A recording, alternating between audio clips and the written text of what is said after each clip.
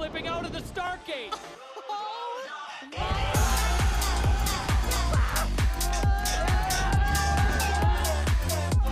This place is erupting.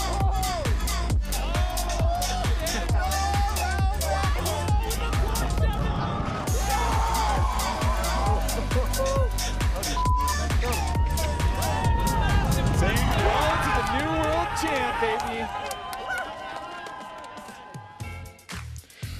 Welcome to the Freeride World Tour by Peak Performance. We are at the Kicking Horse Pro, stop number 3 on the 2025 FWT, and Kicking Horse Mountain Resort is turning it on for the Freeride World Tour. Absolutely spectacular morning, stacked up and ready to go here on the Ozone face.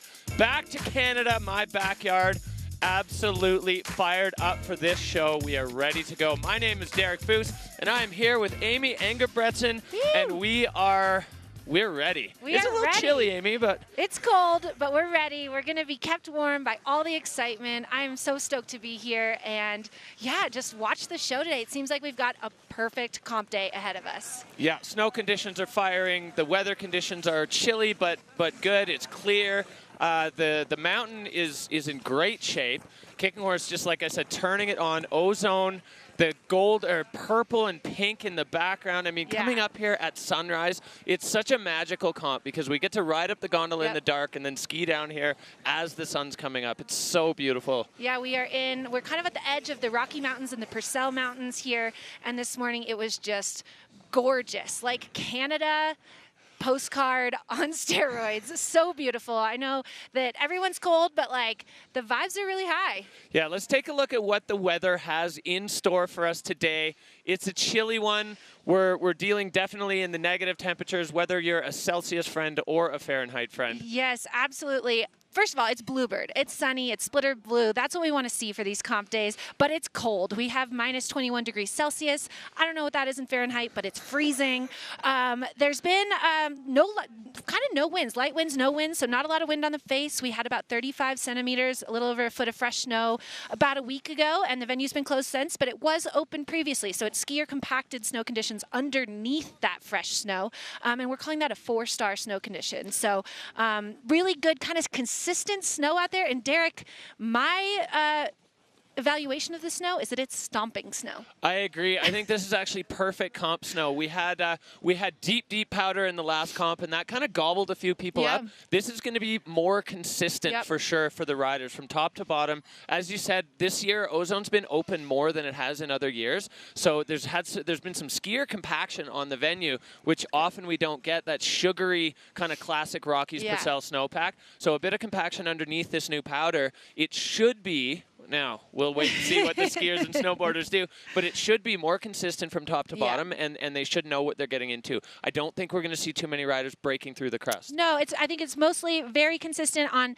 anything that has a little south kick in it might have a crust underneath that new snow, and there's a little bit of kind of the no zone area that has not been skier compacted, so it could be a little sugary, a little sharky, but for the most part, the majority of the face is looking great. And I think we're going to jump into the face preview. That's right. The GoPro face preview. Yeah, let's take a look at the Ozone face, digging into the GoPro face preview. Absolutely. Like you said, this is a Plan A, the premier freeride venue here at Kicking Horse. The top elevation of this slope is 2,500 meters. That's where start 1 is. Start 2 will be a few, I think about 50 meters down from that. The whole face is an average of 37 degrees slopes, or 37 degrees steep. So a little steeper in spots, a little flatter in spots. And we've got an east face here ranging from northeast all the way through southeast. And again, there might be a little crust on some of those south kick aspects. The vertical drop is about 324 meters of vertical free riding. And we're kind of working with 2 main zones. We have the riders left, which is very fall line, aggressive, free riding. And then we have riders right, kind of the no zone, freestyle, playful area. We've seen the likes of Craig Murray, Marcus Eider throw down over there. And we can't forget the famous Rodney Pyramid, the pyramid feature. We're going to have our eyes on that today for sure. Yeah, I feel like just from chatting to some of the athletes during Face Check that may see more action than ever before. I love the social post that Freeride World Tour did with George Rodney, Yu Sasaki, and Max Hitzig all lined up, timed perfectly. The evolution of that feature, one of the biggest airs on the entire Freeride World Tour. Yeah. So we'll see if somebody wants to bite off a chunk of that. The snow is soft, but it's not super deep. So I'm interested to see how that goes. I mean, these are some of the best freeriders on the planet, so if anybody can do it, this is who it is. Yeah, absolutely. And, you know, we're talking about how there's kind of two really different styles of skiing that this venue affords itself, where you have the really aggressive, kind of more traditional free ride on the rider's right side or left side, and rider's right is more playful. So I feel like it's going to be maybe hard for the judges, because we might have like a huge variance in ski styles, run styles, rider styles. Yeah, this is probably one of the most varied styles that we have on a Freeride World Tour face, where you can have this almost pure freestyle zone, but still steep and rowdy, and then the I guess, classic big mountain right off the summit of the Ozone. So we'll see which riders go which way. As you said earlier, the lookers left side, the no zone side, wasn't open to the public. Right, so that maybe doesn't a little have sugary. the compaction. Yeah. So there's a lot of question marks in some of those rocky areas. Totally. If it's going to be supportive, if they're going to punch through and just get hooked up on sharks. So interesting to see. We've got a tiny little cloud just lingering in front of the face. So we're the organizing committee.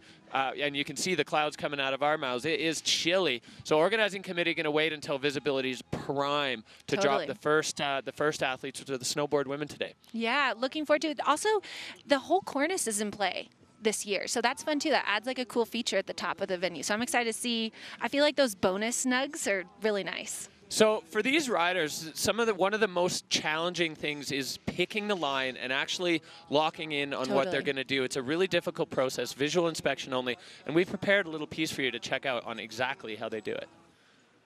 Look at that. Where is he going? Where are you going? Look at that. Wow!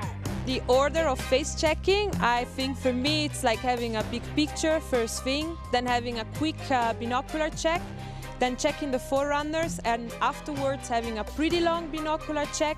And then when I go to the hotel, I try to spend a lot of time on my laptop and check the pictures and footage. So complicated, such, I think, an undervalued skill in this sport. The visual inspection is just, it's hard. You know, the riders are pretty much in our position with binoculars looking across. They can hike up the sides to get side views. At some venues, they get to look in from the top, but they've never stood on the features that they're hitting. They've never actually even stood at the lip of the airs they're hitting. So timing a 360, timing a backflip, knowing how fast to go, all of that is that quick mental math that they're doing while they're riding. It's such an incredible skill. And it's the mental game of these athletes to be able, like the pressure all the athletes have been feeling since yesterday, since the face check, like the decision making, like all that. Like, yes, they're amazing athletes physically, but the mental side is super impressive. And with this venue, unlike the venues so far this season, we've had comps on this venue. And so a lot of the athletes were looking back at historical runs, winning runs, trying to find something new, trying to replicate someone's winning run.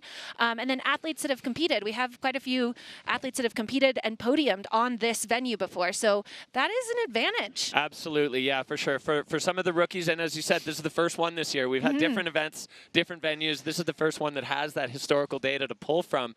So those more experienced athletes are definitely going to be looking at an advantage. But the rookies, they've been firing this year. I'm not gonna put money against any of those athletes here. We want to take a look here at what our judges are looking at and what our judges are looking for. They are the people who are making the decisions at the end of the day here.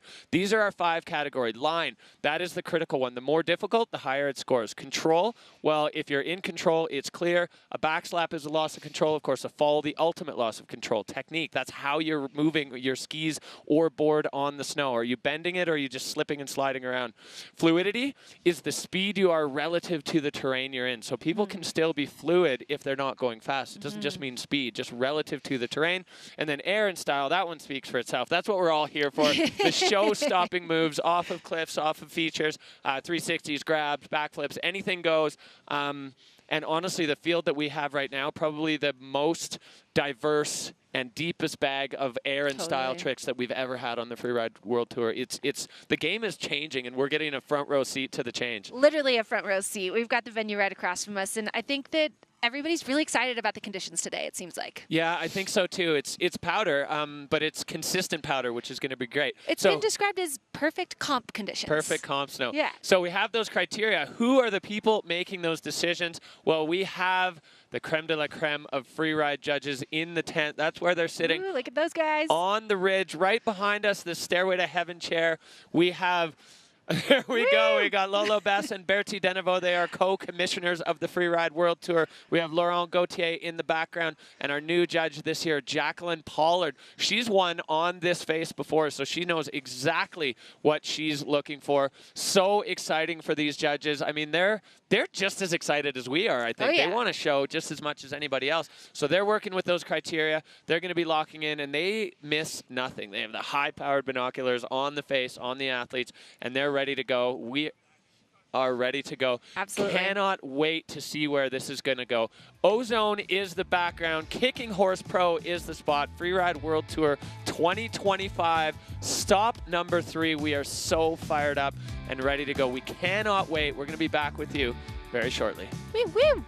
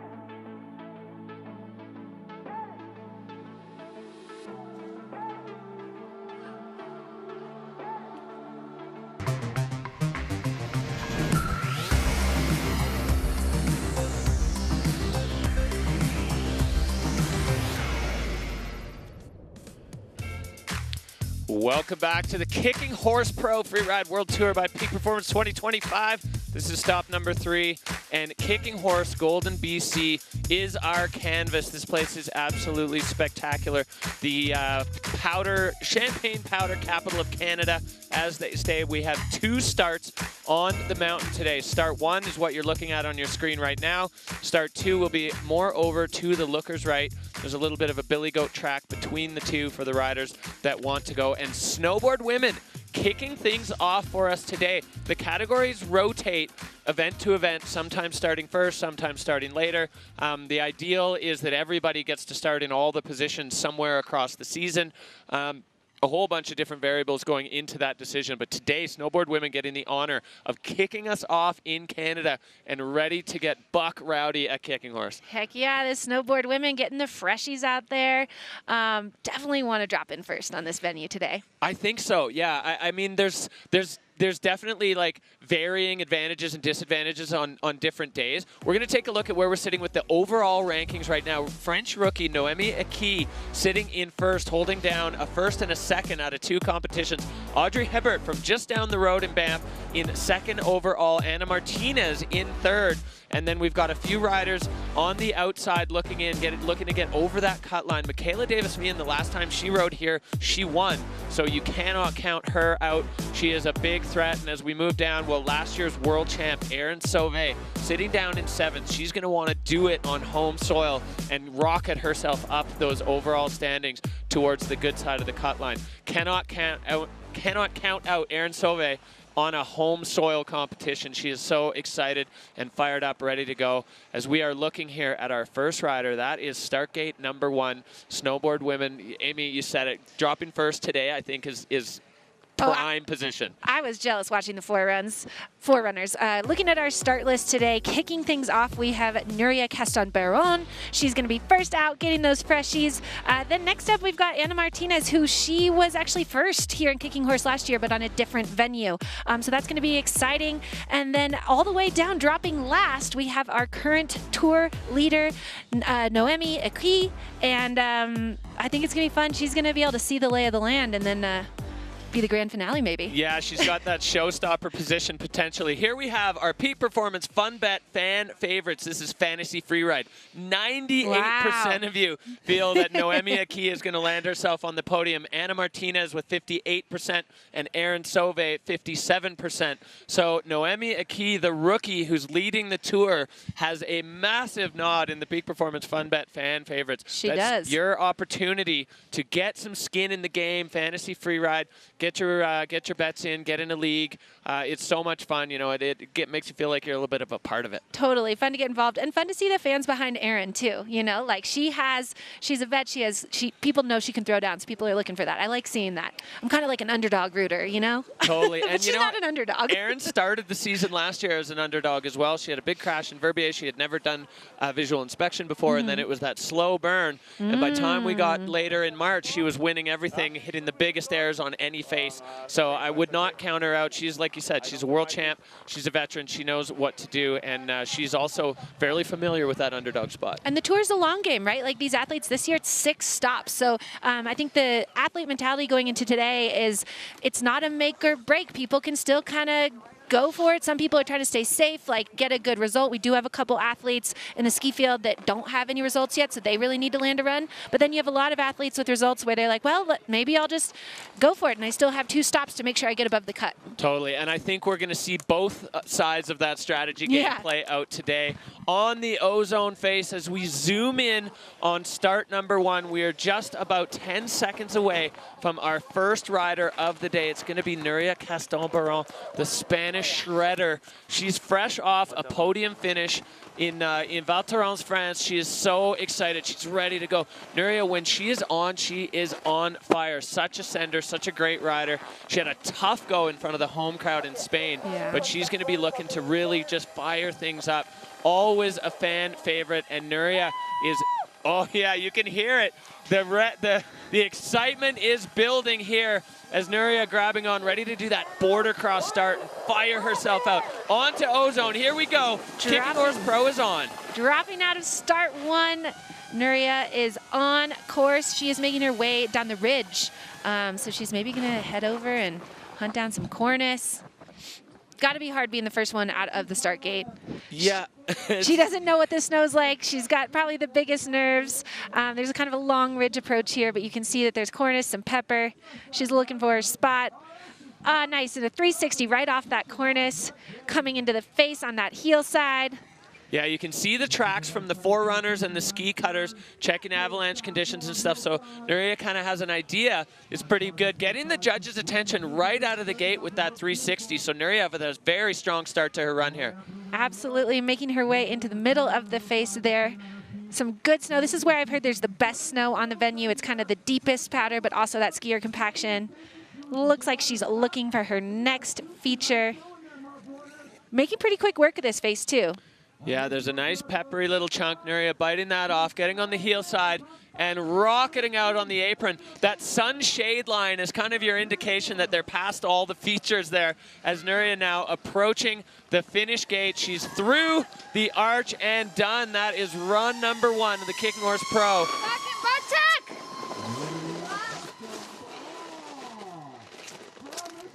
And things are officially underway. Nuria going first. You know, she has first access to the slope and the fresh POW, but she has less tracks to kind of give her a landmark. She has less information, maybe. She, you know, it's there. Like you said, there's advantages and disadvantages to dropping first. All right, Amy, let's take a look back here at the start of Nuria's run. Nice 360 off that cornice, landing nice and solid on her board, getting a couple POW turns in as she lines up. Kind of like a little bit of a technical turn through some pepper, maybe a little washout there. And then she goes over and she hunts down this kind of pepper air, which those airs are kind of tough. They're a little raked out, you know? and then she just rips into that fast kind of straight line all the way down to the finish. You could see the emotion there. I think she said effing butt check, and we'll see. You know, she kind of disappeared in the smoke cloud as she went down, so maybe the judges seeing that as more of a white room situation. Is it a butt check or a face shot? That's for them to decide. All right, well, the score coming in, a 62 for Nuria, so they saw it. They always see it. Yeah, they see everything. You think they didn't see it. 62 points to kick off snowboard women for Nuria Castan-Baron. And her feelings on that one pretty clear there. I think that was a bit of a shrug and a, okay, well, back to the drawing board. But we go back up, and this is what it... Ana Martinez is Looks like we got our next rider out of start 2. Yeah, this is going to be Ana Martinez. She was last year's winner, and we can see there on the split screen, Ana Martinez, kicking horse, Golden BC Pro in 2024. She was a rookie last year, and we were on a different face, as you said, Amy, the T1 South, so totally other side of the resort. Taking the win here in her rookie season, having an absolute blast doing it. And now we are ready to kick things off again with the French rider coming out of Chamonix, and she is on course out of start 2. Yeah, kicking things off with an air, got a grab there. And while she won here last year, she has not been on this venue before, so this is all new to her. She is taking that little traverse over through this shelf feature. She's on the far rider's left side of this venue, which is kind of the big mountain meaty side with some big cliffs, big features, and some big exposure. Yeah, so the Chamonix rider picking off what she is right at home with, the steep, gnarly terrain, and Ana Martinez getting into an untapped section of the Ozone face. You can see the spray of the snow. Beautiful champagne powder. Anna right off the nose of that and stomping as well. 2 stomped airs, nice and clean. This is area that might have sun crest if something has a little south kick to it, so we'll see if that gets her at all, but right now it does not look like it. She is just getting down the mountain fluidly, lots of turns, coming into this couloir feature, kind of a cool gully, little air in the middle, nice, stomps it, and she is coming out with a lot of heat, speeding through down on that apron section. Pointing it out of the couloir, so Ana Martinez getting it done quick and fast as she flies now. Well, losing actually a little bit of speed. It does get extremely flat right before that finish. So the judges have said they're not going to dock fluidity for riders that need to unstrap to push across the line as we take a look back at the run of Ana Martinez. Yeah, this is her first air, opening it up. Nice solid landing into that heel side turn. And then she drops right into another air. Just looks fun. That looks like a fun line, just a really fall line. Riding, making her way through these kind of shrubby trees and then off her 3rd air. Yeah, I really like the way she presses the back foot in first there to keep the board from going under, the nose of the board from going under. Anna, even though she is relatively new to the World Tour, only in her 2nd year, she rides like a veteran. She's got that big mountain savvy. So walking across the line there for Ana Martinez, all smiles. Such a strong start for her on her Freeride World Tour career, and she's going to be looking to jump things up. She's sitting right now in 3rd overall, and you know, I think she's going to want to step that up. And that run was definitely a good start to her campaign. Yeah, like you said, she's new, sort of, to the Freeride World Tour, but she is really known for her clean, consistent riding.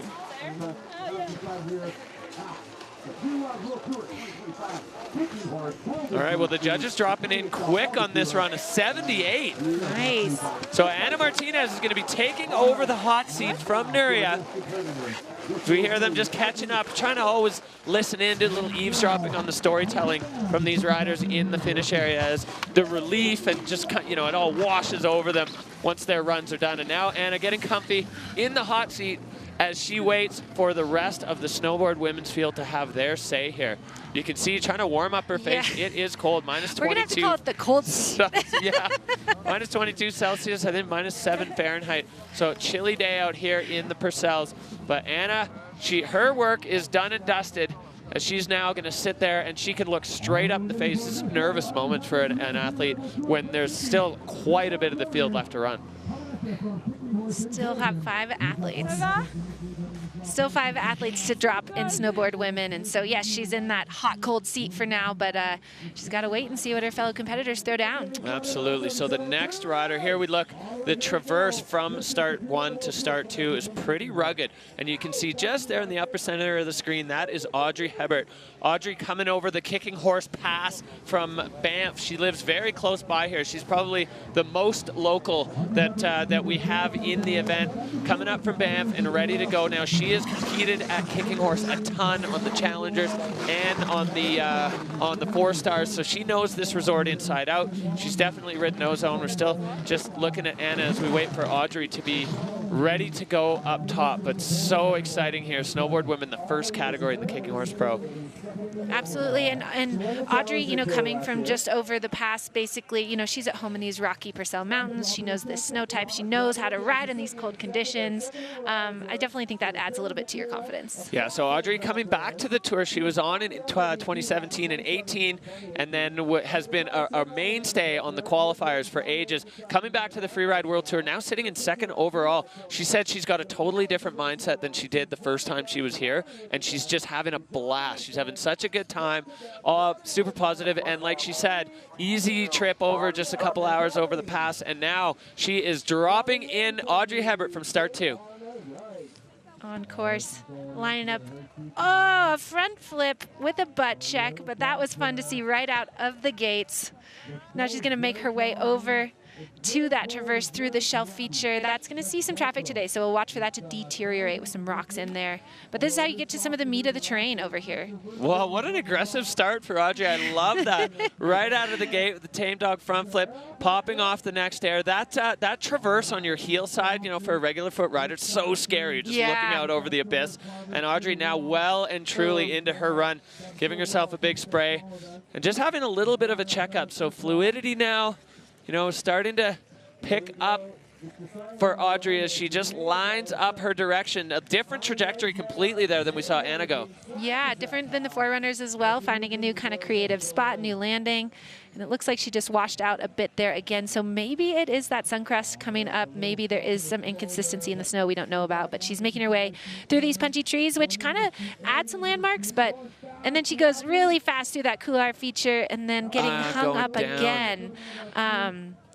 That was a bit of a tough one, a bit of a bucket bronco ride for Audrey Hebert. It's tricky to tell if it was snow conditions or maybe, you know, a bit of snow in the goggles on the front flip at the top. Could have been. And all of a sudden your vision or even your kind of whole mental game gets a little bit rattled when the first move doesn't go right to plan, and then the rest of it, you know, it is a delicate house of cards, one of these freeride runs as we look back here at the replay. Yeah, so cutting straight to her kind of heel side, scary traverse, as you mentioned, through that shelf feature.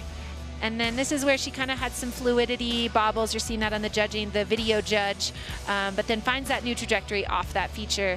And here she's coming through these punchy trees, looking like she's looking for her other feature as she comes into that couloir with the little mini pepper air and then washes out a little bit. Not sure what happened there, but obviously control will be affected in her score.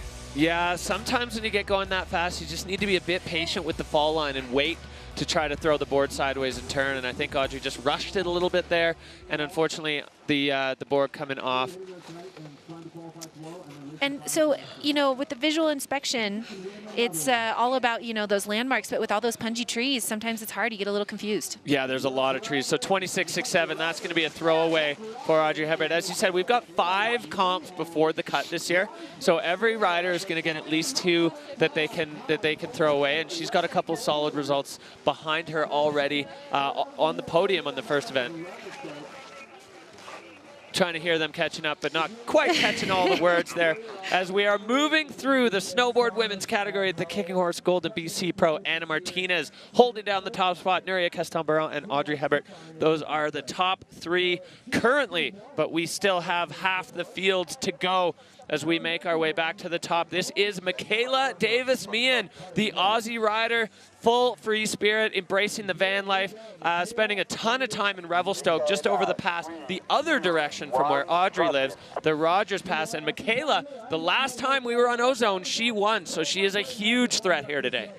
and lining up an air right out of that second start gate and then making her way again heel side over to that rocky traverse to get over and get into the meaty section of that rider's left side of the face, the big mountain face. Yeah, that view from behind really shows you just how exposed that traverse is for a snowboarder on their heel side edge. As Michaela getting now set up above the first possible feature that she could hit and getting set now and into it well and truly, stomping the first air for Davis-Meehan. Yeah, finding a nice clean landing and making some quick turns as she moves over to her next feature. Let's see which way she's going to take this one. Right off the nose, landing just shy of that tree, nice and perfect.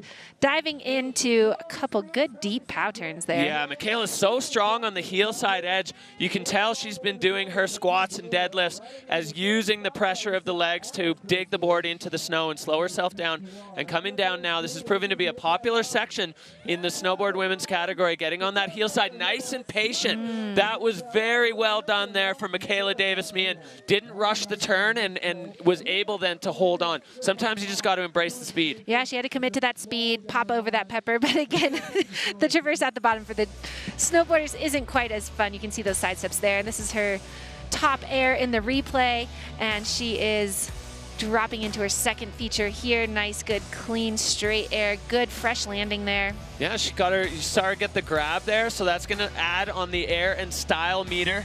And then this one over the tree. Like and look at that turn. That turn was so precise to get herself back in control to line up this air into the couloir. And then this is what I'm talking about, that patience. Not putting the board all the way sideways allows her to just stay in control. And you have the rest of the apron to run the speed off, you know, but it's scary when you pick up that much speed to embrace it or commit to it. And Michaela Davis-Meehan doing a great job of that. A very fluid, solid run, top to bottom for the Aussie rider.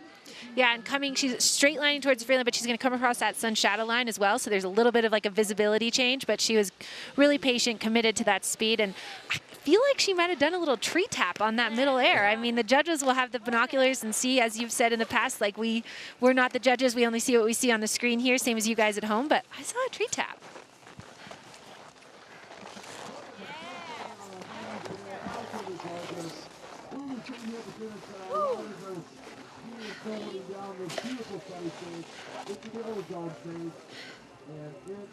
All right, well, Michaela catching her breath. The score coming in 81. Nice. Michaela Davis-Meehan back to her old ways on Ozone with a banger run there, putting one down and popping Ana Martinez out of the hot seat. So that's going to be a huge relief. Michaela was definitely looking for a result. Yeah. She had a tough run at the first event in Spain and then went huge in France, but with a crash. So that's going to be very, very heartening for her to put one down. Of course, we're nowhere near done yet, but still, it feels good to put a good one down. Yeah, absolutely. Her energy is so contagious, and I bet that feels really good. And getting some support from fellow riders and talking it through.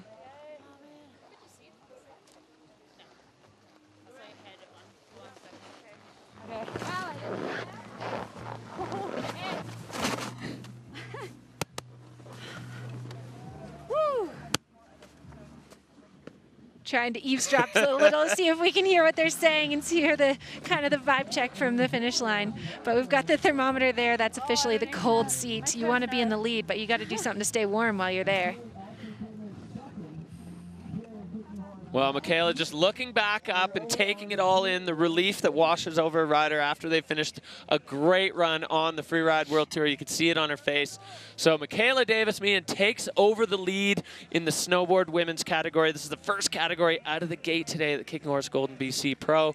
And so far, a great start. Very popular area. Pretty much every one of the snowboarders going through a very similar zone. You said it before, Amy. We heard from the forerunners that's some of the best snow on the face. So pretty wise line choices there. Absolutely, and again, she's been on this face. She has won on this face. That's gotta be a mental boost.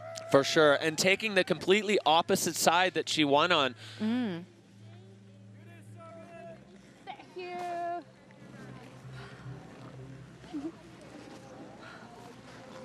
It's cold out here, but hopefully some fans are trickling down to the finish line. It's gonna be a party down there eventually. Gotta stay warm with those positive vibes. I love. Got a little kangaroo pin there on the neck warmer. Yeah, the kangaroo pin is awesome. Little ode to home.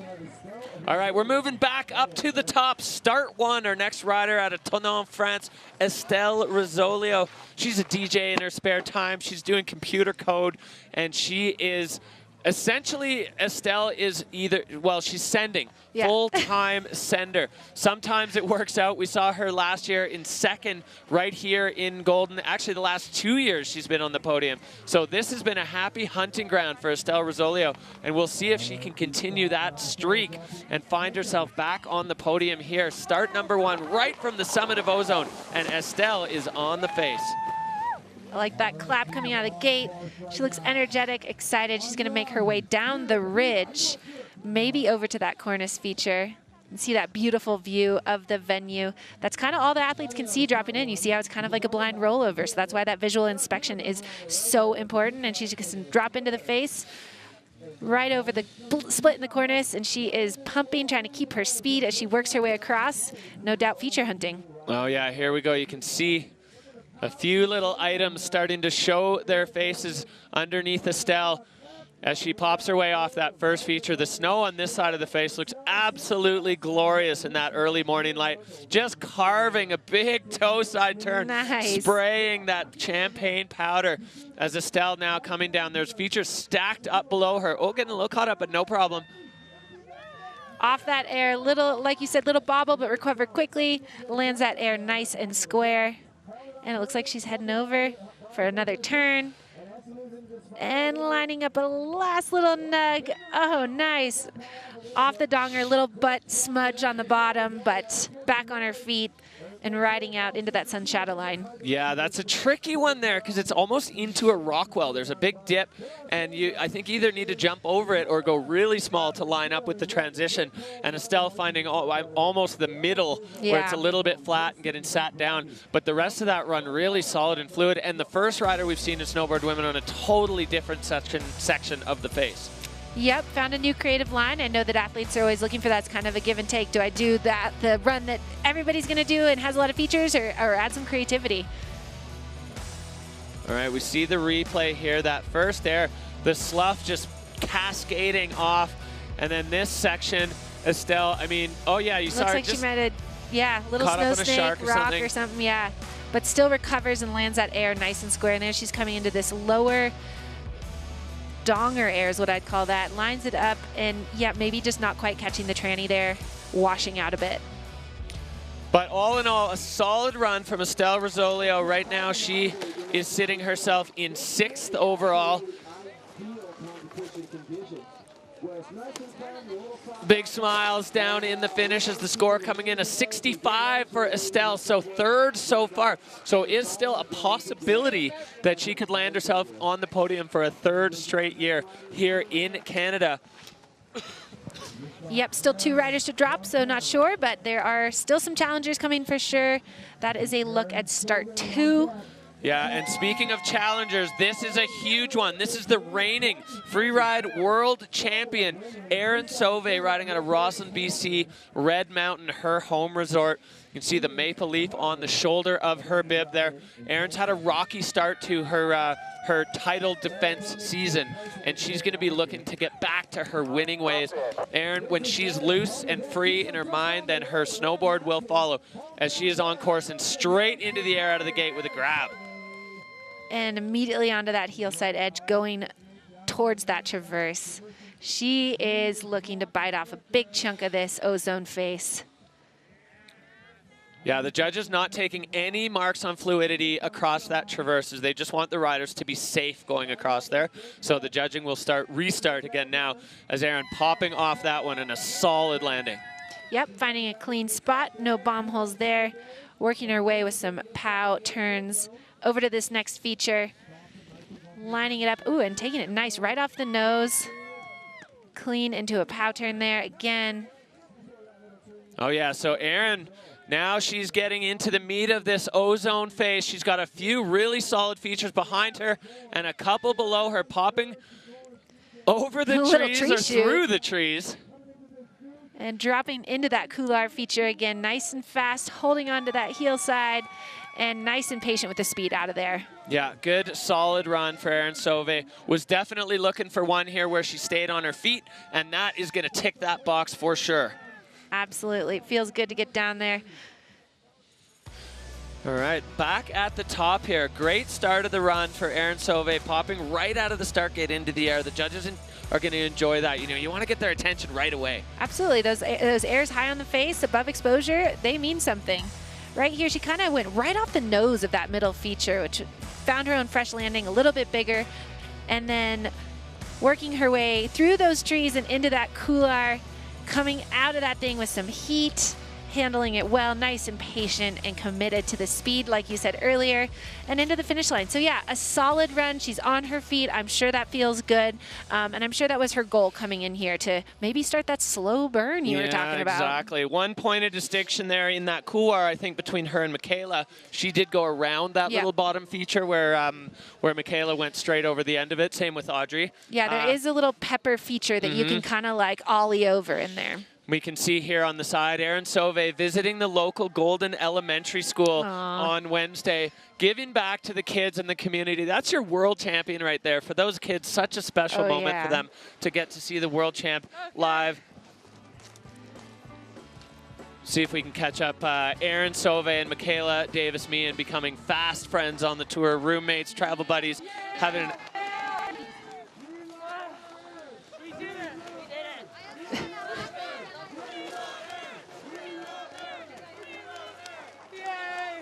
All right, well, we love Avan chanting from the crowd. The score up to a 71-6-7. So Avan Sow taking over that final podium spot with only one rider to go, but it's a dangerous one.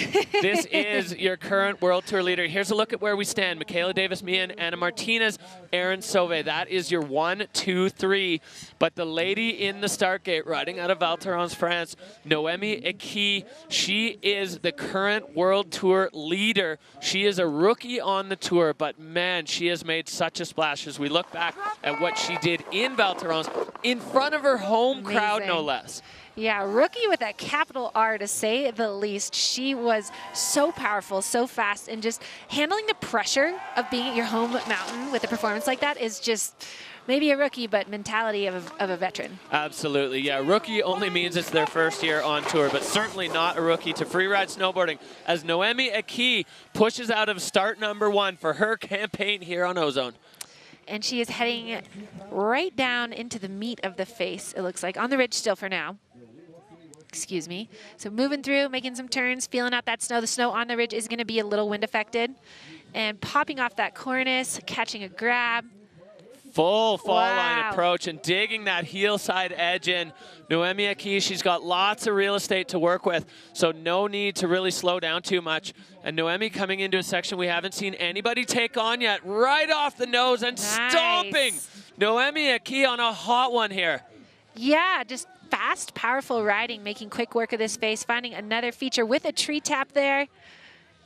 Finding some pow, maybe a little crest there or a rock, but still moving through it and lining up above this pepper feature.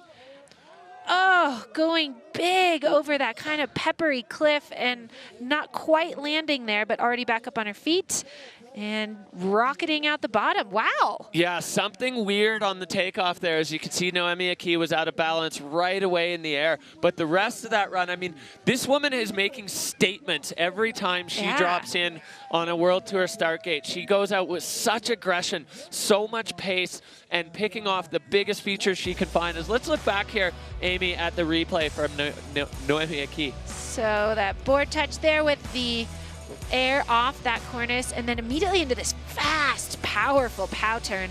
And then, like you said, finding a feature that we have not seen any of the snowboard women go off yet. No hesitation off the nose of that. Very square landing.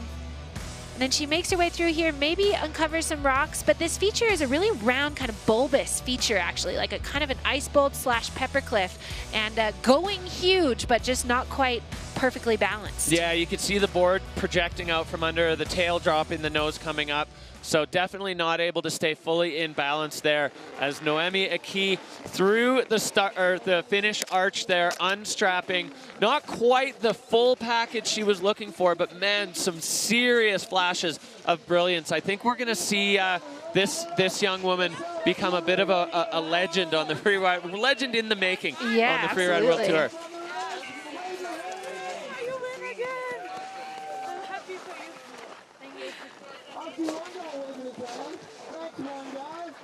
And she really did take it fall line, right from the top of Ozone, right down the middle, right down. Like if you drew a line from start one to the finish, that was her line. So we haven't seen any of the athletes kind of do that really direct line yet.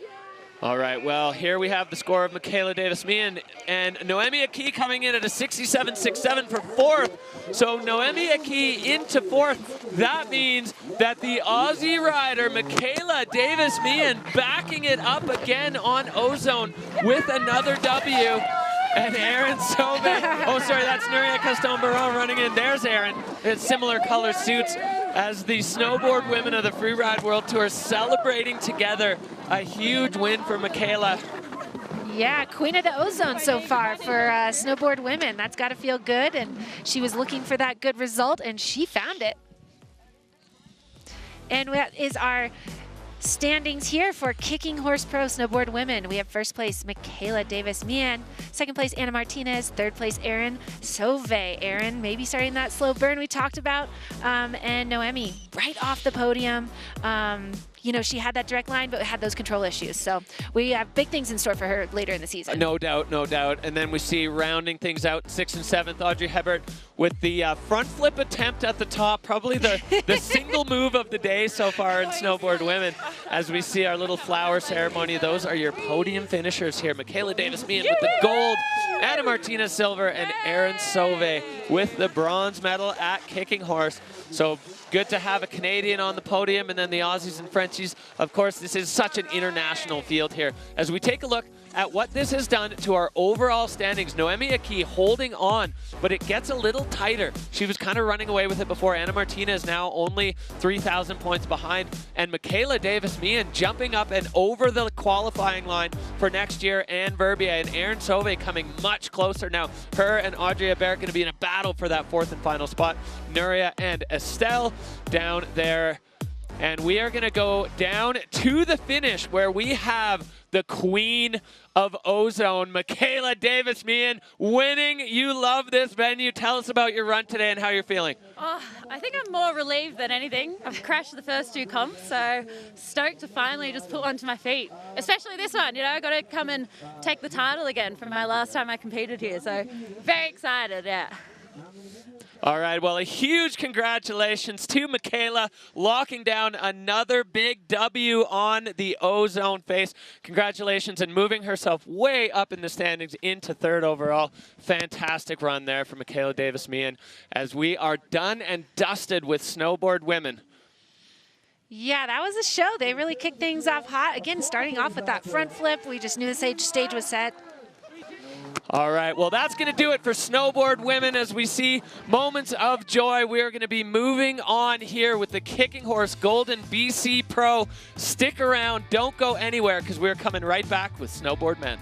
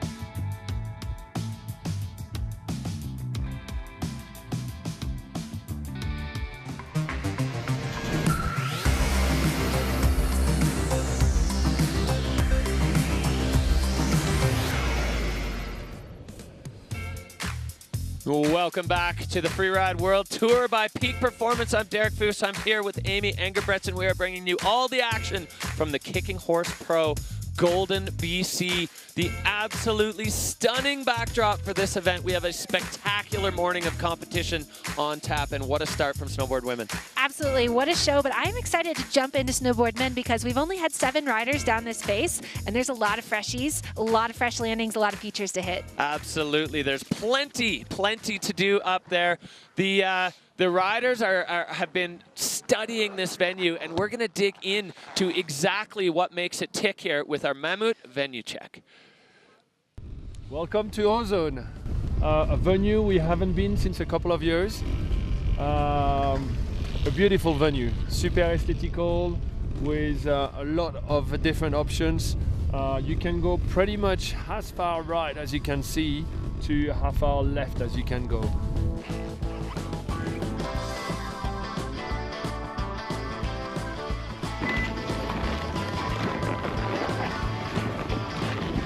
Stairway to heaven.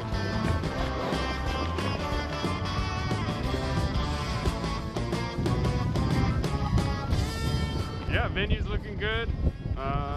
Blustery, cold day up here today, but the venue's holding up well. Yoo-hoo!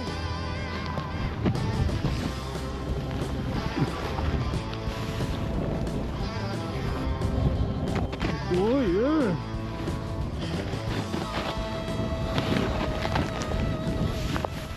So behind me, this is start number 1.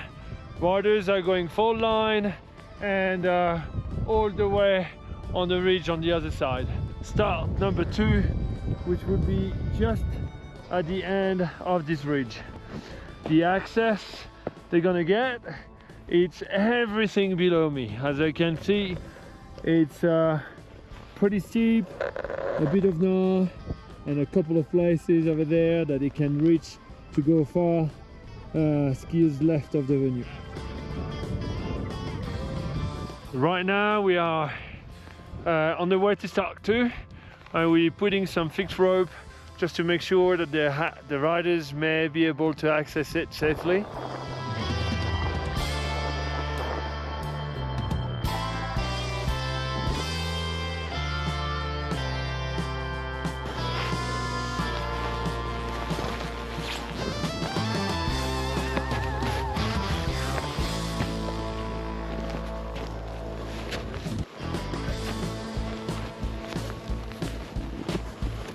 So now we are looking the upper shelf, who has been used for many years, but looks pretty good. And we are looking if landing is okay. If rider can avoid rocks down there, looks good.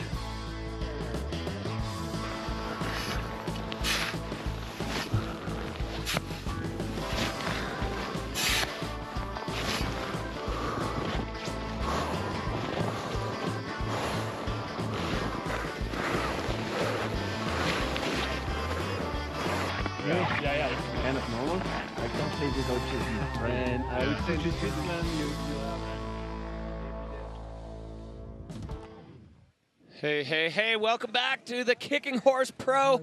This is stop number 3 on the 2025 Freeride World Tour by Peak Performance, and we are into snowboard men. Snowboard women have had their say and lit things up as we move on now. Snowboard men, the first man out of the gate is going to be none other than the Maple Leaf, proudly new Maple Leaf owning Jonathan Penfield, just picking up his Canadian citizenship over the summer. So here we have a look. This is our overall rankings where Enzo Nilo, he's a rookie. He's been on the tour before, re-qualified this year, now sitting on top. And Remy Beno and Victor De La Rue are holding it down together in that second overall spot. And then the first man out of the gate, John Powell, Jonathan Penfield, will be is holding on to 4th. Down below the cut, we've got some big names. Tilden Wolly, the rookies, really made a splash so far with huge 360s. Liam Rivera, Verbier rider, and Cody Bramwell, both going to be looking to jump up, both former Freeride World Tour event winners.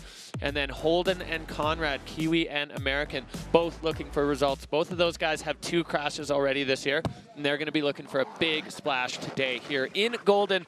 BC at the Kicking Horse Pro. So we take a look at our start list. Yeah, you mentioned John Powell, Jonathan Penfield leading us off, newly Canadian, but he and I went to high school together down in Lake Tahoe, Truckee, California. So not American anymore. Now he's Canadian. That's awesome. Leading us off. Then we have third out of the gate, Victor De La Rue. He won here last year in Kicking Horse, although it wasn't on this venue. And then we have eighth drop-in. We have Enzo Nilo, our tour leader.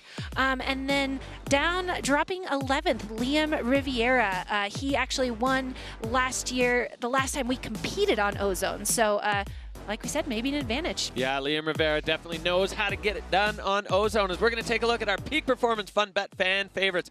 Victor De La Rue has 90% of you feeling that he is going to stand on the podium today. Enzo Nilo and Jonathan Penfield nearly tied at 39 and 35%. Peak Performance Fun Bet, Fantasy Free Ride. Get involved, get your bets in, get engaged as you can have your say. And the winner of the overall gets a all expenses paid trip to Verbier. No way. So definitely worth your time to lock in as we are looking at John Powell, JP John Penfield, the enzyme scientist, the snowboard technician. The gnarlier and steeper it gets, the more comfortable this man is on a mountain. Loves riding powder as he is going way out here to the rider's right along the ridge. Yeah, dropping in on face, catching a little air off those little wind features up top. Like I said, it might be a little wind scoured on the ridge as he makes his way down, maybe to this cornice feature.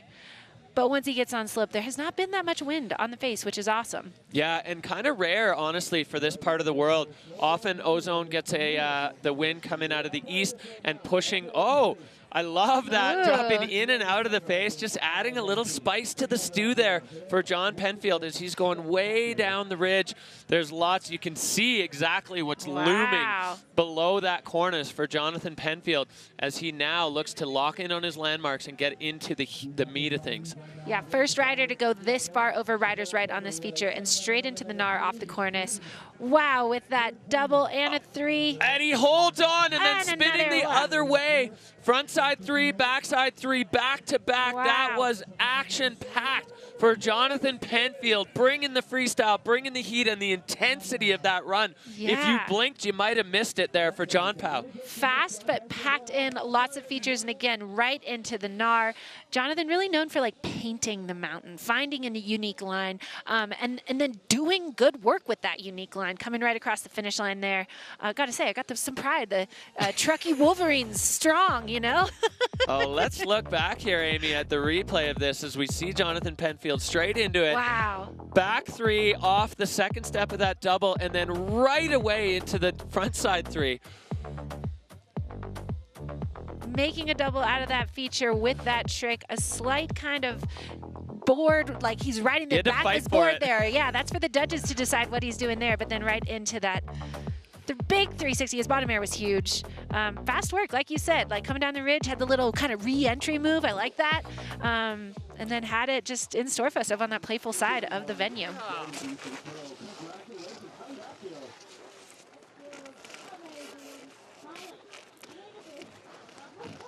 Well, the judges have their work cut out for them with when the first rider of the day puts that down. And I feel like uncharacteristic quietness in front of the backdrop today. Could be the cold. Saw it the snowboard women too. Not a lot of chatting going on. People, I think, saving their energy to stay warm. As that score coming in at a 74.67 for John Penfield. So the judges, you know, being maybe a little bit cautious with throwing huge numbers out for the first rider, but a solid score there, and that's going to set the benchmark for the rest of the field today.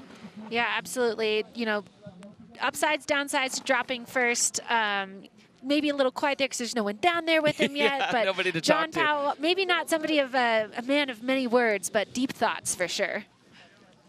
Yeah, absolutely. Jonathan, definitely one of the most unique line selectors on the Freeride World Tour, as he now takes up residence in the Dina Star hot seat, and he's going to wait and see what the rest of that snowboard men's field has to say about it. So many varied line options on this Ozone face, so lots of possible directions to take. As we say that, we're looking at our next rider starting from the total opposite side of the mountain there. This is young rookie Tillen Wolly riding out of Truckee, California. We've seen flashes of brilliance so far from Tilden. Big 360s at the start parts of both of his runs, and then just coming unstuck on both of them. But actually not in Val Thorens, sorry. He did manage a 5th place finish there, so he's sitting in 8th overall. But Tillen Wolly, one of the rookies that have made a big splash on the tour immediately. I love the way this guy rides, and I just love the way he carries himself through life. Such a friendly dude, and always, I mean, he's just like head over heels in love with snowboarding. Yeah, we were chatting this morning over coffee and breakfast, getting to know each other. We're from the same town, never met before, but his vibes were just super cool, calm, collected, just ready to go out and have fun on his board. Yeah, so he's sitting in 8th overall right now. He's going to want to rocket himself up the rankings. He's had a couple really close ones. You can see him nodding there. That's Victor de la Rue sitting up there on the Eagle's perch, watching over and seeing what the other riders are doing as Tillen Wolly gets things started here from start 2. Right out of the gate, off that air, and then immediately moving. Riders right there. Oh, big tranny air, up and over, finding perfect transition. Good landing on the other side, working through that nice fresh snow. Yeah, I really like that transfer approach, going cross-court, cross-fall line, and Tillen Wolly now coming in. As we pan out, you can see what's below him. No easy way out as he lobs a backside 360. Kind of chunking into the landing there. Definitely a fluidity pause for Tillen Wolly as he pops off the nose of that one, getting the grab, holding onto that heel side edge. Wow, that was just a huge 360. You can see that aggression, that kind of boost factor that he has for sure. And then that lower, I'm calling that thing the lower donger, finding the tranny, even though we know there's like a little bit of a dish there, so. All right, Amy, let's take a look at this replay. A big transfer air at the top, just finding that perfect landing in the POW, getting some nice, look at the snow quality there on those turns, and then lining up this huge 360. Yeah, he just got the tail in and then it kind of plugged up as all his forward momentum just stopped there. I love the way he took off there. Really floaty, comes around. Yeah, I think a slight over rotation that the toe side edge dug in and he wasn't able to keep, just carry the momentum. Instead, you know, the energy buildup is so quick when you come down from that high. Absolutely, really steep landing in there, but I love the way he just, no hesitation, dripped that big 3 right off. Walking across the finish line. Feels good. Maybe we'll get some chatter in front of the wall. Jonathan, you're so sad.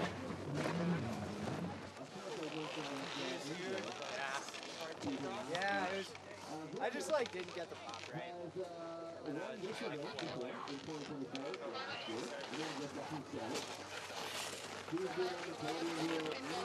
All right, well, here we have the score dropping for Tilden as we see it moving up. So a 60-point run. Oh, what could have been there for the Truckee, California rider there. Tillen Wolly, another run. So close to brilliant, so close to probably, you know, a very high scoring run. He's got all the pieces. Once we see them put them all together, I think we're going to see this guy standing on the podium at the Freeride World Tour. As we look back here, the next man in the gate. This is your 3-time world champion of the Freeride World Tour, Victor de la Rue. Coming out of after his home event, he lives in Val Thorens, and now he's looking to back things up. He won here last year, as you said before, on a different face on that T1 South, but you can't count Victor out anywhere, anytime. This guy has the complete package, board handling, tricks, and he is out of the gate with intent. Pushing right out on face, hopping over that top feature, coming in with some heat. Oh, nice, big 360, stomps it, finding that perfect landing. Oh yeah, Victor now, and another 360 front side there, so he spun both ways already, and Victor de la Rue making short work of this face, popping through the rocks, catching up a little bit of speed and lobbing another 360 and just making it over the rocks. Yes. Wow. Well, packing that run, absolutely packing it. One of his best travel buddies beat him in the last event, and you know Victor doesn't stand for that, so he wanted to put down a banger run, and Victor doing exactly that. Made quick work of that face, good line creativity, tricks, great landing. One small bobble with maybe some like chunkiness in the snow. Here we go. That first big 360, finding that landing, just stomping that, coming out with nice speed. Getting a little creative here through the trees, finding like a little sneak shoot into some fresh snow, and then That's where he had the little bobble on some snow. Not sure what happened there. And then again, no hesitation, right into another big 3, landing just barely on the other side of those rocks, but stopping it and flying out with speed. Yeah, finding trajectory. You can see that Mammut line tracker. The only deviation from the fall line was when he was in the air on that huge cross-court 360. So Victor De La Rue making the absolute most of the Ozone face. Blink and you miss it. All smiles there. As Victor now waiting for the score. The judges speaking quickly. The score coming up, up, up, up, wow. up, and up. 88-67. And Victor De La Rue is moving into the hot seat. A huge run there. Yeah, the hot cold seat. Huge run there for the world champ. All the French snowboarders did some face art with the frostbite tape this morning, and you can't really see it with his goggles, but maybe you take some off, you see they have like cat faces made out of their frostbite tape, which I like. Je croyais tellement pas en moi. J'étais sûr que j'allais faire de la grosse râle. Exactly, yeah. Victor. All right, well, back up we go. The Kicking Horse Pro lighting up here for snowboard men. We got the man from Zillertal, Timmy Schroeder. He's got the German flag and just taking it all in. It is so beautiful up there today. A gorgeous background. Timmy Schroeder, he's been on the podium. He knows exactly what he wants to do, and he's about to get it done here on Ozone. Yeah, bringing that energy right out of the start gate. You can see it. He's excited. He's feeling good. And he is dropping in on that ridge. We'll see where he's headed. And right onto the face, over the cornice, getting that air, getting grab. Yeah, and taking a unique direction approach here over towards this traverse, but from start 1. Now cross court with the front side 3. Perfect landing for Tim Schroeder, arcing a toe side turn. These conditions absolutely gorgeous, and you can see him just laying in to that heel side carve, the snow spraying everywhere for Tim Schroeder. Yeah, just making it look fun, making it look good and greasy. Lining up something below him. He's got some peppernar airing over everything. Oh, into a double, and a little washout on that landing. Was just going so fast. Yeah, super aggressive fall line approach there for Timmy Schroeder, turning that into a double, kind of a long and low, you know, the kind of feature that you could ride down if you weren't going fast enough, but he certainly was going fast enough there. So very quick work of the Ozone face there for Tim Schroeder. And right off that cornice, popping that air, solid grab, lands solid, and then just rips right over across to a new unique part of the face, 360. And right into those greasy turns. And here, starting off that double, he starts over this kind of peppery air, lands it, no speed check, right quickly off that double. And that feature, when you look at it on the screen, it's hard to see, but when we look kind of at the mountain across from us, it's kind of a bulbous, like raked out feature. So it's not the easiest feature, especially with coming at it with that speed. Yeah, it's long, and you could see Tim touchdown basically for only a board length before he was off in the air again. And unfortunately, that heel side edge, the board just getting a little sideways, and Timmy getting bounced out of the landing. So the score, not going to bother the score of Victor De La Rue, 68-33. That's going to move him into 3rd so far for Timmy Schroeder, the German rider. So we are firing here through our snowboard men's category on Ozone at Kicking Horse. That is start number 1. Right there up at the summit.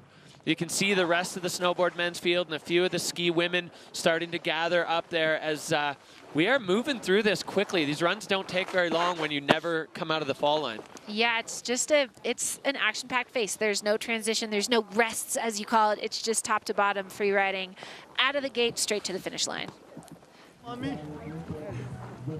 You can see that cat face there with the frostbite tape, and he's holding up the thermostat or the thermometer, and it's cold for sure. But you know what? Cold equals good snow, so we'll take it. Yeah, exactly. Blower powder for these riders as we're looking at the gate. Everybody, you know, getting those last-minute high fives and hugs and congratulations and best wishes for these riders. It's such a unique blend of fiery competitors and good friends in this community. So these riders, they want to win. They want to stand on the podium. They want to be holding that big Freeride World Tour trophy at the end of the season. And this man is no different. Camille Armand, one of the most talented snowboarders on the face of the earth, known for huge back backflips. Cami right now looking for a strong result. He's got a couple of sixths under his belt, riding out of Chamonix, France, so definitely no stranger to big, scary terrain. Part of the Freeride Fiasco crew with Enzo and Victor. Each of those guys has a win. Maybe it's Cami's turn to take the W today. You saw him giving the thanks and love to the riders up top as he drops in. You can see that camaraderie, and making his way down the ridge, the windy ridge. Gonna find a spot on the, and getting a little washed out there, but then airing off the cornice into the face, into that better snow. That snow transition is major when you get off the ridge. Working through some fast, fun turns. Quickly off the toe side edge, floating a 360 for Cami Armand. Not really slowing down at all, just pointing himself towards his next feature. So Cami Armand definitely with an aggressive approach here to his run on the Ozone face. And no easy way out below him, lobbing it fall line. Oh! And just coming undone there as the board gets put sideways across the fall line. You can see the emotion there from Cami. Yeah, just that was, again, another like kind of long and low one, just trying to rip a really lot of air time, but not that far off the ground, and just a lot of speed getting washed out in that landing.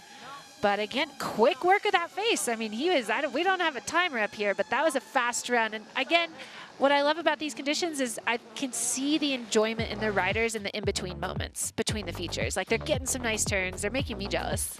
Yeah, we saw Cami on the ridge top. That's where the wind has had a little tickle on the face or on the snow. But then right into the meat of it here, floating this backside 360 landing right next to the tree, but perfectly balanced.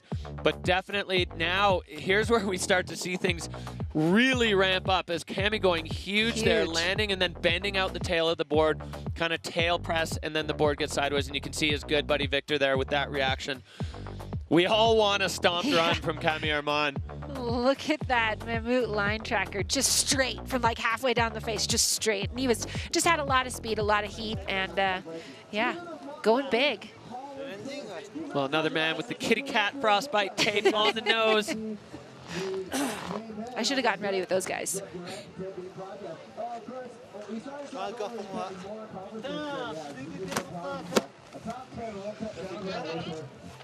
Well, the boys catching up there. Score coming in, Cami around a 55. So yeah, some significant control issues in that run. So Cami goes to give a high five to his good friend and travel companion Victor Delarue, who is holding down the top spot with John Penfield and Timmy Schroeder nipping at his heels. But we are just getting in here to about the halfway mark on the snowboard men's field. Next rider out of the gate, the Kiwi, riding out of Aspen. He lived in Australia. He spent some time in Whistler. A true Mr. Worldwide, Conrad Nend. But he's got the Kiwi flag on his shoulder.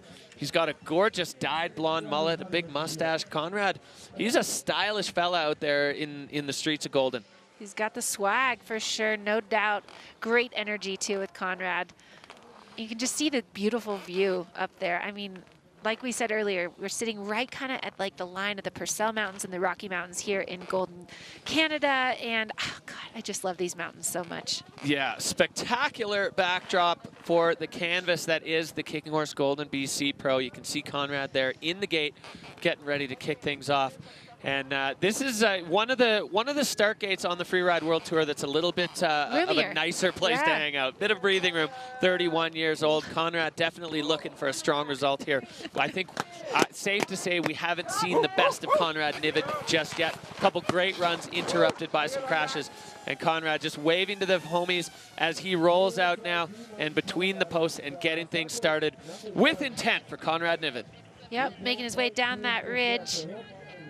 Kind of doing a little wiggle up there, feeling it out. And 360 over the cornice there, onto the face, into the pow. Great way to start a run. It gets the confidence going, gets the juices flowing. Conrad Nend now into it well and truly, coming down into this lower section. Backside three, trajectory off though, and Conrad landing right into the tree. Perfect 360, but not the perfect direction there for Conrad Nend.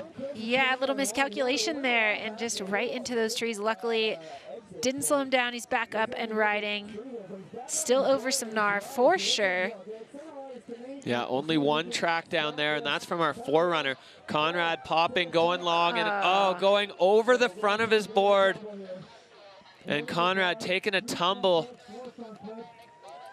Oh, that's a tough one there for Conrad. Double thumbs down. Whoa. But he's up and riding after that, Tommy. You can see that commitment, that fire he has. Like you said, if he could just get one of these runs clean to his feet, I mean, wow. Yeah, got bucked by the horse there, Conrad Nend, as we look back here at the replay, Amy. Yep, coming down, wiggling. I like that little wiggle move right into that 360 off the cornice. Kind of that feel good, and then you can see he's in the pow, he's making those turns, and then he comes over here to this area where you can see his trajectory is very different than the other tracks off there, and just literally right into the trees. Yeah, blowing the snow off the tree. It almost looked like he pressed a little too much on the, yeah, you can see it there on the toe side edge, and it gave him some direction, and he just plugged that tree. This is why the riders wear back protectors, avalanche gear, maybe a pillow in the backpack, and then Conrad lining this one up. Fall line, looks like the landing was, oh yeah, the board just kind of nose of the board under the snow. I wonder if there's maybe a little bit of like old slough in that landing, maybe a little firmer than he was expecting, but really had a proper tumble out of here as well. But luckily he was up and riding out of that. Yeah, that was a rough ride there for Conrad Nend. So no joke on the Ozone face. Nice. He's not bleeding anywhere. The trees seem like maybe the snow-covered trees. 14 points. Hopefully Conrad's all right from that one. Like you said, got bucked off the horse there. A little bit of a wild one, but we like to see him up, talking, riding, feeling good. Yeah, just catching up. Maybe not feeling good. Yeah, maybe not feeling great after that. So Victor Delarue, John Penfield, Tim Schroeder, the podium situation unchanged after a couple of riders. As we're back up to the top, this next man, lightning in a bottle, Cody Bramwell, one of the most stylish riders on the tour, one of the most talented riders on the tour, and another one that's just had a bit of a run of unlucky results, going arguably way too big on a giant backflip in Val Thorens and running out of transition. Cody Bramwell, along with his travel buddy, Edin Olson, all luggage lost on the way to Canada. So he is in entirely cobbled together kit from the rest of the Freeride World Tour snowboard family. That is brutal to compete on not your own gear. Like, I wouldn't even want to ride down like a groomer on not my own gear. Yeah. So the challenge that presents for the athletes is tremendous. You can see, is he maybe even going goggleless? Is that what's going on here? Looks like it. Pieced together. He's gonna get down. Yeah, just dropping. I would have gave him my goggles. Yeah. All right, well, Cody Bramwell, riding out of the UK, spends his summer in the beautiful islands of Greece, and now he is on the Ozone face. Other people's gear, no goggles, huge cork 3 right off the cornice. Getting a little stuffed in the landing, but right back on his feet with speed. He's got something. He's got his sights set on something, traversing over to more features on that rider's left side of the rider's right side of the venue. That playful venue with all the features, lining up a donger, popping right off into that nice snow, getting a couple feel-good turns for the soul. Making his way down, look at that. Yeah, just arcing him there as Cody Bramwell coming into this broken buttress. This is a huge one. Popping off there, clearing the rocks, and going over the front of his board. Cody Bramwell, no goggles to protect his face from the elements or the snow. And a backflip there for Cody Bramwell. Clean landing to finish it off. I love that, just throwing that backflip off that lower donger, and just, it's got to be a challenge, not being on your board, not knowing the gear, not wearing goggles. Very impressed with that run in those that's circumstances. a lot of pieces. I mean, And you could see the styly, kind of greasy casualness between features. I love that, just showing that he's got that style, he's got that flow. Well, popping off the tail there, hand drag 360. Yeah, digging into the heel side edge there. So Aaron Style just maxing out. Love this one with the grab in the powder. Imagine what that must feel like on his face with no goggles on. At minus 7 degrees Fahrenheit or whatever it is. And then just punching right over his nose on that landing. Yeah, that was a big air there for Cody. And we've seen, that's a similar area where we saw Conrad going down, and then Cody getting the backflip. That is really one of his trademarks, just locking in the heel side edge to control the speed. And that landing, you could see there as the board came back into contact with the snow, it's not super soft there on that slough cone. Yeah, there's some places where slough has run, and there's also, again, like I said, anything that has a little south kick, we've been told might have a crust underneath. Well, some emotion there for Cody Bramwell.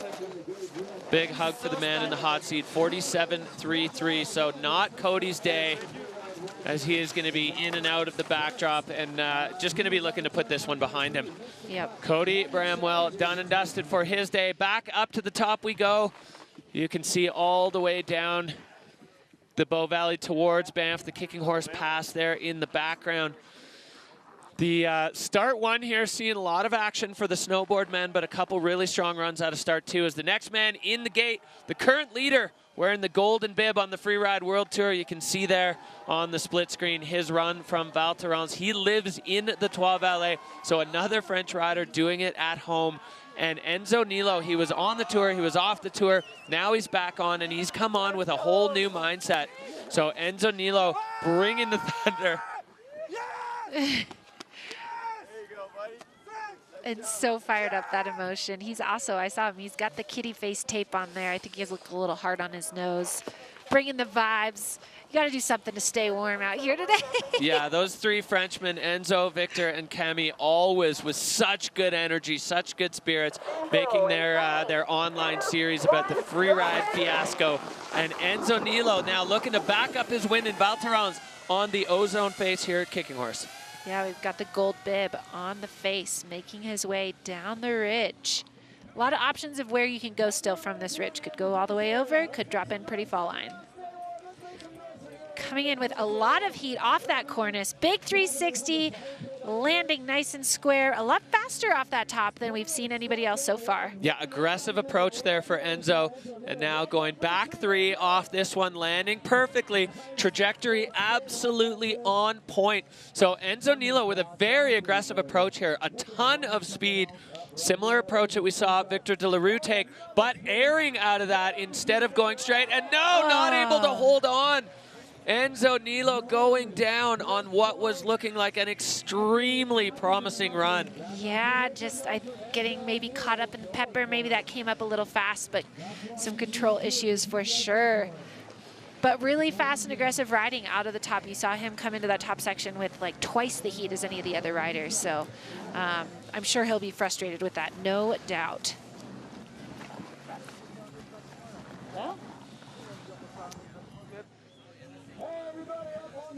Well, these riders, they want to win, and that's what it's going to take. You know, you got to put down the full thunder if you want it, and I love that move. Floating that 360, just kind of almost clipping the tree with his hand, and then this is where things got a little sticky for Enzo. Yeah, goes for that three. Wash out on the landing, but he gets bucked on something in there. I don't know if it's a rock or a firm piece of snow, but he gets bucked in that transition moment before the takeoff, and then just... You can see his buddies there not enjoying watching their friend crash. Yeah, not the result, obviously, Enzo was hoping for, but at least he's on his feet and walking through that finish line.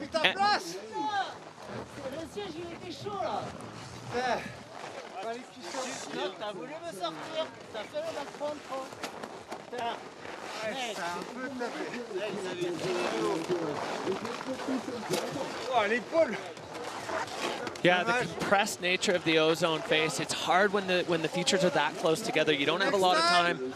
Sorry, guys.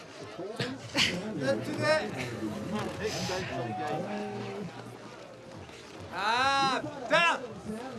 Je l'avais! Un bisou au petit haricot qui est en train de grandir.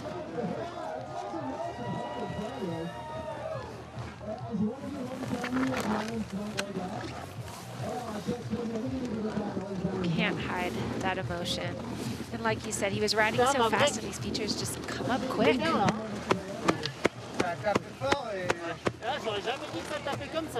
Well, these riders, they put so much stock in these runs and they just want to deliver their absolute best. So 57-point run there for Enzo.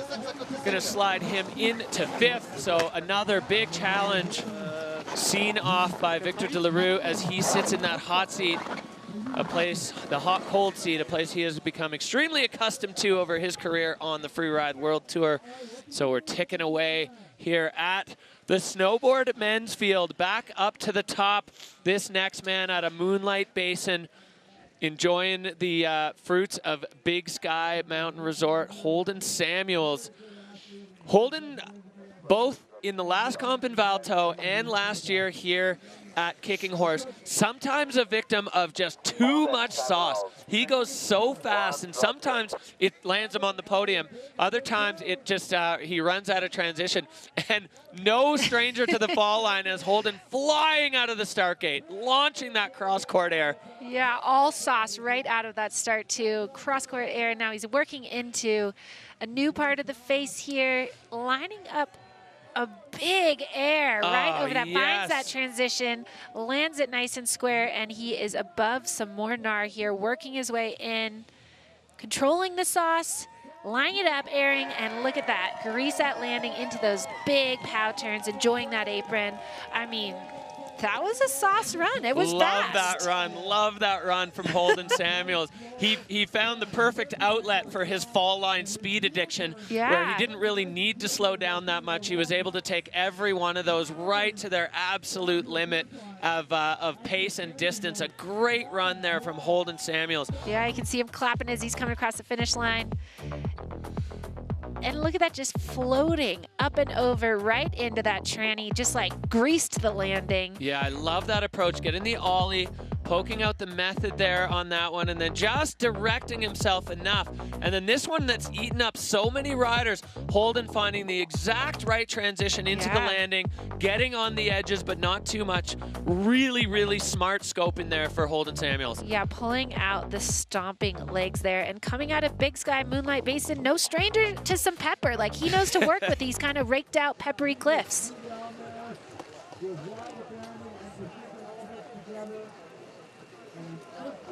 Not much to say there. Full gas. Full gas. That was Victor Dellaroux's appraisal.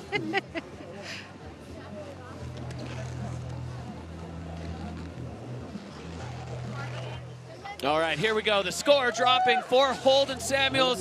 What's it going to be as it pops up? A 79-67. So Holden slides in just behind Victor into second, and he likes it.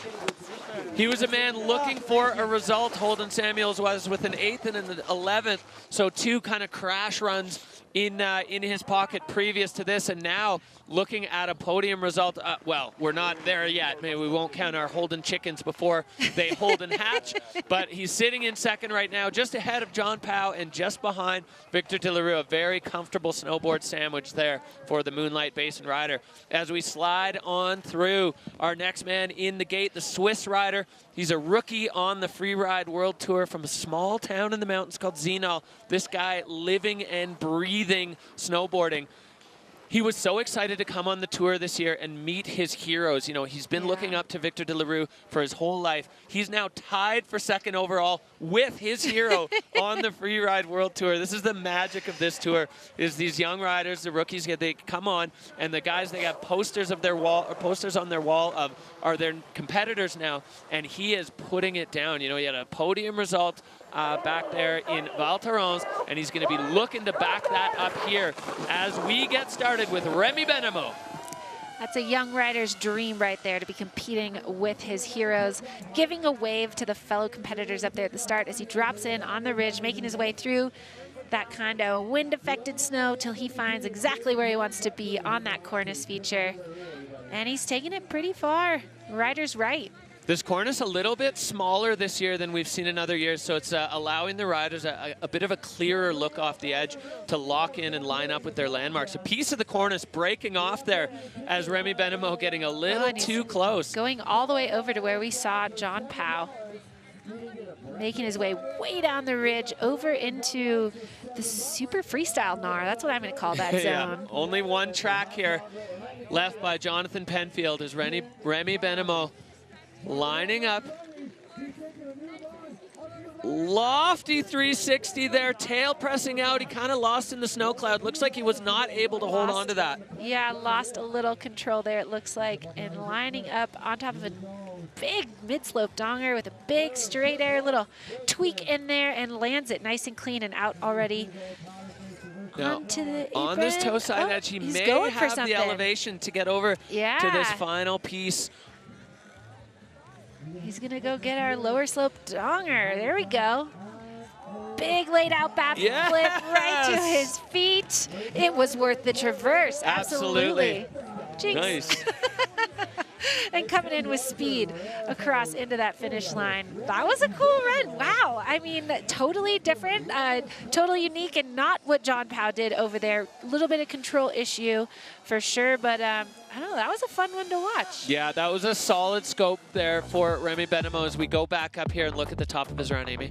So this is where he drops in that big 360 on that feature, and then in this landing, just little off balance on the board and not able to stomp that, so some control issues there. No idea if he was planning to hit that air below or not, but he gets over on this other feature, and this big kind of tweak straight air really stomps it. Perfect landing there. Nice fresh snow. Yeah, I like that approach. That drone shot gives you the idea of how high off the ground he was at takeoff. And then Remy with the long toe side traverse for the goofy foot rider, laying out the backflip there and stomping it absolutely perfectly. So Love solid, that solid stylish, just snapshot moment there. And right to his feet. Fun one to watch for sure. And again, like just the dynamic of like, Victor De La Rue is watching me from the hot seat. Like, that's crazy for him. All right, here we go. The score dropping for Remy with that control issue. Not quite going to bother the score of Victor De La Rue, but good enough for fourth. Yeah, that'll be... Yeah, it should be a keeper result there for Remy Beno, as the Swiss rider really showing he belongs here on the Freeride World Tour. A look at the ridge top here of Ozone. You got a couple start options in that Billy Goat boot pack to get from start 1 to start 2. Victor De La Rue, Holden Samuels, Jonathan Penfield. That is your top 3 with Remy and Timmy rounding out the top 5 so far. Snowboard men putting on a lightning show here for the Kicking Horse Golden BC Pro. Couple different starts. You can see just adjusting the GoPros, getting everything right.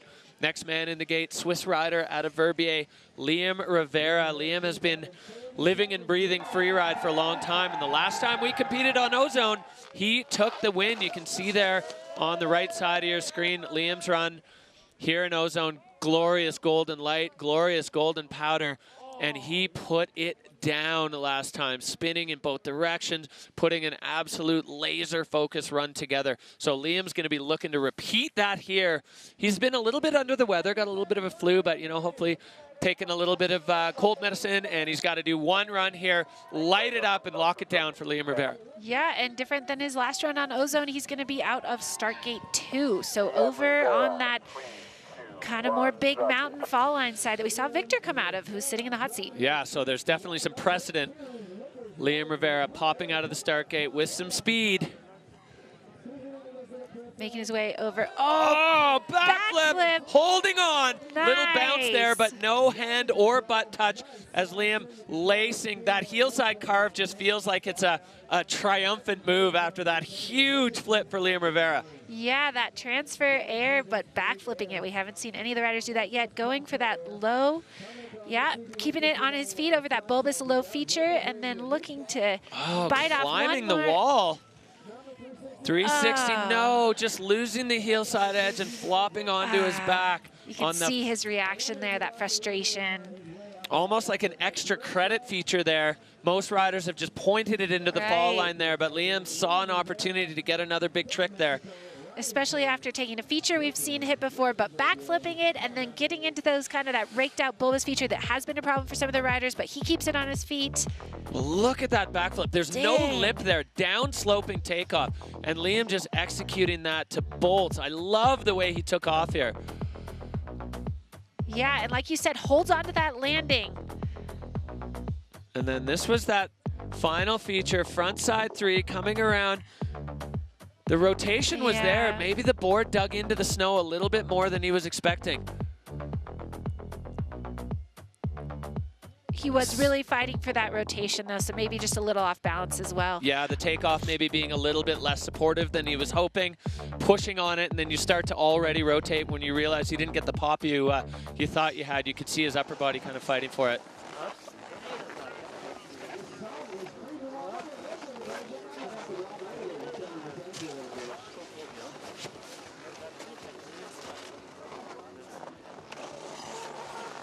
I mean, you can just see the emotion just pouring off of Liam there. That is a heartbreaker, as so much of that run was so spectacular. So the judges, they still have a lot of good to work with there. It's obviously a significant control issue at the bottom on that 360, but they still add up all the other factors and features that he did before that. So, you know, potentially a salvageable score, as outside of the top 3 or 4, we've seen quite a few crashes, maybe 5. We've seen quite a few crashes. So let's see what the judges thought of it. The score ramping up, a 69.83 there. So Liam into 5th, which for a crash is actually a fairly solid ranking currently, but we are not quite done. There is still one more man up at the top. As you can see, the ski women, the dance party in full effect, as they're going to be the next category to drop. Victor, Holden, Jonathan Penfield. That is the top 3. Liam slotting himself into the top 5. So that really shows the promise that that run had, that even with a crash, he can still land himself into 5th. The next man out of the gate riding, living in Denver currently, Michael Mon. You know, he is on his home continent. He's coming off the podium at the last event in Val Thorens, listing Bridger Bowl as his home resort. He is always a threat for the podium. Last year, he was 2nd here. That silver medal would look awfully good next to a gold one from Golden. But if he's going to do that, he's going to have to beat the champ. You want to be the champ, you got to beat the champ. Michael Mon, now the last man to challenge Victor for the top spot here in Golden. And out of that first start gate 1, working his way down the ridge. Looking to orient himself a little bit there. Moving through, we'll see where on the cornice he's gonna pop out and come on into the face. Yeah, looking like he's lining up. Back 3, landed there for Michael Mon, so he's getting things started with a bang. Definitely a good strategy to get the judges' attention right out of the gate. You can see a lot of riders have been sliding into this section. Michael popping over that, keeping it safe and solid. Yep, finding a fresh landing, nailing the trajectory there, working his way through these pow turns mid-face, trying to get over to that kind of middle of the venue NAR section. Yeah, we saw Victor make short work of this, and we saw it take Enzo down. But Michael Mon, so solid over his board, and now pinned out the bottom. Yeah, just taking on that double with speed, that kind of, you see that excitement, that claim, that mid-ride claim. Little shifty into the finish line. And yeah, just, you know, controlling the speed on that. We've seen a couple people go for that double, some people not make it, and he was able to take that bigger air, keep the speed right over that raked out kind of bulbous air. He's such a well-balanced rider, always looks so planted on his board. You know, goofy foot rider, finishing things off. Maybe that gave him a bit of an advantage on that one. I like this, wrapping it up, getting way out there, and then launching that backside 3 right off the cornice. And here's the top, the first stage of that double, getting a grab in there, and then holding on to that speed right over that kind of peppery double. Yeah, you can see his hands just fighting for balance there. Fighting for it and holding on, and then, like you said, being patient with that speed out the bottom.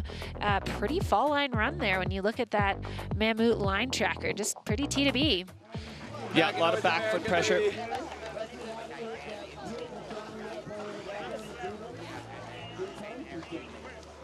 Michael going with the Connor McDavid style mouthguard chew there, a 73.33. So 4th place there for Michael Mon, just outside the podium, but a solid run there for Big Mike. You heard him say, I'll take that. He's happy with that. He knows it's a long season and standings matter.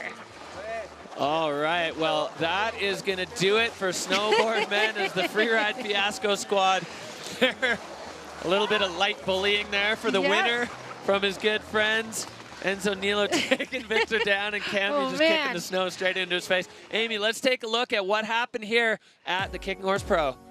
Yep, we have it there. First place, Victor De La Rue with the kitty cat face.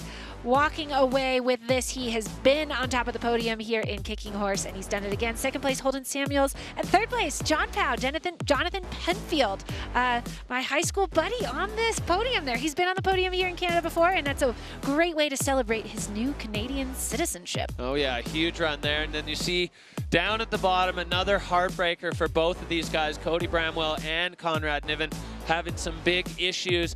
Cody riding in all borrowed gear. Conrad just getting absolutely bucked by the horse. This is our podium. Victor Delarue with the gold. Holden Samuels with a big comeback result in the silver medal position. And Jonathan Penfield locking down third. So all three of these men happy, healthy at the bottom. We're going to see what this has done. The mathematicians working the abacus in the back there. Victor Delarue taking back over the top spot. John Penfield moving up into second overall, not so far behind. And Enzo Nilo, as we look down at the cut line, Holden Samuels has jumped over to the good side, and Camille Armand just on the downhill side. Liam Rivera, Tillen Wolly, and then we're going to see, of course, Conrad and Cody on the downhill side of that. So those guys got to get to work at the next couple events if they want to put themselves into the mix for Verbier Extreme and next year's Freeride World Tour. Yeah, pretty big shakeup for the overall there. So changed things quite a bit, broke up the tie. All right, well, that's going to do it for snowboard men here at the Golden BC Pro. Incredible moments as we are going to be coming back to you with ski women after the break. Do not move. Plenty of action still to come here from Kicking Horse.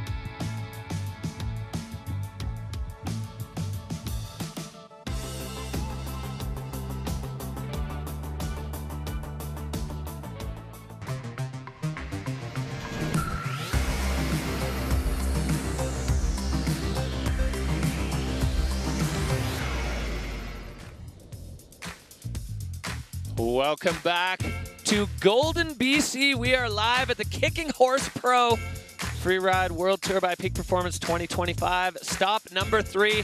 Golden providing an absolutely spectacular backdrop. Our next category, ski women. My name is Derek Foos. I am joined by Amy Engerbretson, and we are keeping you up to date with all the action here live from Golden Kicking Horse Mountain Resort, giving us a show. All of the snowboarders are done, and now it is time for the two plankers to have a go on the Ozone face. Ski women going to be the first skiers to take off here. Exciting times. We've seen some of the best competitions in ski women in the history of the Freeride World Tour happen right here on Ozone. I cannot wait to see what these ladies have in store for us.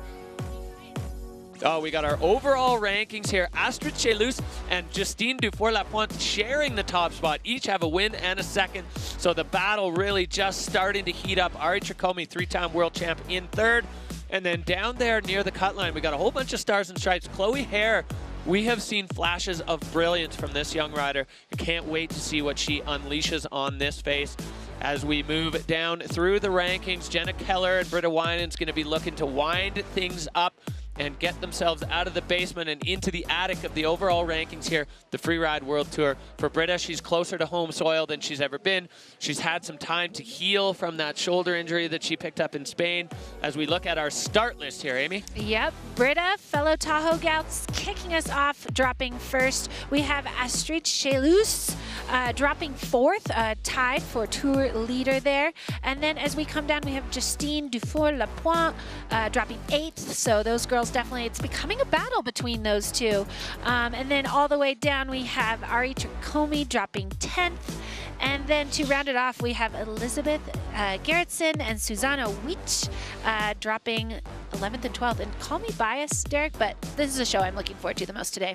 100%. Here we go. Peak Performance Fun Bet fan favorites. Astrid Shus with 86%, Justine Dufour-Lapointe with 81, and 43% of you voting that you're going to see Ariana Tricomi on the podium. Peak Performance Fun Bet. It's your chance to get in the mix. Fantasy Free Ride. Have your say. Tell us who you think is going to win. Big prizes from Peak Performance available at the end of the season for the correct bets. Bet with your heart, bet with the strategy, bet with the stats, whatever you want to do. But don't forget to do it. You got to have it locked in before the broadcast starts. So if you didn't do it yet for the Kicking Horse Golden BC Pro, you blew it. But there's plenty more events to come here on the Freeride World Tour in 2025. Yeah, get on there for those bets for the future stops. You can win that. All expenses paid, no, not all expenses, but some expenses. Yeah, some expenses paid trip to Verbier. And yeah, just it's going to be, there's a battle setting up in the women's ski field here. I think that's kind of the top story. And then there's a lot of athletes that are looking to put down some runs, put down some scores. They have not had a good run yet on the tour. Molly Armanino looking really hungry today. She was really wanting to perform today. So we'll see what the ladies have in store. We saw them dancing up there to stay warm. Mandatory.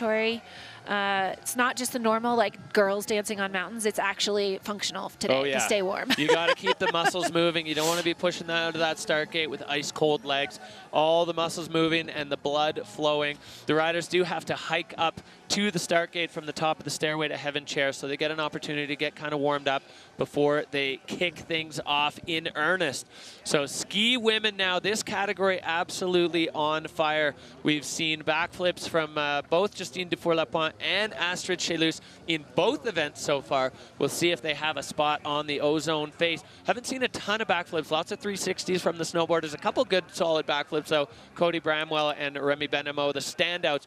But ski women, this is it, and this category has just been so exciting to watch. Every event, they are just bringing the fireworks, bringing the thunder, as we're going to be looking for our first rider in the gate. It's going to be Brida Ween, the Palisades Tahoe native. She dominated on the Challenger Tour last year. She's so strong, so fast, and really unfortunately, we saw that aggressive approach take her out right at the start of her run at the Bakira Pro, and unfortunately, shoulder coming out of the socket. So Brida's been doing everything she can with the physio team at home to get that shoulder healed up and locked in place. She says she's feeling good, so I'm looking forward to seeing full Brida at this event. Yeah, I got to chat with her during coffee this morning as we were all trying to save our last bits of warmth, and she has a good attitude, positive outlook.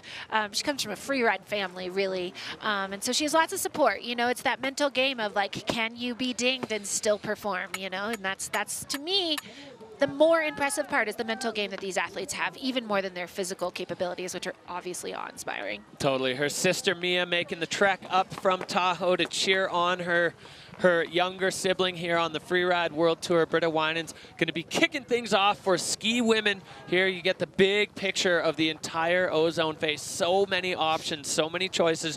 The riders have to lock in on where they want to go. Some of them having plan A, plan B, plan C, depending on how the face evolves and develops through you know, the many riders. So all the snowboarders have been down. The ski women, some of them will have been watching, seeing where the snowboarders go, if bomb holes are developing in the areas that they want to ski in.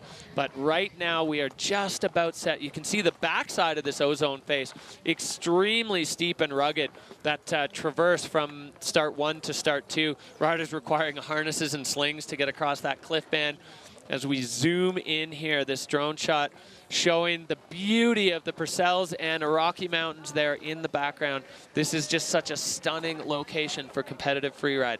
As we get set with Brida Ween, the Scott rider, you can see the strands all frosty. It is strands. Chilly out there. 22 years old. She's sitting in 11th right now, and Brida's going to want to step that up here at Golden BC. Yep, just trying to warm up, catch her breath. Looks like she's going to be going out of start 1. And these are the moments, right, when she's just got to cool that heart rate down, focus on what she knows she can do, ski for fun. One of the things I always said to myself on top of big lines or in the start gate is it's just skiing, ski for fun. Yeah, just skiing, you're good at skiing. Go get it. Brida Ween's on Ozone, kicking off ski women here at the Kicking Horse Pro. and headed off right down that ridge through the wind-affected snow. No doubt going to go hunt for a chunk of the cornice, I bet. Pretty cool view there. So good. And Brida, you know, such a stylish skier. And I think for a lot of these riders, just getting those little pops and hops right off the bat can get you in the zone. Now, Brida off the cornice and getting things fired up as she's lining up a nice feature we saw a couple snowboarders use earlier on. Right off the nose of that, stomping that one too. Stomping that, working through this POW, that softer snow. This is, again, the best snow on the venue, kind of right in this zone. And she is setting herself up over some NAR, over some exposure, setting some new tracks through kind of this couloir zone that does have some mandatories, and up and over those rocks, out, keeping it on her feet, getting some more turns, maybe going for that lower donger, not quite getting there, but getting a little air anyway. Yeah, and keeping it nice and clean. I think that was actually a really sensible approach on that one, because the speed that she was carrying there, if she flew off that, I think she would have put herself right into the rock well. So Brida catching the corner of it, still getting a feature right. The judges are going to add that to the line score.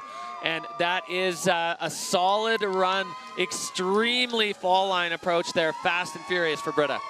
Yeah, and catching this nice small window of time, and we have sun top to bottom right now on the venue. Sun in that finish corral.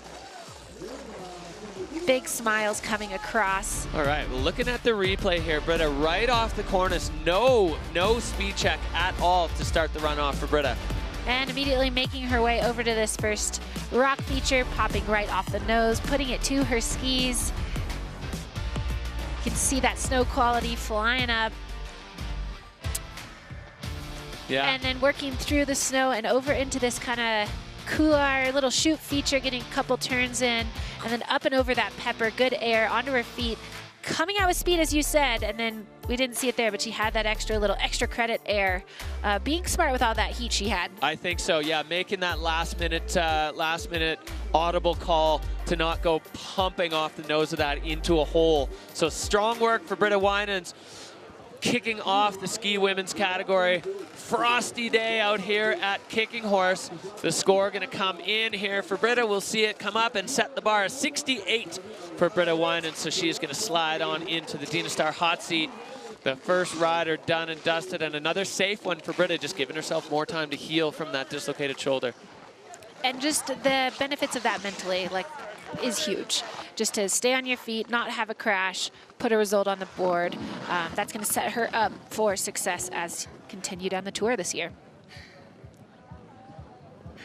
just taking it in. Yeah, catching her breath there. It's a pretty imposing view from the hot seat, cold seat, looking up at that ozone face, just kind of rising straight up in front of you. Oh, back up we go to start two. Lily Bradley, they have the mantra, ski fast, have fun.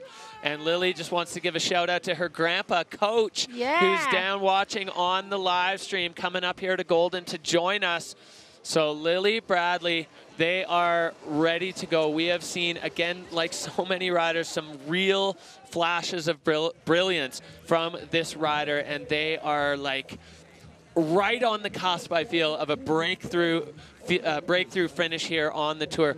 Anytime, if Lily stays on their feet, they have a chance at winning one of these Freeride World Tour events. And now they are on Ozone, Lily Bradley. Lily out of that second start over that top air, and it looks like she is going to go for that shelf traverse. Fun fact, Lily had a little bit of trouble with her boots. I'm not sure the full story, but she's skiing. They are skiing in their mom's boots. So mom lending ski boots for Lily to get down the face and lining up this air. Taking that high traverse, popping off with the trademark Lily Bradley style. Everything she does just oozing with style as Lily Bradley now coming in. We saw some action here from the snowboard men, popping up and over with the nice shifty. Little transfer, yeah, getting that shifty in there, finding a fresh landing, turning through this fresh snow and these punji trees, which again can be orienting or disorienting. Yeah, exactly. They are landmarks, but depending on which one you've spotted, you're hoping you're able to see. So Lily Bradley Now there's an option here. Go left, go right. Red door, blue door. She is taking the big air. They're taking the big air door. And Lily Bradley lined up over the buttress, off the nose, going and big stops and stopping it. Yes, love that for Lily, right to bolts. That was a big air. Had to navigate through some nard to get there, and look at her. She feels so, or they feel so relieved. Yeah, and a reminder: Lily riding in their mom's boots. Boots not making it through the long, difficult travel from Europe to California and then here to Kicking Horse. So they're riding in their mom's boots. Well, mom's boots looking like they worked out great there for Lily Bradley. Yeah. Taking that heat right out of the start gate. Up and over that air, but adding a little style, then working down into this first air past the little traverse up there, stopping it, keeping to her feet. Yeah, again, that little tweak, those little shifties, add style, add to the score. Yeah, and then this is where the decision was made. There's no way out of here but to just absolutely punt off the nose. Little fluidity dock there, but then Lily taking it off the end. Boom! 4-point landing, absolute bolts there. That was a huge air for Lily Bradley. And you can just see that strength to hold on to it there and then just rip out of there with speed. And as she was coming across the flats, you could just see Lily's shoulders just like release, you know, knowing that they had done what they wanted to do. Yeah. Put a run to their feet. Yeah, you plan it, you dream about it, and then to execute it like that, solid run. Lily Bradley, all smiles, score coming in. It's going up, up, up, 77-3-3 for Lily Bradley, and they are moving into the hot seat. Lily and Brida growing up, competing at Freeride together, so these two. Love my Tahoe gals down there in the finish line, hugging it out. And Lily just really, really stoked to see Lily put a run to her feet. They really needed that. And again, talking about the mental game, that's going to allow her to them to have the confidence to do something crazy at the next step. Yeah, to unleash, as Lily likes to do. All right, back up we go. The pride of Ophir, Colorado, skiing at a Telluride. Chloe Hare. We have seen some seriously sick riding from this young lady, and she is proving that she likes to get into the technical. I mean, no surprise coming at a Telluride. Steep, technical, gnarly, scary. That's Chloe's bread and butter. We'll see what she can find on this Ozone face that's going to suit her style. But I love the way that Chloe skis, and I'm really looking forward to seeing what she brings here on the Ozone face. Yep, she is working her way down the ridge, over the cornice, popping a little air onto the face, and then working through these pow turns. It looks like she's trajecting over to these cliff features that we've seen a couple of the snowboarders hit, lining up that trajectory. Nice, aggressive fall line approach, holding on. Chloe getting sat down a little bit. That landing is pretty flat. Chloe Hare now above all this exposure. She's going to go over and catch this little piece that we saw quite popular with some of the snowboard men. Chloe Hare now lining up over the pepper, holding it. Oh! Skimming it through that double pepper feature. I'm going to pull this one right from Hadley. At the last stop, she said, Chloe likes to point her skis at rocks, and that's exactly what she just did. Yeah, little anxious moments there as Chloe looks back up at the face. It seems like a lot of riders have had some trouble in that little section. Yep. So I don't know if there's rocks poking out or if the snow is just slightly different. Let's look back here at the replay, Amy. Yep, coming in, popping the cornice as Chloe gets into the face here. And then starts making her way over to this air. We've seen a lot of traffic here, and that could be when she pops off here, she kind of gets sat down a little on the landing, and that could just be some, in someone's bomb hole. There's a lot of traffic there. A lot of people hit that. And then working into this almost somewhat problematic kind of pepper double feature, and she kind of wheelies through. It's almost like more of a rock ride in sorts. Yeah, there's like a wavy bump right before the takeoff, which kind of explains a few of the wonky takeoffs that we've seen through the snowboard field, and now there from Chloe Hare, as she is down in the finish, though, done and dusted with her run at the Kicking Horse Pro. Yeah, looking up at that feature, it just looks like there's a lot of traffic in there, and maybe that's one of those ones that just looks different from here than it does from in the moment.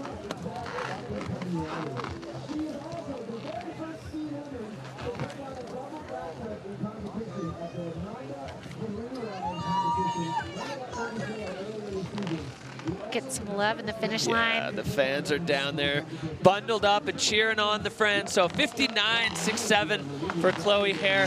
You can see she's got the, you know, the emotion is, it's painted all over the faces of these riders. They want to show their best, and Chloe getting a little bucked by the horse as she was campaigning for a banger. We're going back up to the top though, and we have the co-holder of the golden bib.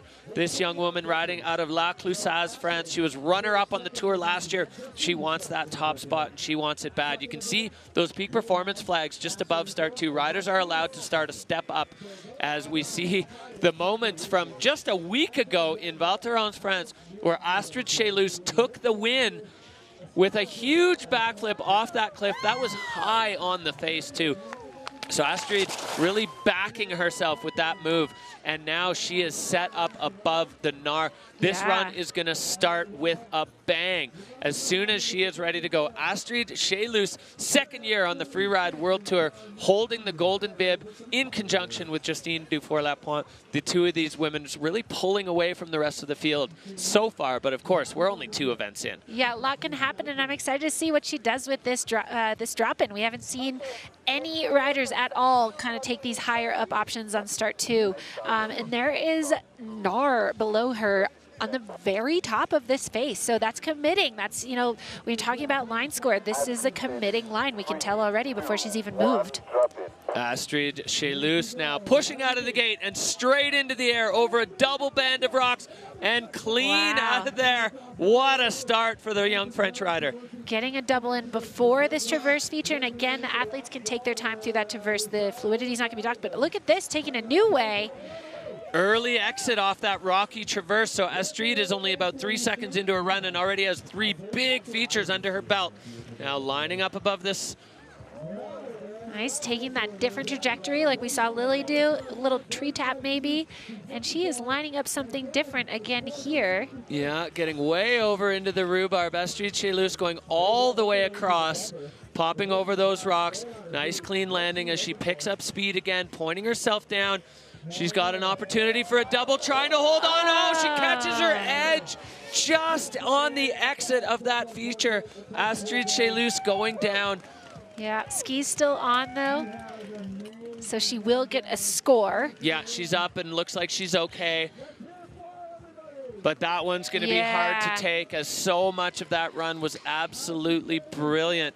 So Astrid Shus with 90% of a huge run here, but not quite able to hold on at the bottom. The heartbreak of free riding, man. Like, it's just, shame to see it. You know she has that disappointment for sure. And, you know, she was trying to take a different trajectory into that kind of problematic rocky double. Love this aggressive double start. Right off the top. That was a great angle on it. Then we can see her jump into that turn to get over to the traverse, and then right out of the traverse, a technical little redirect turn there and over that cliff feature, making her way again to her third, almost fourth feature. If you call that top one was double, was 2. And then she starts making her way over here through the punji trees, trying to line it up, and then taking a different trajectory here than we've seen other riders, but then just getting hooked up in the traffic, the chunder, and the rocks there. There's a lot of different things that could have taken her down, and just losing control. Bit inside on that landing, loses connection with the downhill ski. The other ski floats up, and then when it catches, the snow is soft, but it's kind of dense, particularly in that spot. So as soon as the ski gets into it, yeah, there's been a lot of traffic. There's all kinds of stuff going on in there. So, because most of the riders, not most, but some of the riders coming through there, it hasn't been clean. Well, these athletes getting 5 events before the cut. They're going to count 3 of them. So Astrid already has a first and a second. A crash on that one. That's going to be going straight into the trash can for Astrid Shus. And she's just going to leave that one here in Golden, BC. Getting a hug there from Lily Bradley. A little bit of a catch up there. Yeah, little check in, make sure she's okay. Any crash on a face like this is going to have you a little rattled. There's a lot of pressure, a lot of nerves, you know. It's a cool bird's eye view here. Yeah, Abel Moga getting ready for his run. He's going to be coming up in the next category, ski men. Right now, it is ski women And our next athlete coming, she is, well, I mean, she is a rookie on the tour, but she hasn't really been skiing like a rookie. No. German rider Lena Ker doing it for Peak Performance and Scott. She had a fantastic result on the podium in Val Thorens. She is on fire, having a great start to her Freeride World Tour season, sitting in 4th overall, coming out of Innsbruck. She grew up ski racing. She's been skiing a ton of park lately, trying to lock in the tricks, you know, trying to keep up with Astrid and Justine and Elizabeth and so many of these other riders that are throwing tricks in. Lena Ker now, the German rider, on course here at Kicking Horse. Yeah, she's showing us to kind of look for fast and fall line skiing. But she's out of start 1 and maybe making her way over to that sort of playful side of the venue, the rider's right side, coming down pretty far down the corner, or the ridge. See where she's going to enter in over this cornice feature. Yeah, you can see some of the tracks off the cornice from the other riders. Lena going even further down, but still plenty of opportunities for her to get in. How far down is she going to go? Only time will tell. Looks like way down. She's going all the way down, it looks like. Maybe over to some of the entrance used by John Powell. Yep, way down over that playful Nar. Yeah, you can see only 2 tracks all the way down there from our snowboard men. Lena entering with some heat there. Full throttle approach. Huge air for Lena Ker. Stomps that big air, and then she's lining up this other big air. Nice stomp right to bolts. 2 sizable, good straight airs, and she is just skiing down that apron in that nice snow. Again, this is the best snow on the venue right there. And wow, that was committed, fast and fall line. Classic example of the diversity of line choices on this Ozone face. Lena Ker, if you look at that relative to the run of Lily Bradley, super different, but 2 huge airs there. So backing herself with the fact that I'm only going to do 2, but they're going to be a couple of monsters. 2 big ones and good landings. Bolts on both of them. Yeah, that was a very solid run from the German rookie. Look at this first one. No hesitation, right off the nose, dead clean on the landing. From the second she's off that cornice, she is committed to the fall line, committed to that boost of an error. And then again, no hesitation, right over, couple turns for speed, and then right off the nose. Well, not the nose, but right off the meat of that feature. Yeah, pretty much the highest point. Lena getting on that downhill foot, pumping off the end, styling it out with a little shifty, and solid landing there. As we said, the snow is soft, it's not that deep, and it's firm underneath, so it's supportive and it's consistent. So riders able to take on these meaty features and know that they're not going to bust through the snow there all the way down through the sugar.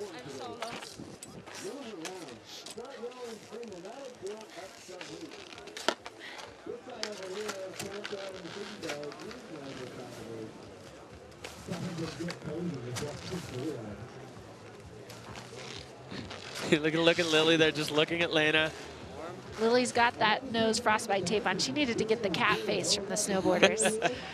And there is the crew that have their work cut out for them. They have to compare those 2 runs, both against the criteria and against each other. Line score, technique, control, fluidity. Every piece of that for Lena's run was maxing out, but you know, less features on that side, but those features were big. Lily had the big finishing feature, the rest of them not quite as big as the ones that Lena had on that side. I mean, happy to be in our seats right now. I don't envy the judges at all. That's kind of the challenge with this venue, the Ozone venue, is the variation ability in lines, which then makes that so challenging for the judges to judge against each other, because I mean, you look at, from our seat, looking at this mountain, I mean, it's totally different looking at the rider's right side versus the rider's left side. It's just different snow, different features, different style. It was okay.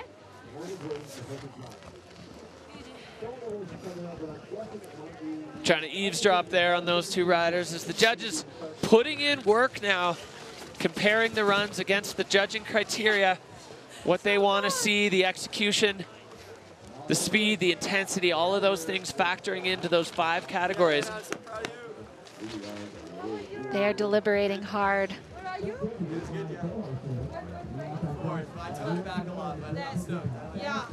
And an anxious spot for Lily too. What's going to happen? You know, she doesn't know, or they don't know as much as I do. We don't know.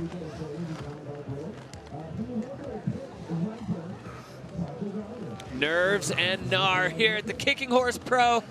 Golden, BC, these Purcell Mountains providing the backdrop. You can see Lena just trying to warm her feet up. Minus 22 Celsius.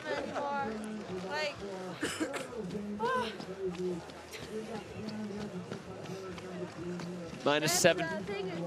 Like have racing boots. Yeah. Maybe not the warmest ones.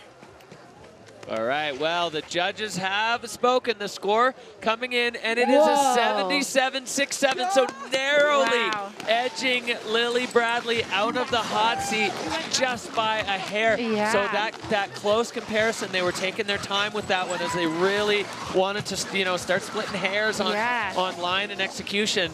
So Lena Ker moving into the Dynastar cold seat where she is going to sit and be chilly. Get her some toe warmers. Her feet are cold. Back up to the top, Scott Ryder, Molly Armanino, no hesitation, straight out of the gate at full Molly throttle. Molly Tahoe gal coming in, and she's lining up this air and finding that tranny, putting it right to her feet. And just laying down those trademark Molly Armanino turns, the huge extension of the legs out to the side.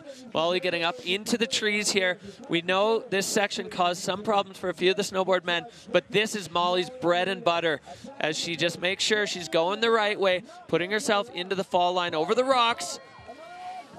Up and over that feature and keeps it on her feet, flying out down onto the apron. And that's kind of Molly's MO, finding those kind of techie bits and working through it really fast. That was a committed, fast run. We didn't even have time to even know she was dropping. Just boom.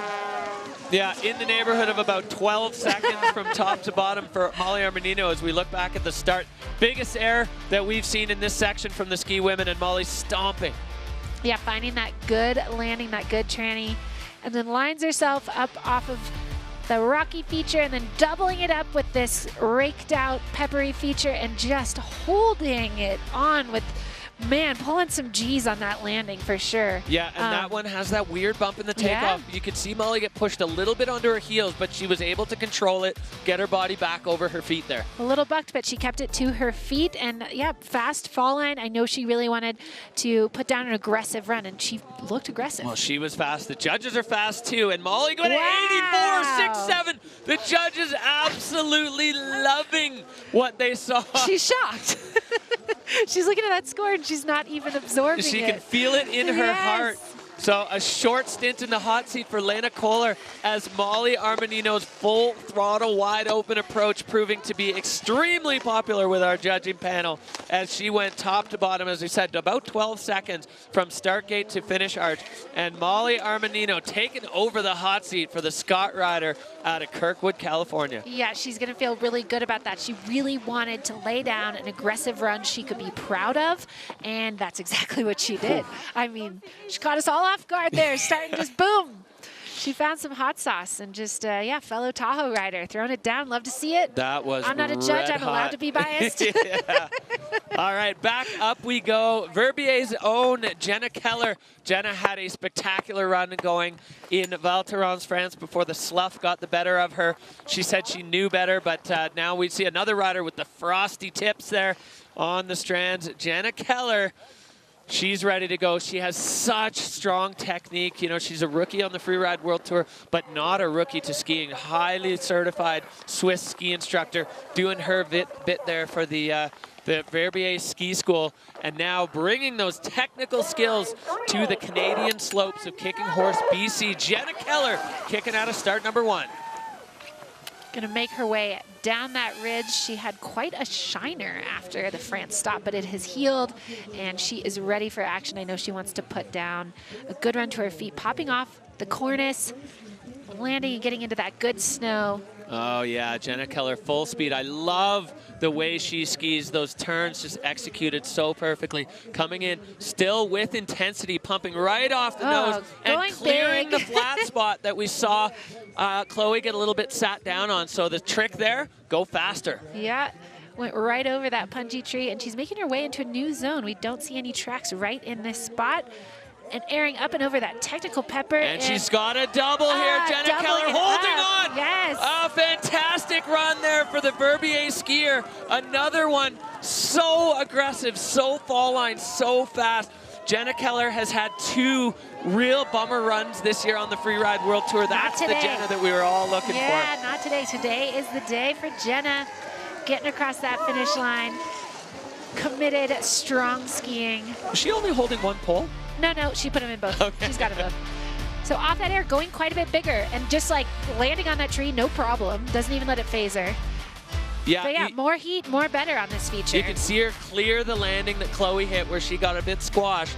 And then this bottom section, I love this. Fast, furious, getting on that left foot and then pumping off that next one. Ooh, she did lose a pole. Oh yeah, you can see her pole come flying out. Maybe a bit of a stage 1 there. Yeah, that's for the Jenna judges Keller. to decide on the stages of back slaps. Well, that's not our job, but kind of cool finding a unique double in there. I like it when we get to see tracks where we haven't seen tracks before. Good enough, though. Good enough, yeah. Oh, thank God I landed a run. Absolutely. As long as it's on piste. On piste skis.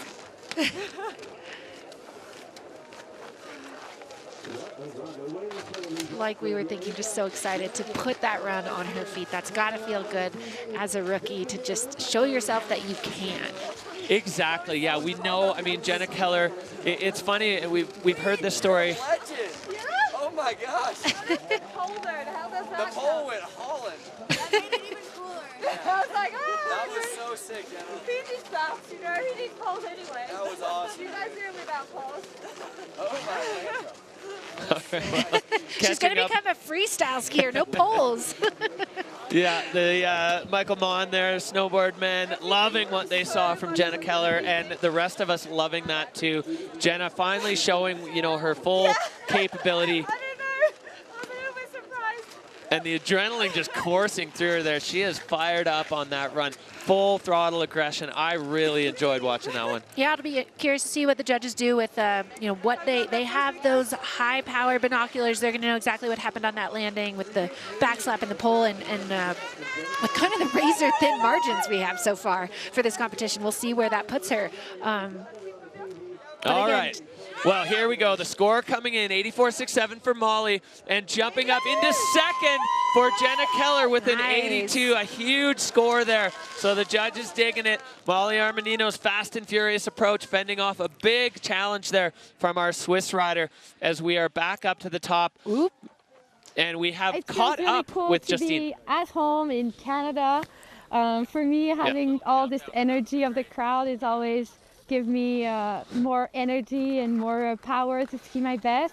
As always, it's really part of my goal for this season is to always push my limits every race, to do better than last year, the year before. And honestly, that's what makes me so proud is when I finish my run and I'm like, yeah, this is exactly what I imagined and even more.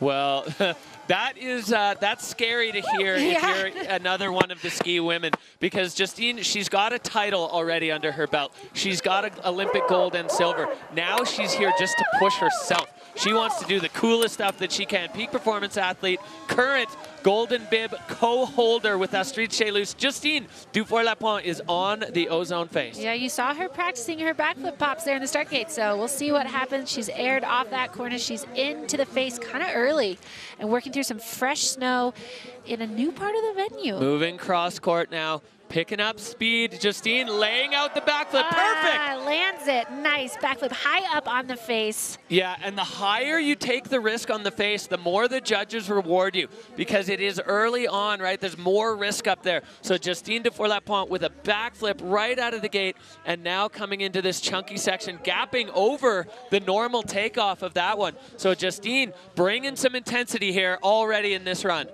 Yep. Moving all the way over to that rider's left side of the face and coming in above the Nar, looking like she's at that decision point that you talked about with Lily. And she is taking the hard way down. Yeah, she is. Justine lining things up. Oh, she caught her ski there, pointing it into the fall line and getting out safe. Ski getting caught on something. I think that wasn't the exact trajectory that Justine was looking for. Still happy to get down, still happy to be on her feet, but yeah, we'll have to look at the replay when it comes. Getting caught up above that cliff and maybe not taking out the chunk of that feature she wanted to, but keeping it together, keeping it on her feet, and kind of making it into a little straight line. Call that one getting away with it there. Definitely. When the skis get caught up. So we look at the entry and Justine popping off the cornice. Now you can start to see some intent building as she's going cross fall line here. Lining up that backflip, tucking it up. You can see that freestyle style in there, and she goes all the way right to her feet, and then she starts making her way all the way across the venue. Yeah, so you can see there on the judges' bars, Aaron style maxing, line control a little bit down. What happens here? Let's look. Oh, a punji tree. It's caught on the tree. It's a punji tree, and she's actually Almost drops spun in switch. backwards for a sec, and then gets it back on her feet, and again turns that into like a little straight line, light air moment. Well, yeah, I think I'm going to repeat what I said before. Got away with that one. That was almost catastrophic as she just about got tossed down that hallway switch. Yeah. So Justine managing athletically to pull her foot. Oh, yeah. Sharks! Shark attack! It's good! I did a backflip! That's Stoke. This woman has done many backflips, but she loves them all. You could see she was setting up for it in the start gate. Well, and she wears her heart on her sleeve there. All the emotion. She never hides in a feeling, does Justine Dufour-Lapointe. So that one, you know, she's definitely eyes wide there. She knows what she just escaped as her ski got caught up on the tree. But the rest of the run, pretty blazing. So we saw Aaron Style from the video judge. Nice and high. The judges are going to have their say on that one. Not quite exactly the full execution that Justine was looking for. No, she'll have some docks for sure in the fluidity, maybe control. And again, it's not her fault. It was the tree's fault, but that's freeride. The mountain is a key component of these runs. You know, it's how do you as the athlete interact with the mountain.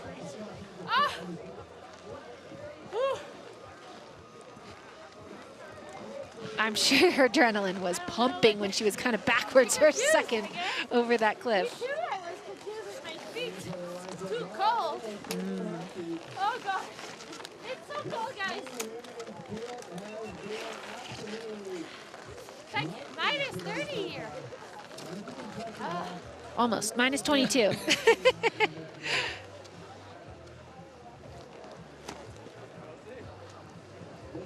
Wow, it's interesting. Moi aussi. Je chante tellement plus mes pieds. J'ai de la misère à aller piéger. Là, j'ai senti les sharks. All right. Well, Justine catching up with the friends down there. Score coming in 77.5, so she moves into fourth. Yep. Not bad. Not bad. She's got a great attitude. Love you too, Justine. Yeah, you know, it's crazy, though, because we had this crazy tight battle at the top, and we're looking at quite the shakeup in ski women today. For sure, yeah. Molly Armanino, Jenna Keller definitely moving up. Lena Ker, who is not that far down the rankings high, but we are moving on. Taylor Dobbins riding for Dina Star out of Bozeman, Montana. She is a public defender, you know, doing it for the people out there in Bozeman, but also doing it for herself out of Killington, Vermont. You know, the East Coast representing here well and truly on the frigid slopes of Kicking Horse Mountain, and Taylor Dobbins kicking things off out here on Ozone. She has that ski racer background, so we'll see how she makes use of that on this face. She's moving down that ridge, working through the chunky snow and getting off that cornice, airing into the face, into the better snow, and working her way over towards the rider's right, it looks like. Oh yeah, that looks nice in there. Seen, you know, a few more tracks developing. And we saw here a few riders going for it all the way across, just catching the edge of that transition, but able to find her way through and fight for balance there as Taylor Dobbins now above this chunky buttress that we saw Jenna Keller take off on, putting her skis into the fall line. And she's lining up exactly where she wants to be coming out of Bozeman. No stranger to some pepper and stomping out of that technical section. Yeah, solid approach there for Taylor Dobbins. She had to take her time to just line up the trajectory, make sure she was going the right way. That's not one that you want to go the wrong angle on. We saw earlier on the results of going the wrong direction off a takeoff from Conrad Nend. So Taylor Dobbins with another lightning fast run here. Ski women just bringing the thunder at the Freeride World Tour. Yep, just throwing down on this Ozone face, and we'll see when we watch that run back exactly how it went on that upper air. We saw earlier that more heat, more better here. So she took a different trajectory and landed really close to that tree, maybe in some kind of traffic zone, and we'll let the judges decide on the backslip there, but not a perfectly clean landing. Yeah, you can see not a lot of pop there. So Taylor Dobbins kind of drifting into the back seat in the air, but she did get away with it. You can see from the video judge her approach on this one costing her a little bit in fluidity as she had to slow down before the takeoff. But managing to stomp the landing. So the line solid, super direct for Taylor Dobbins there. Yeah, getting right through that face, top to bottom. Oh, who's this? What? Wow. Oh, the old pit viper kicking horse. So a 76.7 for Taylor Dobbins. As the horse twerks by. Yep, she's going to be a little disappointed with that. And obviously the judges just taking a look at the, landing and really wanting to see a clean landing, which you understand. So 100%. All right, well, we are making our way through ski women. Molly Armanino, Jenna Keller, Lena Ker, Justine Dufour just outside the podium situation with Lily Bradley rounding out the top 5. The ski women bringing it as we always expect, and we are back up to the top. 3-time Freeride World Tour champion, 2018, 2019, 2020. Ariana Tricomi, the Italian shredder, she just lives on vibes. When she's feeling good, we will see it and feel it. Kind of the spirit of the Freeride World Tour right there. You can see she's dancing. Doesn't love the cold, but is loving the snow conditions. Yep, she doesn't love the cold. She doesn't love the Canadian pizza either. The Italian in her is not a fan. Sorry to say it, Derek. But yeah, Ari, so playful. Always looking for somewhere she can do her signature 360s. A little kiss as she takes off out of start 1. Yes, ciao bella to the fans at home as Ariana Tricomi is on Ozone and heading down the ridge. We'll see where she wants to enter into this Ozone face. She's gonna find a spot on this cornice, no doubt. Boom! Tweak out, little mini shifty there, coming into the face, finding the pow. Yeah, Ari skiing fast and aggressively here, keeping it fluid. Approaching this takeoff, kind of clicking off there, not landing in the hole that we saw gobble up a couple other riders. So Ari making short work of the top section of the Ozone face. Yeah, she found a fresh landing in that high traffic air and working her way over into this peppery feature where we know that there's a lot going on below her. What's she gonna do? She's hopping up and over that pepper, airing in.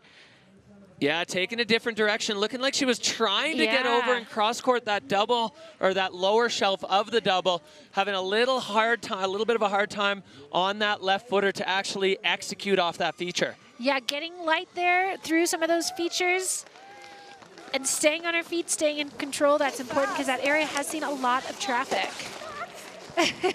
Well, these two have become absolute fast friends on the Freeride World Tour, Molly Armanino and Ari Tricomi. So Ari's stoked to see her good friend in the hot seat there. This air was the highlight for me on that run, flying off the cornice with the big shifty trademark Tricomi style. Yeah, that nice tweak showing that style, finding that fresh landing off that air that has seen a lot of traffic and getting a little light moment tranny there too. Didn't catch that until the replay. And then as she comes down into this feature that there's a lot of different ways you can do it, she finds kind of a smaller trajectory or a different trajectory there. Avoiding that big bump in the takeoff, which is wise. Kind of similar to the way we've seen it done a couple times, but finds a good landing, and then it looks like she wants to get up and over that and make her way into the second stage of the feature and still gets light, still finds some air there, finds some tranny, kind of stylish, fluid, low, and kind of hanging it out there, flying over the, kind of like skipping like a rock through that lower section.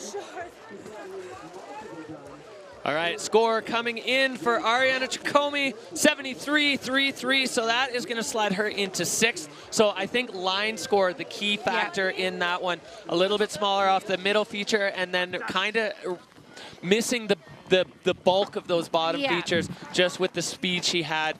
Trying to catch it, but I mean, it's hard to change direction on a dime. We don't know what she was intending to do. Got some air in there, but maybe not the exact. But there's been a lot of traffic there. That's something to consider. And absolutely. It hasn't been smooth traffic either. Yeah, lots. Yeah, exactly. It's been kind of a gobbly feature. Gobbling people up. All right, we're back up to the top of the Ozone. Elizabeth Gerritsen. She is your 2021 world champion. 6th on the Freeride World Tour, currently just off the podium in Val Thorens, France, and then a really wild tomahawking crash in Spain. So she's had the full roller coaster.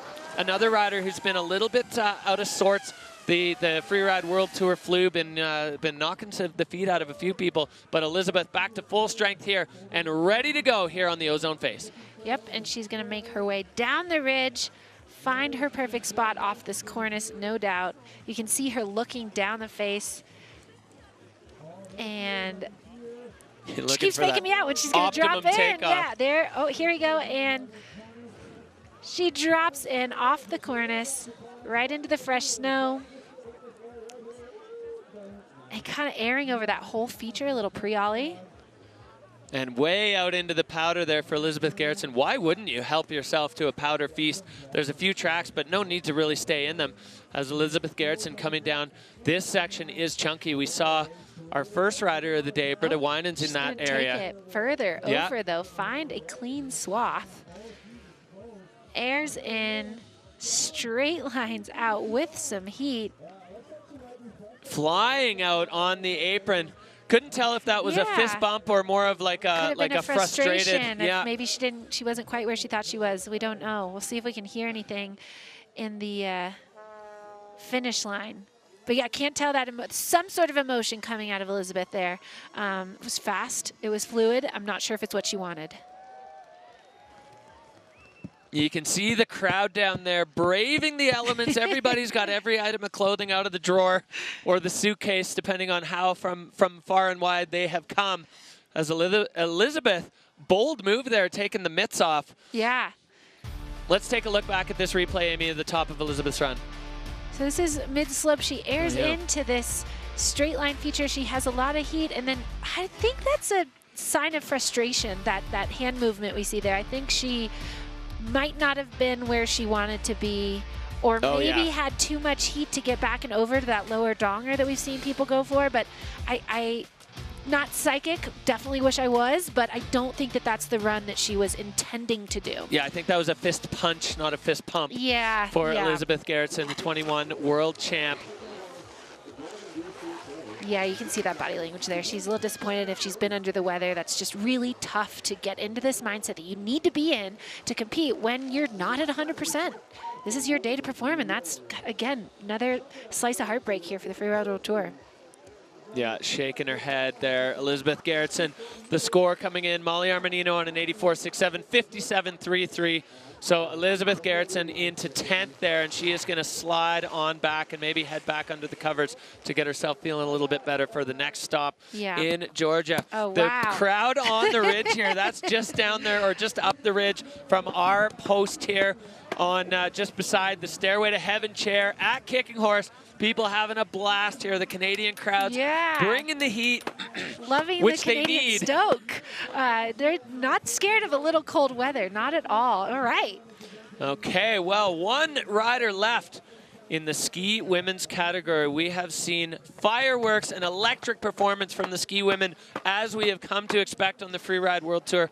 This category always bringing such a fun approach and just such an intense approach. Right now, Molly Armanino sitting on top. She's guaranteed to be on the podium. The Scot rider, Zuza Witek. Susanna coming out of Poland, living in Valais, Switzerland. She speaks French, English, Polish, you know, a woman of the people. One of the many overachievers on the Freeride World Tour. Susanna Witek, she won in Verbier last year, opening the season, and she loves skiing powder. I cannot wait to see what Zuza Witek does on the Ozone face today. Yeah, we've seen that this athlete likes to go big. That's what she's always looking for. And she is going to make her way looking like right off that first section of the cornice, airing into the face nice and early. Yeah, kind of moving across. We saw Justine Dufour-Lapointe going in a similar area. This thing lining up. Zuza popping it through a 180 and buttering it back around. I wonder if the lip not quite as supportive as she was hoping.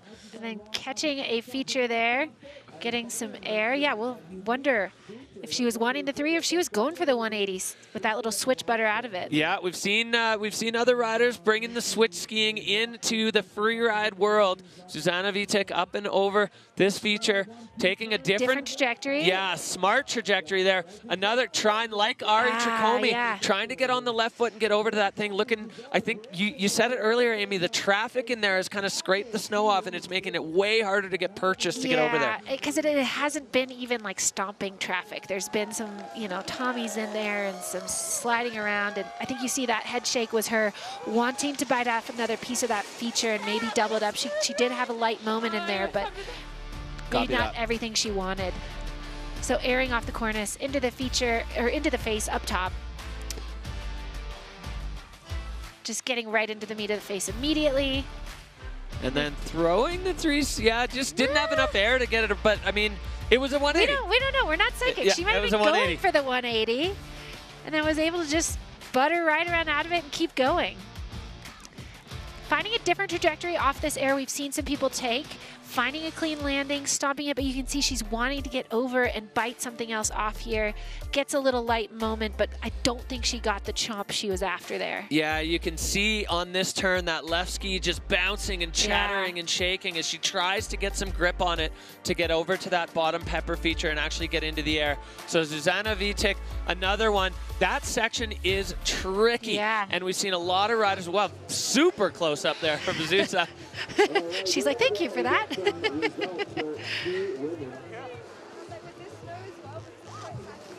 Yeah, you can see she's relieved, but maybe body language a little feels like she left something on the mountain.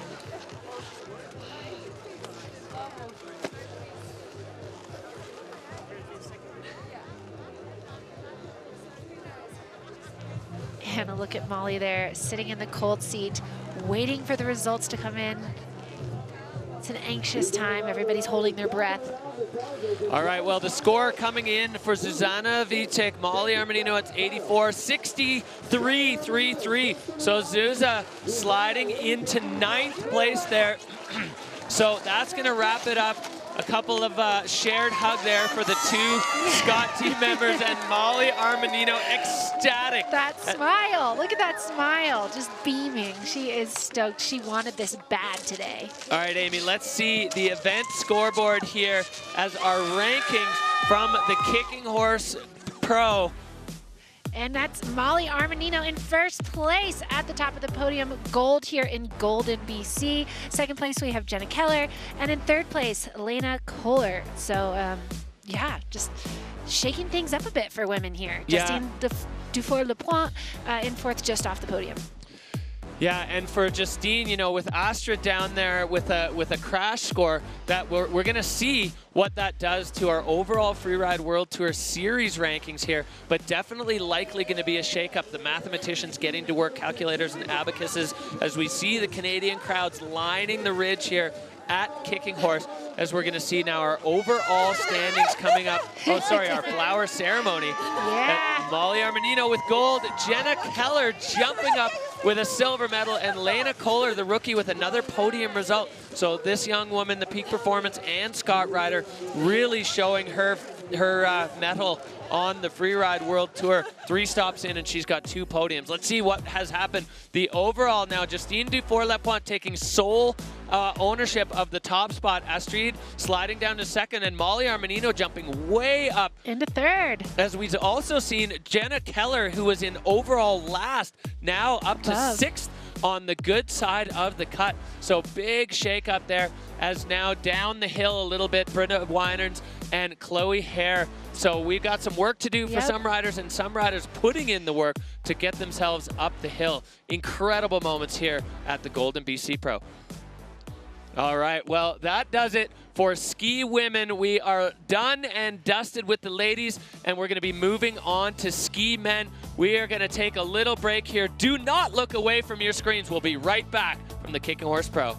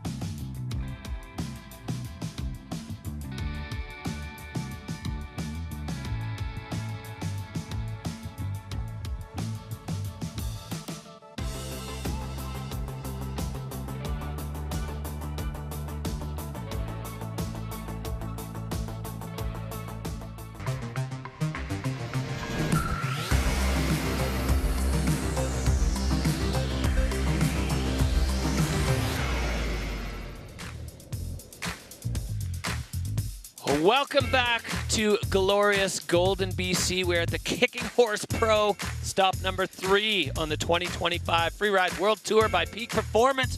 I'm Derek Boos, and I am joined with Amy Engebretson. We have seen 3 categories absolutely go ballistic on this Ozone face so far. All the snowboarding is done. Ski women is done. We're going to take a look now at ski men. Let's see where our overall rankings sit. Valentin Dellacourt, the 2023 Freeride World Champion, sitting on top of the pile, but not by much. Martin Bender and Ross Tester extremely close behind. As we move down the rankings, some heavy hitters. Marcus Gauguin down there in 7th place. You know, he and Toby Rafford have been traveling together a bunch. Wayan Ho. All those Maple Leaf boys are going to be looking to make a big splash in front of the home crowd here. And then some big names on the downhill side of the cut. Carl Rigner-Erikson, Maxim Shau, your 2022 world champion, way down there in 20th with 2 crashes. So he's going to be looking to make a big splash here at Kicking Horse as we take a look here at the start list of who's dropping when. We're going to flip that script a little bit with dropping. First, we have Oscar Mendon. He has stickers of his actual cats on his skis. I love that so much. Dropping 4th, we have Ben Richards. Marcus Gauguin going 8th. We've got Russ Tester dropping 10th. Some heavy hitters throughout this field, obviously. Then we have Wayan Ho dropping 11th. Canadians kind of back-to-back in there, the buddies. We've got Christopher Turdell, one of the longtime vets, dropping 17th. And then our tour leaders, our top kind of contenders here, dropping 21st and 22nd. We have Martin Bender, 2nd overall right now, dropping 2nd to last. And then tour leader Valentin Dellacourt dropping last. Yeah. Gold bib goes last. Looking for that show closer. We saw that, you know, in juniors as we look here. Peak Performance Fun Bet fan favorite. 73% of you reckoning that Marcus Gauguin is going to pop himself onto the podium. Ross Tester getting 45% of the vote, and Valentin Dellacourt with 28% of the vote. Peak Performance Fun Bet fan favorites. Fantasy Freeride lock in. You know, it's not too long till the Georgia Pro after this one, so you're going to have some time to think, to strategize, to look at the data. I usually just vote with my heart, and sometimes it works out for me, but always a good time in Fantasy Freeride. As ski men now kicking things off, the 4th and last category. Oscar Mendon riding out of Morzine Avoriaz. The Frenchman, I mean, he was 2nd here last year. Backflips are his bread and butter. If he doesn't do one, I will be extremely surprised. But this guy is just always a threat. He's such a strong skier, and he just has a blast doing it. He loves it.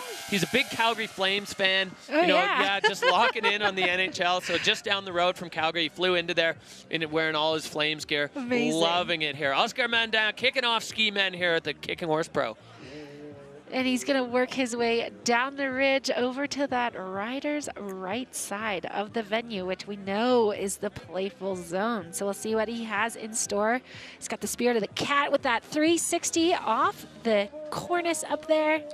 right into the fresh snow, and again, getting higher in this zone than we've seen anybody go. Yeah, into these flutes, turning it into a big double there. Oscar Menden with a ton of speed, cross-court off that feature, so he is wasting no time. Oscar now coming into this section, lofting a huge air, tweaking out the shifty. Is he going to be able to get another one here? He is, and it's a backflip for Oscar Menden. No! Oh, and the unwanted punch front flip. That's not the front flip we wanted, but you called it. He went for that huge backflip, and what a great, fast, exciting run. And yeah, man. It's hard So when it's at the bottom. You're like, that was so good. Hands on his head there as he knows what might have been. That was a hot start for ski man Oscar Menden, putting everything on the line on all of those. See if he has any reactions down here in the finish line. There's nobody for him to wrap out with yet. Shout out to the home love there, and I think he might have one of those cat faces on there too with the frostbite Yeah, tape. the Frenchman loving that as we look back up here at the replay of Oscar's run. 360 off the cornice into the face, and then immediately gets further right on the face than we've seen. And bites off this huge chunk of air with that shifty, puts it right to his feet, and then immediately onto the next, lining up a big backflip, tucking up to get it around, lands, and just a little forward. I think that's one of the deepest pockets of snow on the entire Ozone phase 2 here. And you know, the riders, they're setting their landing gear for an expected amount of resistance. So the way he landed on the first two would have kind of set that in his head. And then that one even, oh yeah, kitty cat's there for Oscar. Man after my heart with all this catastic spirit, I have to say.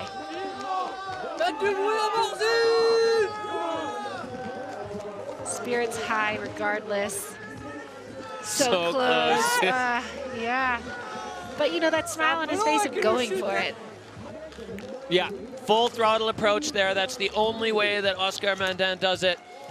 So the judges getting to work. They've got, again, 90% of a fantastic run with the punch front. No real break in fluidity. It's just 70 points. 70 points with that, the unwanted front flip, the punch front. Yeah, in one of the judges' meetings, they kind of approach punch front similar to a backslap. If it doesn't break fluidity, you know, there's a set amount of deduction for it. Certainly. Yeah, and so that's a real sign of how promising that run was, where even with that punch front, he still manages to pick up a 70-point run. Which matters in the overall, like we've talked about. Yeah, Oscar's sitting 9th right now with a 19th and a 4th, so a real contrast. Back up to the top, Tom Pfeiffer riding out of the, you know, growing up in the Whistler Freeride Club, still living and riding at Whistler Blackcomb. Tom Pfeiffer, with 2 crashes, is looking for a fire result here. Tom unlucky in Val Thorens, a rock taking him down on what was a hot run.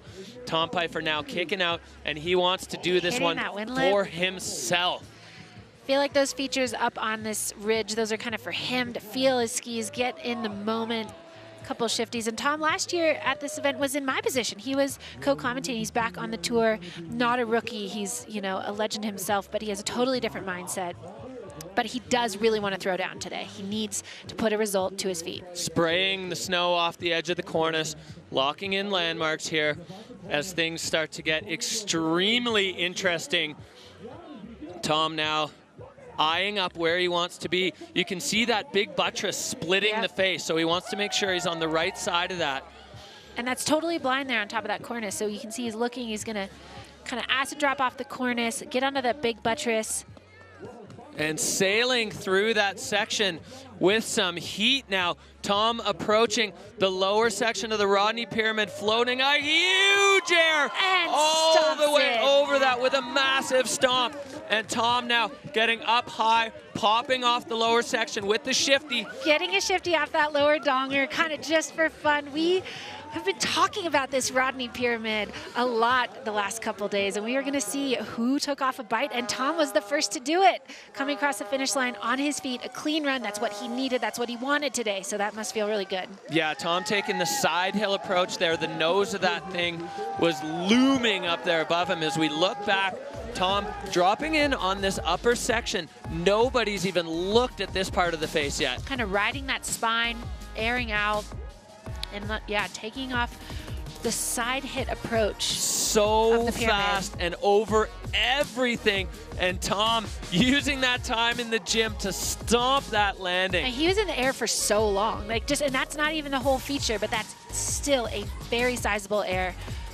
And yeah, those stomping quads just fired right up for him. Yeah, no breaks from the fall line there for Tom Pfeiffer, and stoked to get a clean run down on the World Tour in 2025. I should have taken my single on the top, but...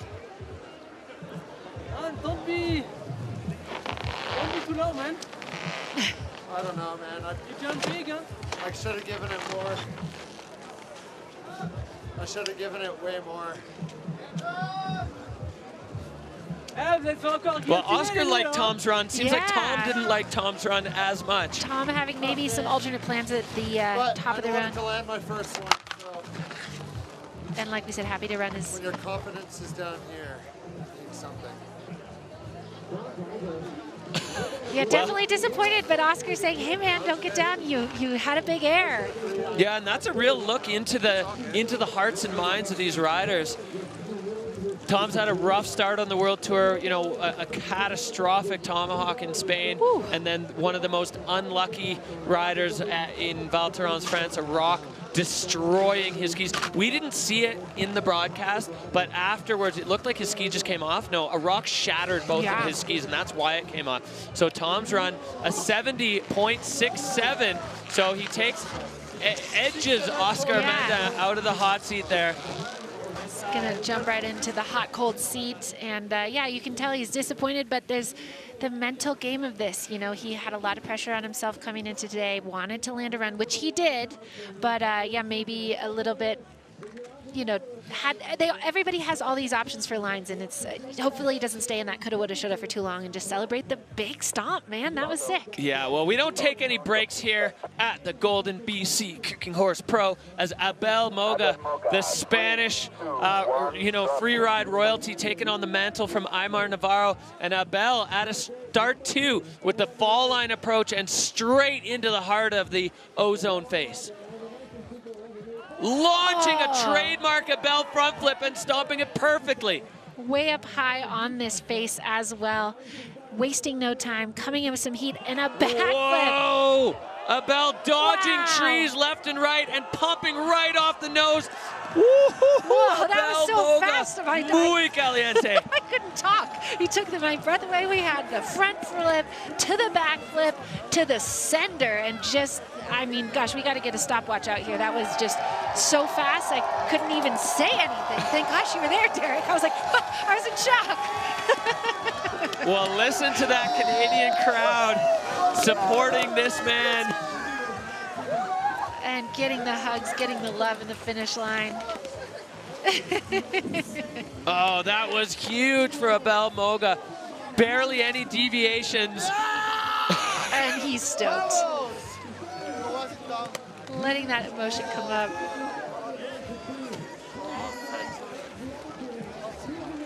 All right, Amy, let's go back. To watch now that we've seen it once, we can maybe breathe. Launching that front flip, just darting it right out there, and no time basically in between. Pops, oh, we're still on the front flip. Get two angles on that bad boy. And then basically no time between, he rushes over here and just pops that backy, tucks it up a little to get over, and then like battling trees, and then flying off this air, finding a landing, stomping it. Like that was just radical, really. Yeah, this trees backflip. In the landing of this, amazing that he can hold on to that. Watch his feet. 1, 2, just, I mean, they were small trees, but those are trees. Oh yeah, it's like a slalom skier there.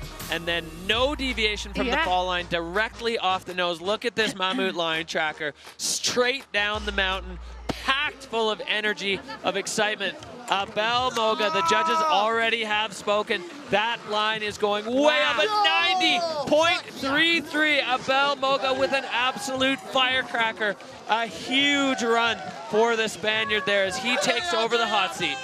Yeah, that one left an impression, no doubt. I love the front flip, back flip. That's fun. Yeah. That's fun. Rotating both ways. Abel Moga, he's got the tricks, he's got the skiing, and his technique there being put to the test after the landing of the like you said, backflip. slalom skiing through those punji trees and just, yeah, not letting them phase him at all. No speed checks off that lower air. Woo, Wow. all right. Well, ski men, we're 3 in and 3 absolute firecracker runs. So Abel Moga, Tom Pfeiffer, Oscar Mandan, and we're seeing there on the graphic, Timo Roelschoven will not be taking the start. He is sick as a dog. Yeah. Unfortunately, Timo, if you're watching back in the hotel room, we miss you up here and can't wait to see you back to full health. As we move on from Spain to New Zealand, the pride of Treble Cone, the smoothest man on skis, Ben Richards, always a threat. I absolutely love watching Ben ski. He's just inspiring. The man's coaching all summer at Treble Cone Freeride alongside Sam Lee and getting the little I don't even know what that trick's called. The little upright iron cross. Okay. Just a little playful on the ridge. Like we said, this is where the athletes can kind of feel it out, get themselves stoked before really hitting the meet. But he's going pretty far down to the rider's right side. See where he decides to bite off a nub of this thing. Looks like he's going to go all the way down to that buttress in the no zone section. He's moving in. We've seen his countryman, Craig Murray, make very good use of this section. Popping a 360, classic, totally in control, flying side hill. This looks very familiar. A huge front flip for Ben Richards. And he lands it. God. Amazing. That was unbelievable. Ben Richards, you know, he skied his run in France, and a lot of people were like, oh, why didn't that score higher? And he was like, I skied way too mellow of a line. Well, Ben Richards, if nothing, listened. Yeah. He listened, and there was nothing mellow about that. Trademark, An outrageous run from Ben. Greasy, solid style, though, the whole time, like making it look easy, which sometimes is bad, but I mean, the huge front flip, you cannot deny that. Having that full control commitment into that second kind of cross-court air with that 3 on top, I mean, that was a pretty good bag of tricks he just tossed out.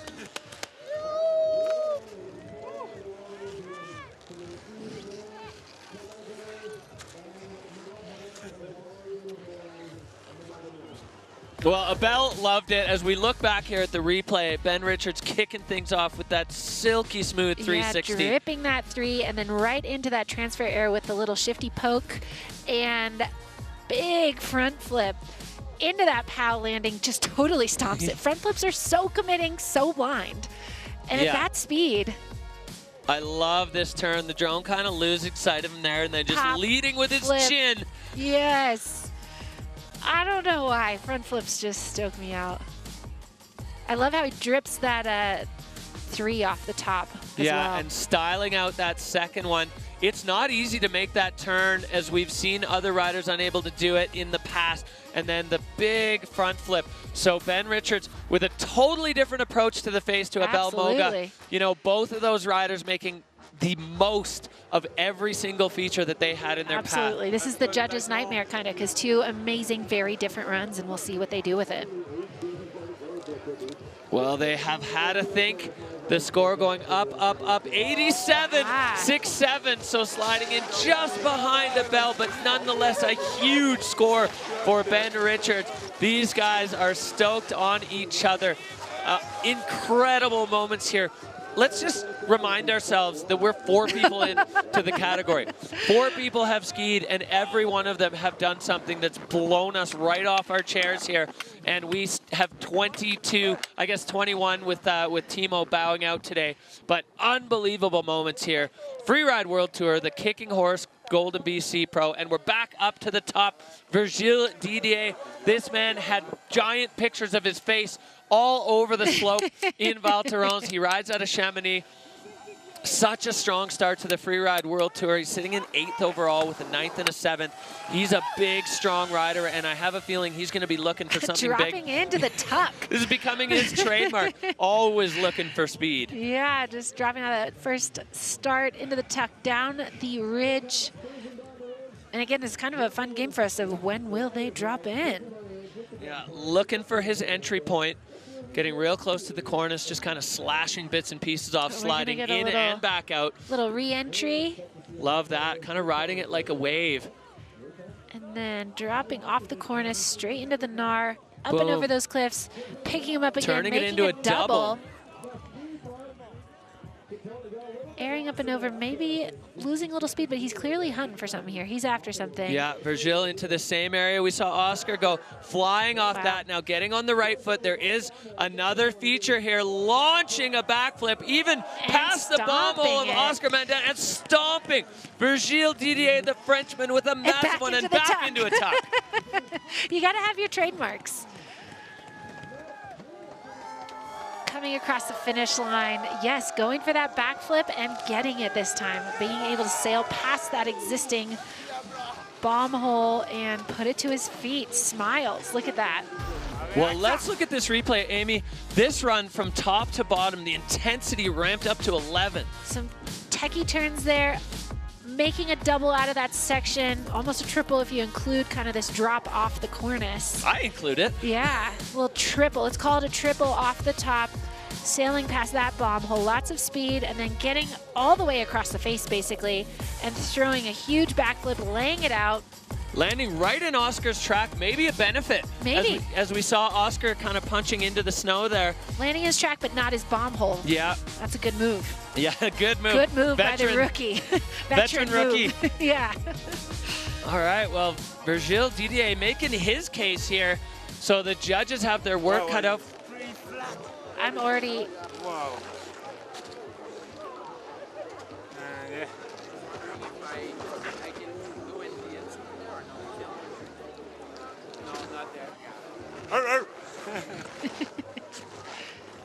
C'était béton, hein? Pas très bas. Oui, oui. Absolument. Spanish man in the hot seat, a Frenchman waiting for his score. Both of these guys just making full use of every feature available to them. Here we go, the score of Abel Moga, 90.33. Virgil coming in at 83.67, so just behind Ben Richards. Big scores here from ski men as the judges are putting it down and the men are putting it down on the face, as Virgil slides in just ahead now of Tom Pfeiffer. So 1, 2, 3, we got Spain, New Zealand, and France holding it down, but we're just digging in. All right, we're going back up. Edin Olson, the Swedish rider out of Åre. We spoke before with about Cody Bramwell. Edvin, all his luggage has been lost, so he is in everybody else's kit. The rest of the Freeride World Tour banding together. He's wearing Leif Gascoigne's back protector and other people's skis, other people's everything. He's got his own boots, which is pretty clutch. But Edin Olson now on the venue. See what he can do with everybody else's equipment. And dropping out of start one, going early into the face, taking the fall line approach. Yeah, moving across. Oh, no. I don't know if he clipped a rock there. Yeah, something. But the feet just got knocked out from Edin Olson. He still has his skis on him, but you can see he's very frustrated. Dejected. And his line probably needed him to get up and over that feature, so who knows. Yeah, it's a hastily cobbled together plan B here for Edvin, as it looked like he was trying to pick up speed side hill. Similar feature that we saw Justine Dufour-Lapointe backflipping off. Edvin now trying to salvage it, 360. This guy's such a good skier, and we've just been waiting for him to kind of pop off on the tour. Hopefully we're going to see it when he at least has his own equipment. Right, So, such a challenge. Yeah. Still gonna navigate his way into the Nar down here and just boost right off that big cliff. Lands it. You can tell he's bummed. He's still, you know, he has the skis on his feet, so he's still gonna get a score. So he still needs to do something. But yeah, that's a bummer. You already have the downside if it's not your own gear, and then that just seemed like a classic snow steak pepper. Something, yeah. You know, we said there's skier compaction, but there are a couple zones at the very top that didn't see quite as much traffic, so there is some sugarier snow in a few hidden spots. Yeah, let's see if we can pick it up here. Edvin Olson starting things off hot. He's coming across. Oh, he just hit something. Yeah. That ski just folds. Oh, I'm glad it didn't come off. Yeah, just blasting a rock under the snow. I mean, they are there, and it's really hard with the new snow to tell exactly where they are. Edvin Olson, you know, this is showing some of the promise that run had, floating the 360, and then a different angle on the, oh, that's the same one again. Yeah. A different angle on the bottom air than we saw some of the ski women taking. We saw Lily Bradley and Justine Dufour-Lapointe a little bit more on the looker's left side. Yeah. Edvin taking it from the absolute top ropes. And holding onto that landing. Yep, you could see in his body language a little bit of like, you know, he was going to do it, but man, that takes the wind out of your sails. When something like that happens at the top, that wasn't even like, couldn't have done anything different to avoid that. Yeah, heartbreaking. Unlucky for Edin Olson, and he was another rider who was looking for a strong result here, sitting in 18th overall, so a 50.67 for Edvin as he makes his way behind the backdrop, and it's going to be back to the drawing board for him as we move through the season on the Freeride World Tour and back to the top. Start number 2, imposing start here on Ozone. Yeah. Two ways you can drop out. Start number 1, definitely a bit of a gentler engagement into the face. Start 2, rugged and rowdy right off the bat. And as you said, Amy, this one's seen quite a bit less skier compaction. So sharks are lurking and looming in the water. Sharks, yeah. And again, you see that happen with the rider in front of you, and you've got to imagine that plays into your mindset a little bit. Don't go there. Yeah. So make your sacrifices to the shark gods. Next man here, Andorran rider. Been a minute since we've had an Andorran on the Freeride World Tour. Joan Arill. He's had a strong start. You know, he was 11th in Ordino, 14th at the last event in Val Thorens in Spain.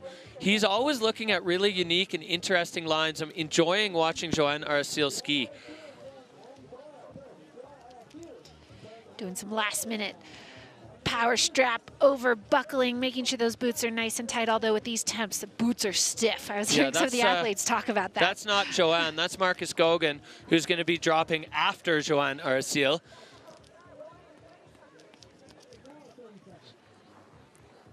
There we go. Yeah, we just had to line up the right rider on the camera. Joan Arill, the rider out of Andorra. We see we've got our medical team on the face. We've got our ski runners on the face. Everyone trying to make sure they're out of the way before anybody goes. The last minute knee and lower body prep. This man, you know, he's soft-spoken, but he is a hard charger. He's got all the tricks. Backflips, 360s, he's doing corks. Been watching his Instagram while he's been shredding back home at Ordino Arcolis in Andorra. And Joan Arill, I mean, a big splash. He was kind of the, you know, at the home event in Spain. Yep. Now he's here in Canada, and he is ready to unleash on the Ozone face. Going out of start 1. The fun game of where's he gonna enter the face from the ridge, popping off those little wind lips, getting his legs underneath him, having a little fun. Look at that view. He's probably not looking at that view, but I am. Yeah, a glorious backdrop here at Kicking Horse. It's so pretty. Freezing cold out, but it's keeping the snow light and dry as Joan, lofty 360. Oh, right into the avalanche debris. Yeah, well, it was a piece of that cornice that had fallen down earlier maybe, but yeah, just punching front and I think losing both shoes. Oh, heartbreaking. Dang it. For Joan, as you know, chatting to him last night, he had some big plans to go into the Rodney Pyramid Zone. He watched Max Hitzig do it a couple years ago, and he was frothing on that move. Yeah. But you can see all the chunks of the cornice all around him. Hard to know that those are there.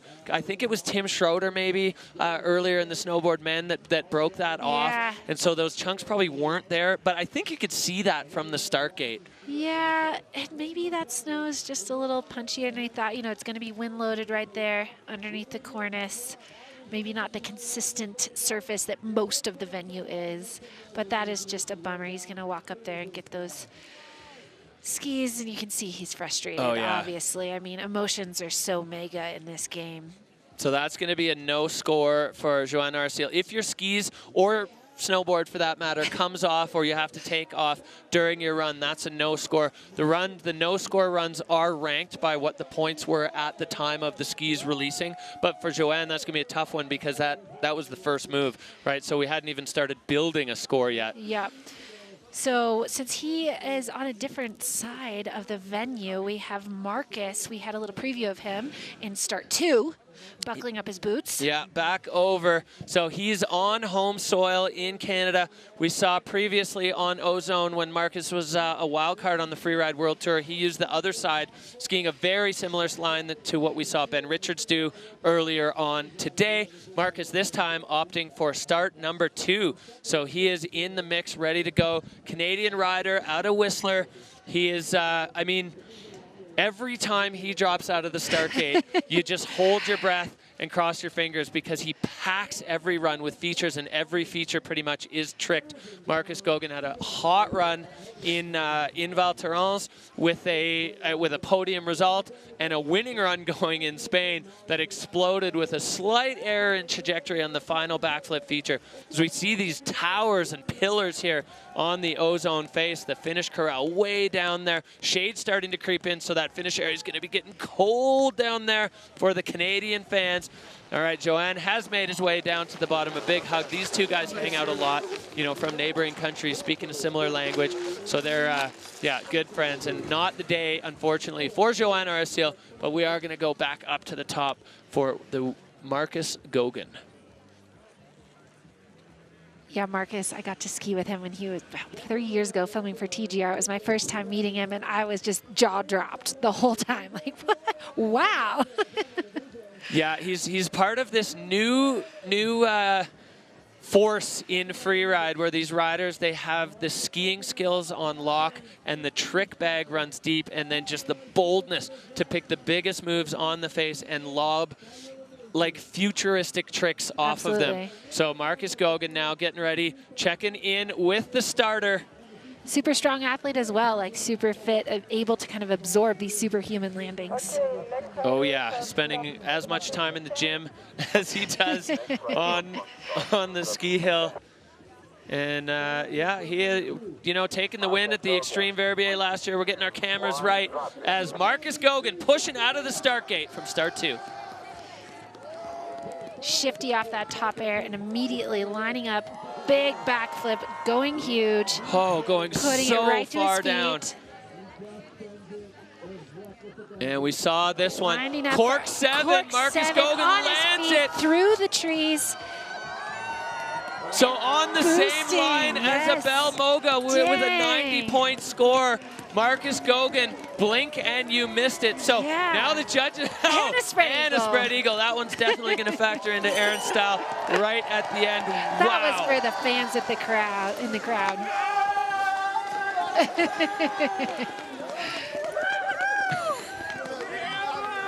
Oh, they're just so stoked. Every single one of these guys is lovers of freeride, so they just get stoked when someone does something amazing like that. Tom Piper coming in. All right, Amy, run us through this replay. This got going right out of the gate. Big backflip, sailing past all the other landings so far off that feature. Stomps, pretty stomp. We'll see what the judges say about that landing, and then lines up this cork 7. Oh, capping the grab on the tail. Yeah. Getting that, I'm not going to call what it is. Going for the grab on the tail, and then threading the needle through those punji trees, and then sailing off this lower air, and definitely stomping that one. So we'll see. I'm not going to call grabs. I'm not going to call back slaps. That's not my job, but I was entertained. We had a backflip cork 7 to a punter. Wow. Very, very similar approach to Abel Moga. We were stoked watching it. Yeah. And the judges, what did they say? Well, here we go. Abel with the 90.33. Marcus goes to 96.67. The judges loving it. So I guess cork 7 trumps front flip. Apparently, we've learned. I didn't know. I would assume. I mean, you don't see a lot of cork 7s mid-slope on steep, aggressive terrain like this. For sure. And I had that wrong there. That was a backflip on that one for Abel. He did the front flip on the upper one. Right. There are so many tricks already in ski, man. It's starting to blur together. So that 90-point run of Abel Moga so far good enough for second. And Marcus, another one suffering from the freeride flu. He was looking absolutely green last night at the opening ceremonies. I think happy to sit down. That's why I wanted to do is run so fast so he could just get off his feet. Wow, can you imagine doing cork 7 when you're sick. All right. Well, Marcus Gogan, Abel Moga, Ben Richards, Virgile Didier, and Tom Pfeiffer. That is your top 5. But we move on to our wild card. Riding out of Whitefish, Montana, skiing for Moonlight Base in the Scott Rider. This is Parkin Costain. Parkin was a standout junior competitor in the IFSA series, went to Junior Worlds, hasn't done a freeride competition since he was a junior. Yeah, has never competed on the Freeride World Tour or any of the Challenger Series. Yeah, standout in the film world. You know, you've seen him go viral multiple times and at Kings and Queens of Corbett's. So Parkin getting the nod for the wild card here. And I am so excited to see this man back in a competition bib. Always a highlight skier. I mean, yeah, like I said. He's got it all. He's a Swiss Army knife. He's got good aggressive fall line skiing, tons of tricks, good in exposed terrain. But he even said himself out of his element here in the comp world. So we're all on our waiting patiently. What's he going to do? All right, well, Parkin taking the same entrance as we saw Ben Richards, but maybe going on the other side of the ridge. Sharky in there, unconsolidated sugary snow. Parkin now just lining up to make sure he's in the right place, because a misstep here would be catastrophic. Double. Oh, just sitting down. Sat down. But launching a backflip off that huge nose and stomping it. So worth taking the time for that, as Parkin now following Tom Pfeiffer's track, lofting that, landing up a little bit higher than Tom. Whoo, Parkin Costain, and off that one, jumping over the pit. You can see on the right side of his track, it sags away. You do not want to land in that hole. A big run there for the wild card, Parkin Costain. Finding some creativity there. Billy going off the top, maybe some snags in fluidity as he kind of oriented himself, but then sending a backflip kind of out of nowhere, putting that to his feet, finding that big kind of transfer air off the side of the pyramid. We'll see. I wonder how he's feeling. I mean, like he told me last night, he's like, I feel kind of out of my element. But we know he's a super capable skier. Yeah, let's look at the top here as he was just popping and playing at probably the biggest pop we've seen off one of those wind lips. So this is where he got a little sat down there.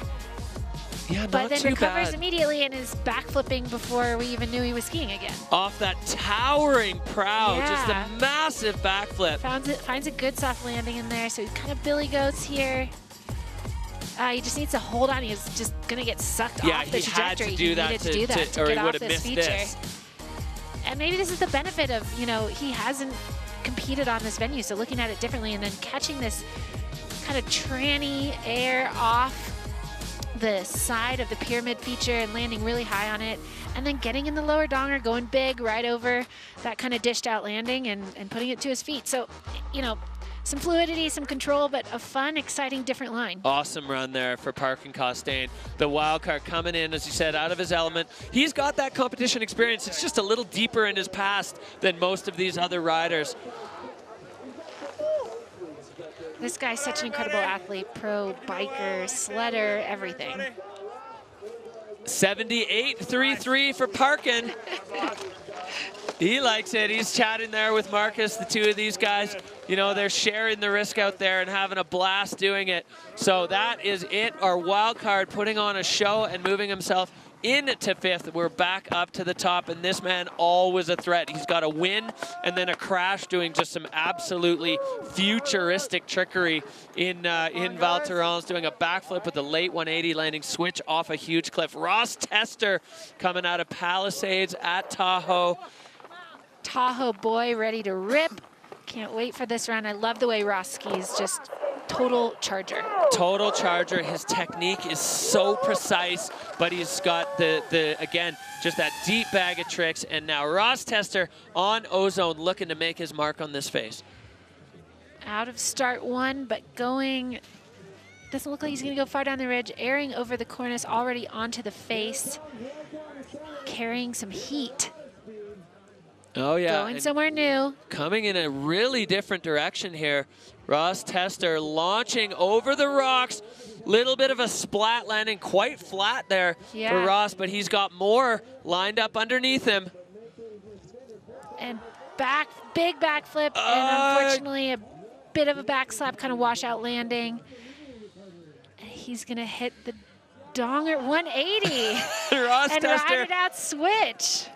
continuing the futuristic, you know, Finn Billis, hopefully if you're watching this, you'll be happy to see that Ross Tester is continuing to do the things that you were doing on the Freeride World Tour. Big 180 there at the end of his run.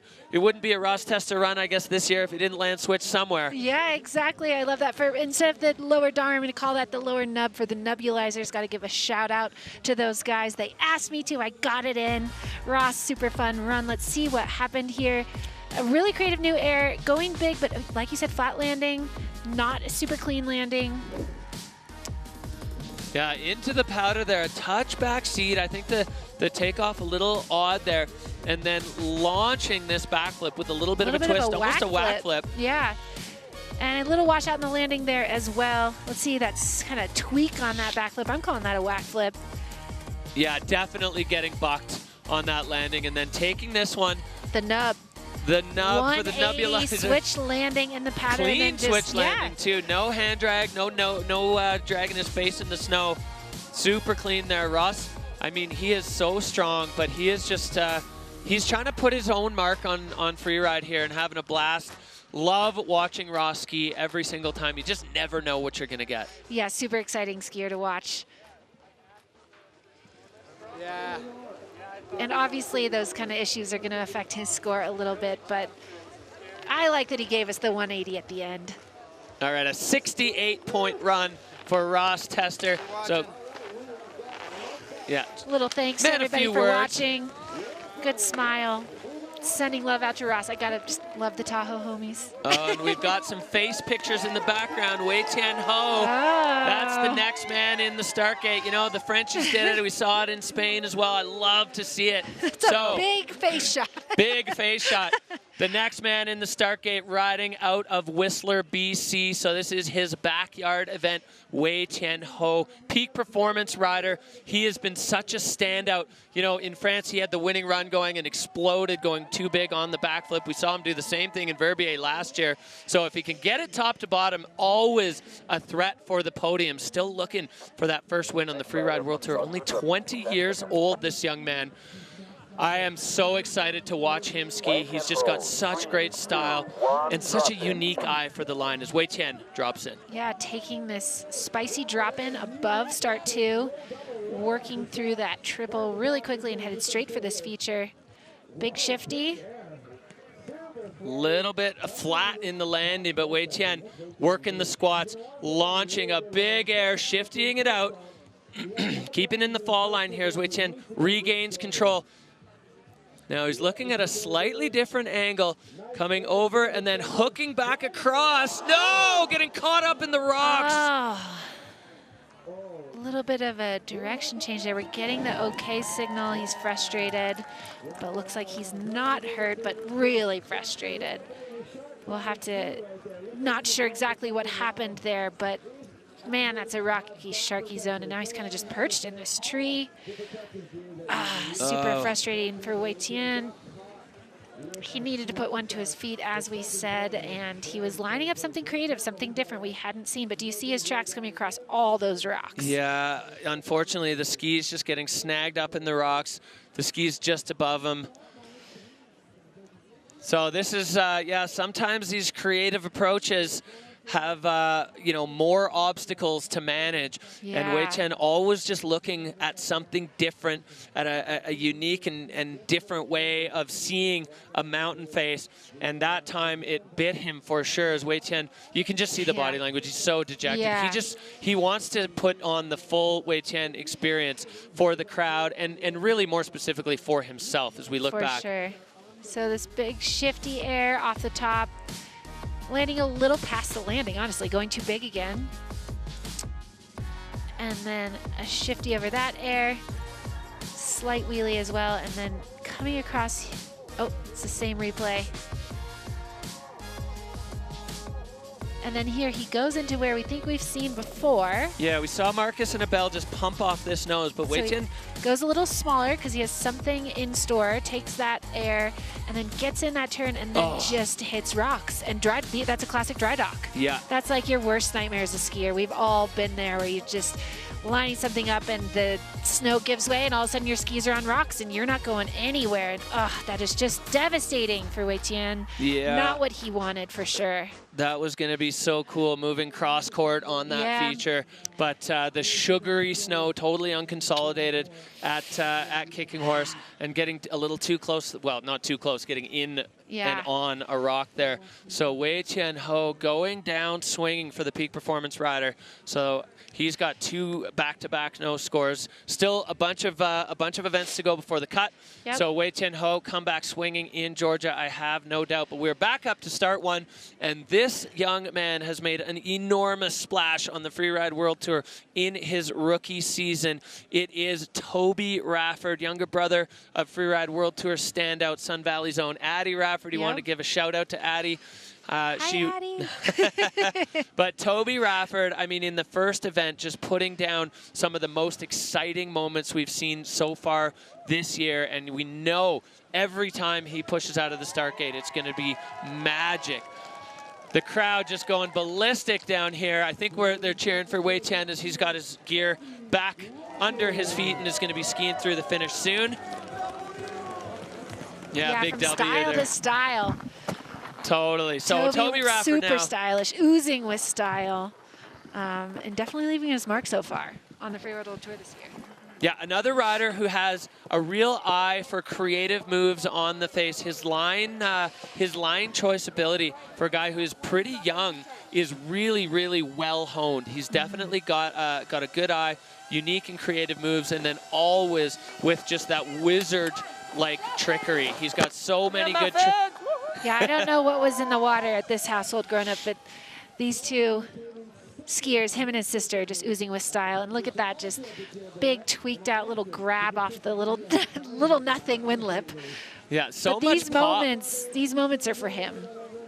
Yeah, they're just getting him eased in as Toby Rafford now down the cornice. He's got one eye on the edge as he wants to make sure he enters at the right spot. Sliding in and then cooking underneath. Toby into the barrel. Right in the barrel of that. Hand dragging. We've got this hanging snow face below him. No tracks in here ever with a massive Lincoln loop. Wow, oh my God. Right to Toby his feet. Rafford. And sailing. Firing, spinning again, but coming up short on the rotation. Airbag deployed. The airbag deployed. That was a big impact there for Toby. Hopefully he's all right. Yeah, he's taking a breath. He's got the okay signal. Hard to tell if he's a little dinged or if he's just disappointed, but that was probably a pretty big hit. I mean, look at that bomb hole. Yeah, look at. So look at how big that would have been. Was he going for another Lincoln loop or what was that? We'll have to watch if it's in the replay, but skis everywhere, man. And I love that creativity. What's cool about watching Toby ski is that you can tell obviously he wants to win. All these guys want to win, but he's up there doing something for himself that he thinks cool, that he wants to see. Yeah, putting his own paint on the canvas here. In all the years that we've had competitions at Ozone, I've never seen anyone go in there. Toby Rafford, I love this, so he's hand dragging under the barrel. Surfing under the barrel of the cornice, and then trying to get these quick turns in to a huge Lincoln loop. Yeah, and connecting with that one, staying in the fall line, just over all those rocks. So off axis, and then to get it back onto his feet, and then goes. Oh yeah, just short rotates. on the rotation. Tucking up. Man, I'm not cool enough to call what that trick was supposed to be, but maybe you are. But getting those skis dejected with the airbag inflated. Well, that's a heartbreaker for Toby Rafford as he went all in on creativity and style and coming undone there. So that's going to be a no score for Toby Rafford, but providing us with some of the highlight moments of this competition. Absolutely. Going absolutely huge, just full send, pedal to the floor. Even the creativity to think of a Lincoln loop on that feature. Good competition. We got lots of cat tape in the finish line. Cammy likes it. Meow, meow, meow. And the little tail ride down into the finish from Toby. Yeah, I mean, gosh, Creativity points for sure. Bummer to not put that to his feet. I know he wanted that, but keeping it exciting, no doubt. Big time, yeah. And 2 in a row, serious contenders going down there in the names of Wayan Ho and Toby Rafford. Toby with the big Mammut airbag just looming behind him there. Coming out on that big impact. Toby landing on his side. Hopefully he is all good. As we are moving back up to the top, making our way through ski men here at the Kicking Horse Pro Freeride World Tour by Peak Performance. Lighting it up, ski men, the final category of the day.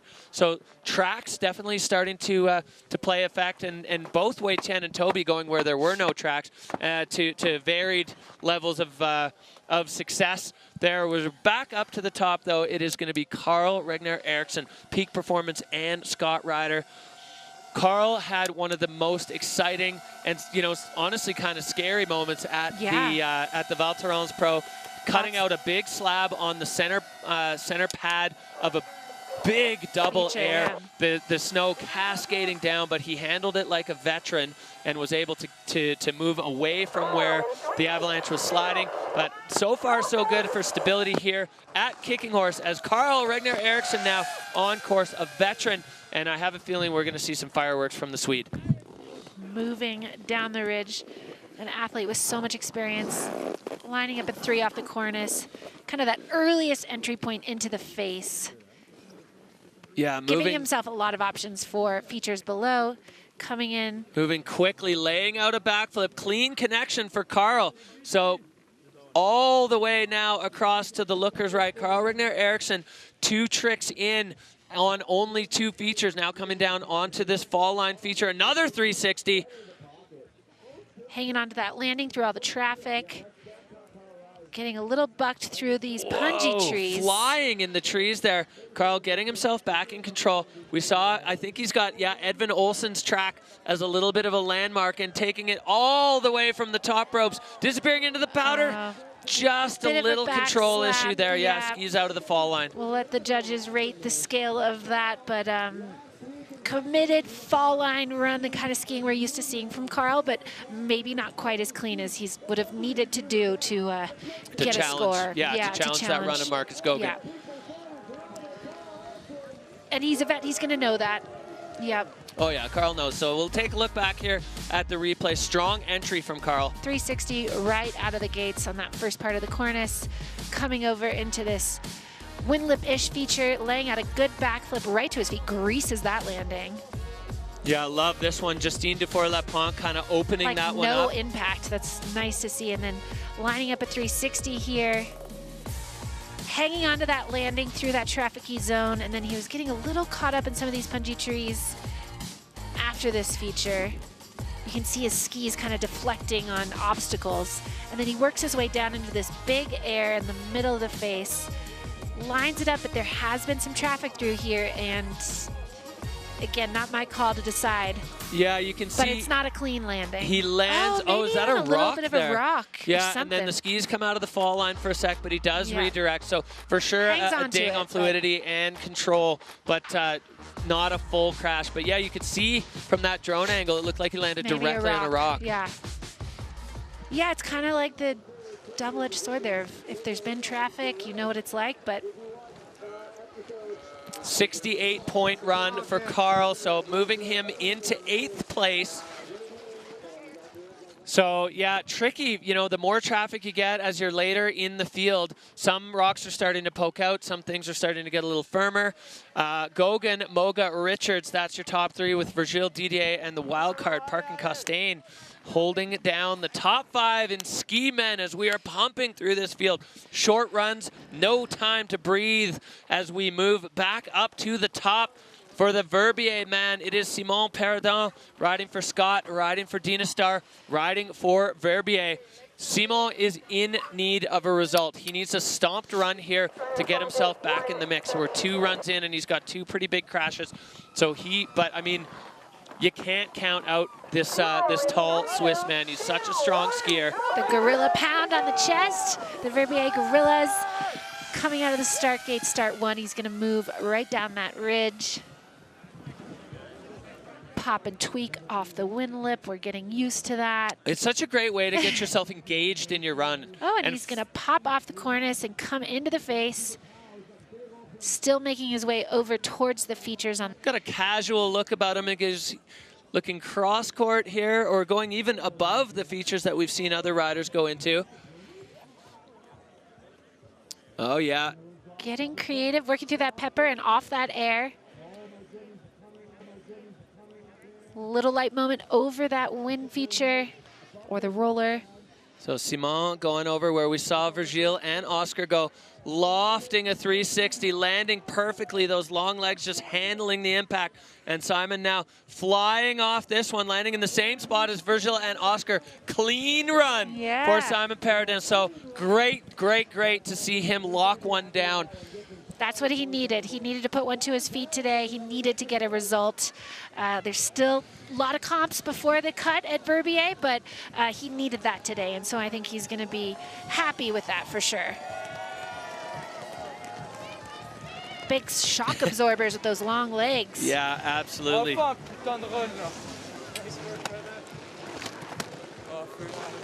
Big hug for Marcus as we look back, Amy, at the replay of Simon's run. So coming into a new zone, a cool little technical air into a bigger air, kind of doubling up that section. And then getting a 3 off this feature, finding a fresh landing right between the 2 bomb holes. Kind of floats this thing, pretty casual, like you said, that greasy casual style. Yeah, I like that a lot. And then this right footer launching this one, where we saw Oscar Mandin and Virgile Didier go. And Simon clean. You can see just the little fist bump. He needed a clean run, and he got it. Because he could have maybe gone for a trick on that lower air, but he needed to land it. So it was really actually strategically the smart call to straight out air that one and put it to his feet. 100%. So now the judge is getting to work. They've got the big 360 up top. They've got a nice, clean, long, straight air. Marcus Gogan vacating the hot seat. Get back in your spot there, young buck. As Simon waiting for the score, Marcus also waiting for Simon's score, as he's been sitting in that hot seat for a while. Simon Paradin, the score to beat at 96.67. He comes in at a 77 flat. So moving into 6. So a solid run there, and hopefully a keeper result for the Verbier rider. Simon Paradin wrapping up his campaign here at Kicking Horse. That was strategic riding for sure. Absolutely. Yes, sometimes you got to do it. Yeah. Sometimes it's all in and all out, and other times you got to put the strategy down. And you can see the 2 guys that have crashed in both events there in 6th and 7th, Tom Pfeiffer and Simon Paradin, putting down runs that they can keep, that they can hold a result from, and then they can come back swinging in the next couple. It's not the glory move, but it's the move you need to stay in the game. Absolutely. Back up to the top we go. Start 1. Dwindling crowd there as TLA Katsuno. You can see for the crowd at home, we've spoken to him. That pronunciation is from the man himself. TLA riding out of Niseko. He is a powder hound. He loves getting deep in the snow. Backflips, 360s, cork 7s. He's got all the tricks, and he's got such an aggressive style. I love watching him ski, just making sure he's got you know, all the gunk out of his eyes. He'll wipe all the sleep out before you get going, so you can see TLA Katsuno always making the highlight reel.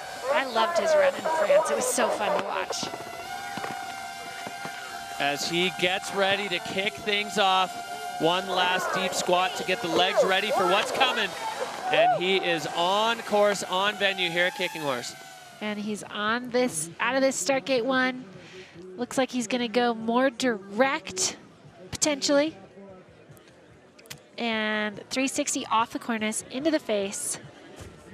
It's still going to make his way over to the skier's right side, the playful side. Yeah, and still plenty of powder available for these riders. TLA going a touch slower, landing up high on that one, bouncing, but actually getting access to another feature there by doing it, holding on, bending the tails of his skis, full fall line. Commitment. Oh, no, go! Wow, what a save. TLA. Just holding on for dear life there. The attack of the punji trees between those features, and just pulling some serious G's coming out of that.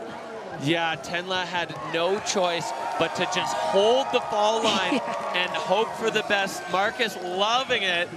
Standing O from the guy in the hot seat.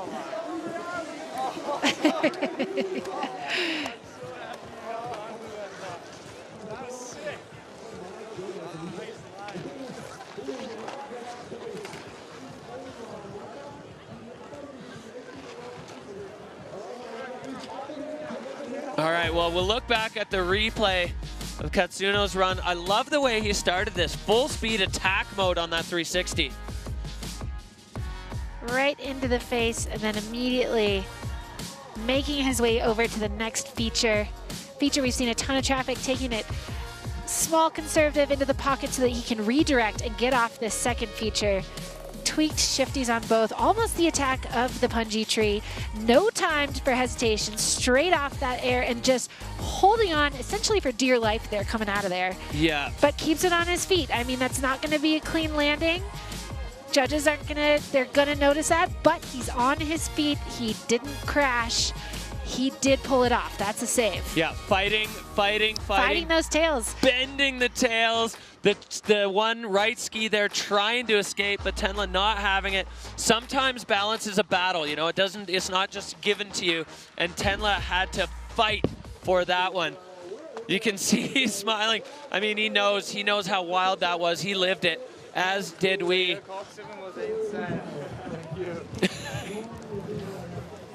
Yeah, these guys know. I mean, you're just saying to Marcus, your Cork 7 was insane. They all can do these tricks, so when somebody else does one that you know exactly how difficult, challenging, and risky it is, well, you're going to give them full props for it. So Tenla Katsuno waiting for the score. Marcus Gogan in the hot seat. I think the judge is just wondering how hard to ding him on control there. Is it going to be a lot or a little? Looks like a medium amount. Looks like a medium amount. Yeah, so a ninth right now with a 69.33 for Tenla. Impressive skiing for sure. Puts him into 9th place there. All right, back up to the top we go. This young man, an absolute prodigy as a junior, won the overall IFSA North American junior title at 17 years old, straight onto the challengers with a wild card and earning his way directly onto the World Tour Dinaster rider. This is Vail, Colorado's own Finn Griffith. This kid is such a ninja on skis. I love watching him ski as he goes aggressive right out of the start gate and onto Ozone.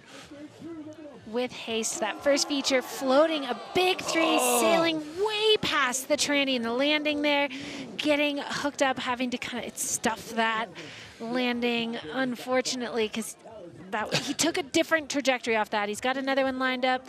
Oh, maybe getting a little hung up on the takeoff, keeping it to his feet. Yeah, cat-like there for Finn. And just erupting out of that bomb hole. Tossed into an unintentional Lincoln loop. Finn Griffith getting bucked off the horse as that run, I mean, it was fast, but every piece of it had some incredibly wild moments. Yeah. And that's the thing is this venue, everything comes up fast. So if you get bucked, you don't have a lot of time to recover before the next thing. You just have to hope you can get it back. Unfortunately for Finn, not the case on those features. Bummer to see. There was some lofty style in that initial 3. Yeah, let's look back here as he goes so aggressive on this approach. The spin perfect, really Amy. Pops, but look, he just sails way past the landing and just smack hot tubs right in. Yeah. And then looks like, he got caught up there. Yeah, there's a little cat out of a bag situation. Got away with it, pinned off this. And then watch him explode out of the powder cloud. Maybe just hit someone's bomb hole or just was off balance from, because there really wasn't a lot of time for him to recover from this cat thrown out the window moment in someone's bomb hole. He's off balance, and then all of a sudden he's already in the air. And straight into a bomb hole. Yep. Yeah, that is unfortunate, unlucky. I do like how many times I've been able to say cat in this broadcast. Yeah, the kitty cats are here to play at Kicking Horse. Here at Kicking Horse. Cats like horses. Finn Griffith right now with an 18th and an 11th. That's going to be, not the score or not the run that he was looking for. Top to bottom, that one just full of adventure. Thanks everybody watching at home. Sorry to disappoint, but it was good. It was fun.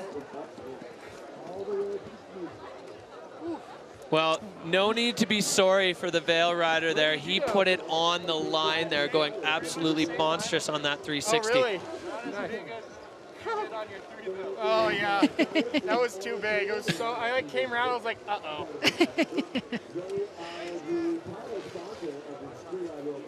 Well, yeah, he's telling the story right from the rider's mouth there. Too big on the 360, 20-point run for Finn Griffith, so he's going to move into 13th as we get into the final quarter of the ski men's field. Marcus Gogan fending off all challengers so far with that blistering run right down the center of this face. You know, Somebody get that guy some tea and a blanket. Marcus has been in this situation before, putting down an absolute fire run, and then right at the end, Max Hitzig comes out with the biggest backflip on planet Earth and knocked him out. And, you know, so he's not going to be all that comfortable. He's not going to be all that comfortable. He's cold and he's not comfortable down there. He's gonna. There's a lot of challengers still to come. And many talented riders up top, including the next man in the gate. We're going to be looking at Christopher Turdell, two-time Freeride World Champion, also a winner on Ozone in the past, the peak performance rider. Absolutely lightning in a bottle. He can, I mean, he can win on any face. Absolutely, and I can't, I'm not making this up. I have it written in my notes. The Cat is what he's called, because he has this ability to just always land on his feet. I swear I'm not making up this cat stuff, but I'll try to stop. But yeah, really excited to see what he's been on this face before. He's proven that he knows what to do on this face. Yeah, I'll be interested to see if he goes for a similar line choice as we saw Carl go a little bit earlier. The two of them often study together, sometimes skiing similar areas, sometimes not. But Turdell's so smooth, and he is really, really strong. You rarely see him out of sorts on a free ride face. So Christopher Turdell, the peak performance rider, kicking out of the gate with some aggression. Yep, out of that start one, heading down the ridge. Looks like he's going to take the fall line approach here. 360 off the cornice, that earliest part of that cornice. He's going to make his way over to the rider's left side. Yeah, and a similar approach to Carl, laying out the backflip, nice clean landing. So this is looking awfully familiar if you watch Carl Rigner-Erikson's run, and it was a little bit lower down that things went a bit haywire for Carl. We'll see how Christopher can attack this middle section. 360 off this feature, finding the little swath of landing left in there, and he's making his way. Going a different direction than we saw Carl landing on a rock. Into the pepper, catching a little air off that bulbous feature and out. I'm wondering if that was the exact plan A for, I don't think that was exactly what he had planned. Yeah, for sure. It looked a little bit improvised there for Turdell. You rarely see him kind of moving without like very specific and strategic intent. And also could be that Carl, you know, maybe called him from the bottom and said, hey, that thing didn't work the way we thought it would. So he went to plan B. Yeah, there is definitely some communication between the riders. 360 off the top cornice. Turdell's been working on the 360s. We've known him in his trick moves for the backflips, and you can see here why. Laid out backflip and just finds that tranny where you can't even tell he landed, like no impact. Stretching it out where he needed to. Yeah, that was executed perfectly. And then another 360 here for Turdell. But you'll see he finds like a little bit of landing in there, gets a little ski, gets a little flailed. And yeah, just he finds something in there. He's not quite, gets off balance, and then here, again, not sure exactly what he was going for. Oh, he lands on a rock right there, on that rock. And then he's trying to make his way over to that lower part of that kind of goblin zone that keeps gobbling people up. And gets a light moment, but I bet it's, again, I'm not psychic. I don't have a beam into Christopher's mind, but I don't think that's exactly what he had planned. Yeah, but solid run, and he's on his feet. We saw...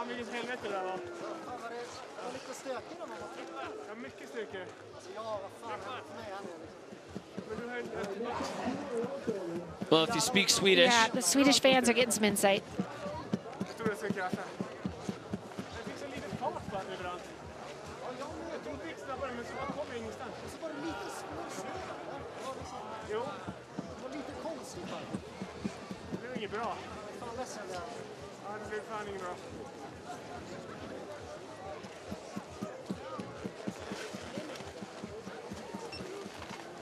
Yeah, we saw the uncharacteristic crash into Val Thorens. It's very rare that you see Turdell go down, but punch front in that deep snow.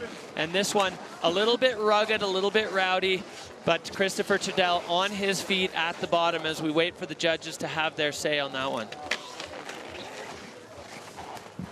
You can see him getting to work. Busy moments there in the judges' tent. Yeah. As here we go. The score now coming in for Christopher Trudell, climbing up into the 70s. So he moves into 7th place for Christopher Trudell with a 74-point run. So salvaged it there with, as we said, probably a little bit of an audible call mid-run there to change directions. So if you're looking at the start list and you were expecting Timo Rollshoven, the peak performance rider out of Germany, we are unfortunately not going to see him. Timo is unwell, seriously sick, so he's opted not to take the start here. We miss you, Timo. Hopefully you're watching from your bed, cuddled up with a warm cup of tea, and we'll look forward to seeing you back on slope. But we are going to see Mathis Forni riding out of Champs in France, first year on the Freeride World Tour. Mathis with a big scary crash in Spain, and then coming back hot with a 5th place finish at home, and now ready to do it here for the Canadian crowd. Yep, jumping out of that start one. Little tiny pop off the wind lip. He's going to feel it out. He's looking down over that cornice and down that beautiful ridge, scoping out exactly where he's going to enter the slope. We'll see where it is. Where is it going to be? That's a cool angle there where you can see basically nothing until the finish line. That's how steep it and is. There so he big goes, 360 off that cornice, into the face, into the soft snow, making his way over to this featured zone on the rider's right side. And Catching Mathis, some air, doubling it up there through that peppery kind of techie zone. And there's a lot below him. oh, is he heading towards the nose, the Rodney Pyramid? A huge backflip for Mathis Forni. No! Wow. Well, taking a page out of the book of Max Hitzig there.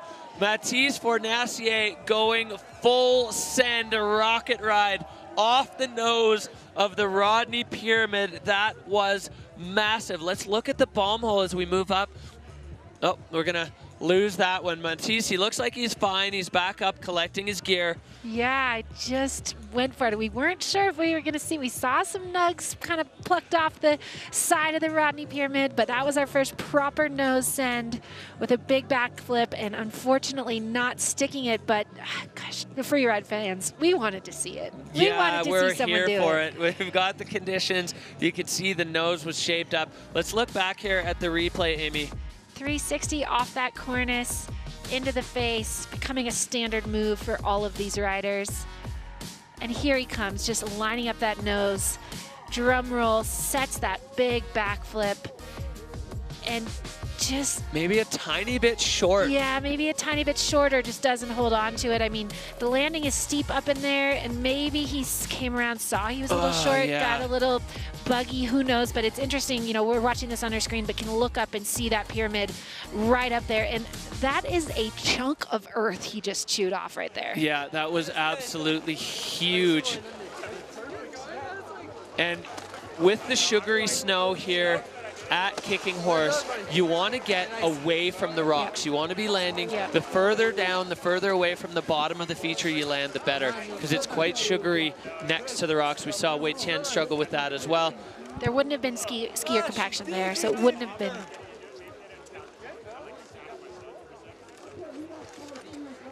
It wouldn't have been as compacted as other parts of the slope. We're seeing if we could get some words from Maddie's there. Again, kind of a similar moment maybe for Marcus on the hot seat, sitting there watching someone throw a huge backflip off.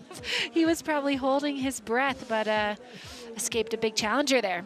Yeah, Freeride World Tour doing a really cool evolution post showing the footage of George Rodney hitting that first, then Yu Sasaki, the first guy to actually land it, and then Max Hitzig with the backflip. If you look at the Freeride World Tour Instagram, it's very cool to see those all lined up together, back to back to back, as our ski runner is, I think, just hunting kind of at the wrong bomb hole there. Yeah, he's looking for, I think there's a pole left up there. Oh yeah, true. And, there's many pieces of gear strewn on the face. Still some takers up there, so we want to make sure there's nothing in that landing, even though unfortunately there are some bomb holes. That word's gonna, I have no idea what everybody's plans are up top, but now we've got a bomb hole and a sidestep, although in a clearable part of the landing, technically. But there's that pole. You got to get that gear off the slope so that it's not a hazard to any riders that still have to come down. And you can see on Mathis's bomb hole, it's like really steep and then it kind of kinks out. Yeah. So maybe just not quite far enough away from the edge as we've got the pole there. Hopefully he's got his other ski. The ski runner collecting the gear and having a good time skiing this powder down here. So Mathis Forni, wow. Well, certainly giving things a good nudge here. As we go back up to the top, we're getting towards the sharp end of the stick here in ski men. The next man out of the gate, Engelberg's own Maxim Shau. This man is the 2022 Freeride World Tour champion, the 2019 Freeride Junior champion, the current kiteboarding world champion. There's not much that Maxim Shau can't do. Big bag of tricks, likes to go big, and I was actually told yesterday that, believe it or not, apparently he's afraid of heights. I didn't verify that with him, but I heard it from a trusted source. Yeah, you certainly don't see it in his skiing. Maxim Shau now pushing. Yeah. And a shout out for the rest of the homies up top. He said he feels like a Swiss expat because he's the only Swiss rider on the tour that's not from Verbier. And so he's making his way down that ridge over the cornice, looking like he's going to go to the far rider's right side, get into that playful zone, see what he can pull out of his bag of tricks, starting off with that 360 off the cornice into the face. Nice, clean connection there for Shau as he's going all the way across. We've seen a couple riders testing out this zone, turning it into a double there for Shau. Taking a bite out of that kind of techie double there. And we'll see, he has gone by the pyramid, so where is he going? Well, we saw Oscar and Virgile in here and Simon Perrodon lobbing a 360 right off the top ropes, and both skis coming off a punch front for Maxim Shau, continuing his run of really unfortunate crashes. He's going to take the rest of the run for him. Just going to go the distance. And what an unfortunate, just laying up a big 360 and unfortunately just losing both shoes in the landing there. Punch front situation. Not sure if it was a bomb hole or just some of that sugary snow, but obviously not what he wanted to do. And he had 2 falls already, so he did need a result at this stop. That was really important for him. He's going to slide down. Toboggan ride on that other ski. As we look back up at the start, I love this 360 from Shau. Getting that good air style, showing how good he is in the air. And just kind of fighting off the takeoff there, gets that 360, not landing in a bomb hole, just maybe softer, maybe not quite as steep as he was thinking. Hard to say there, but just kicking both shoes. Yeah, going straight over the front. So Maxim Shau reunited with his other ski now.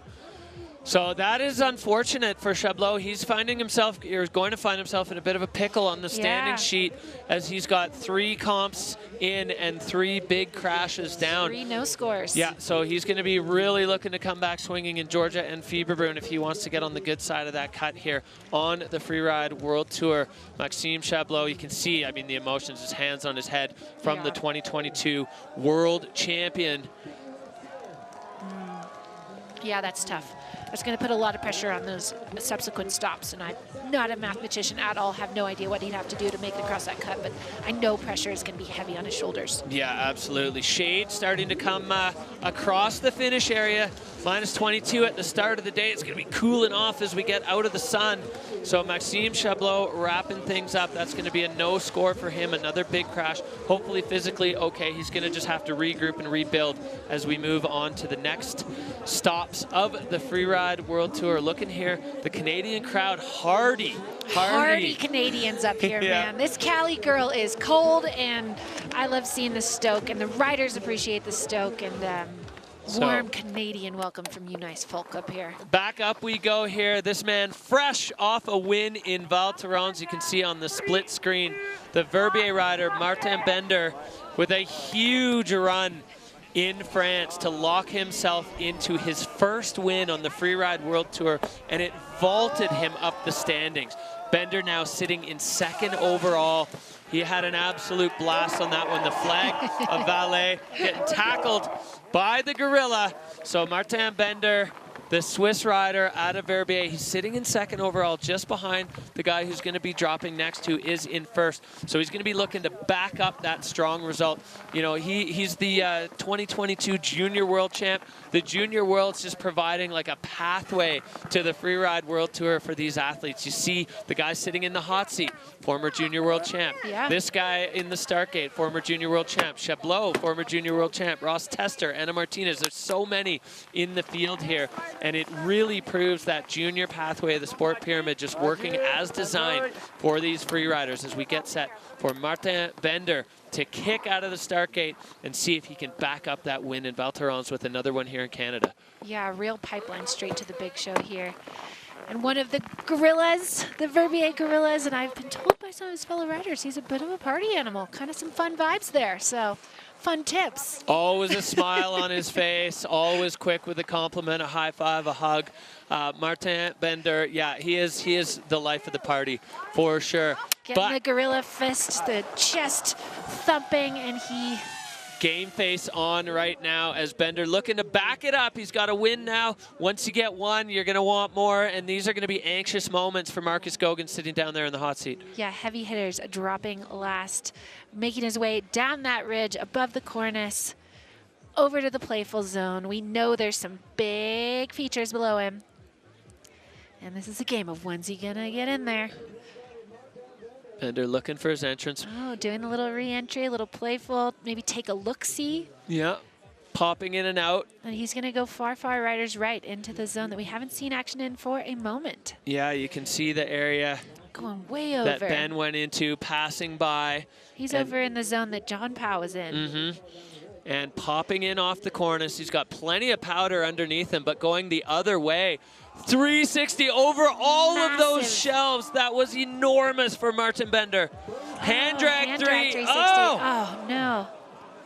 And just not able to hold on to that landing. He was in the shade there, so just hard to see exactly what was going on there. He broke off a piece of the cornice, had some slough, then he had that big 360, and just not able to put it to his feet. Ski still on, he'll get a score, but obviously not that repeat heater result that he was certainly searching for. Yeah, I mean, he went left there where other riders kind of stayed fall line or went right to make it a double, and just biting off that entire buttress.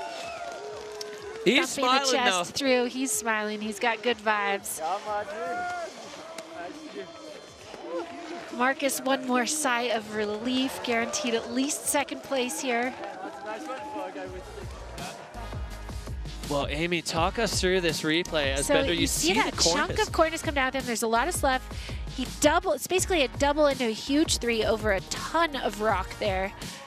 Not a perfectly clean landing, bit of a back slap, swiping off his goggles, but there's just a lot of kind of action here. So little time to set that up. Yeah, definitely Not a terribly steep landing. Could have been part of the problem. And then here, that hand drag 360, and I don't know what he might have landed on, something we can't see, maybe a chunk of cornice, but he just stuffed it right into the mountain, unfortunately. Yeah, and you could see the reaction from Marcus Gogan. You know, these guys all want to win. They want to stand on the podium, but they also want their friends to lace a cool line. Little snow in the old mustache there, repping the Verbier Catavallet, Martin Bender. So a question of what could have been there. Yeah. Probably one of the biggest moves of the day, you know, in line with the size of the air that we saw Mathis Forni hit on the Rodney Pyramid. May have to rename that one. C'est bon. I know that French. It's good. Vibes are still high. All right, well, the score sliding in there for Bender, a 47, so into 14th. So he's sitting in second overall. We'll see what that does to the math behind the scenes as Bender wraps it up, and we go back to the top, the last rider of the day in all 4 categories, but he is also the man leading the overall rankings for ski men. It is Valentin Rigner, riding out of St. Anton, Austria. He has such a strong bag of tricks. He's the 2023 Freeride World Champion, riding for Scott and Peak Performance in that fire bib. He is ready to go. He's leading the tour. He's comfortable in this position. He's got an overall title And he's got, he just loves it. He's so stylish. He's a smooth operator, is Valley. And I cannot wait to see what he puts out on the Ozone face today. Valley Rayner, last man standing here at the Kicking Horse Pro. Last but not least, he was third last time we competed. These guys competed on this face. So I think he definitely is looking to up that ante a bit. And he is out of that start one, down the ridge. Our last view of this gorgeous view off here at the top of Kicking Horse here in Golden, BC. And here comes the game. When's he gonna drop in? We don't know. Yeah, the cornice, as we said, a little bit smaller than other years, so you got a nice view. Valley launching a 360. Finding a clean spot and immediately making his way over to the right. He's gonna find that kind of techie double that we've seen a couple of the riders do. Valley getting on the right foot, going screaming across here. We've seen varied levels of success on this huge 360 for Valley Rayner. Oh, just escaping the rock. Oh, and he's got more. Lacing straight into a backflip, and he lands it. Okay, wow. Tour leader Golden Bib not going down without a fight here, putting down an exciting run, a tough one for judges. We'll see when we watch the replay.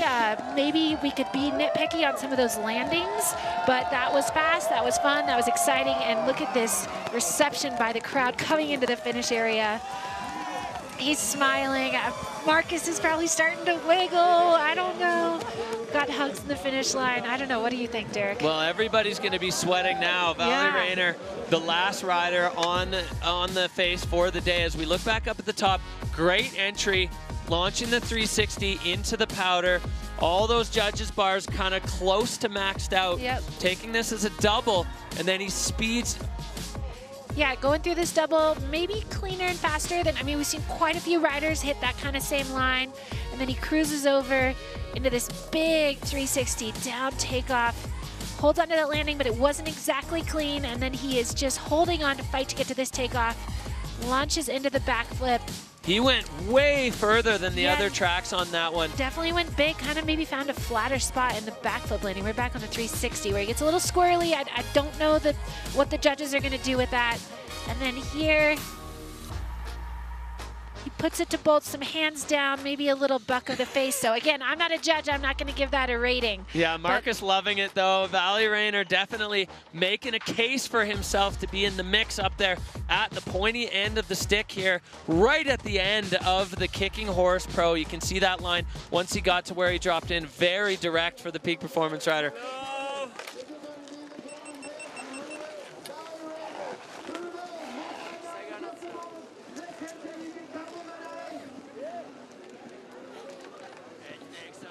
See if he's gonna give us a little glimpse into his thoughts there. Yeah, it smells a little funky.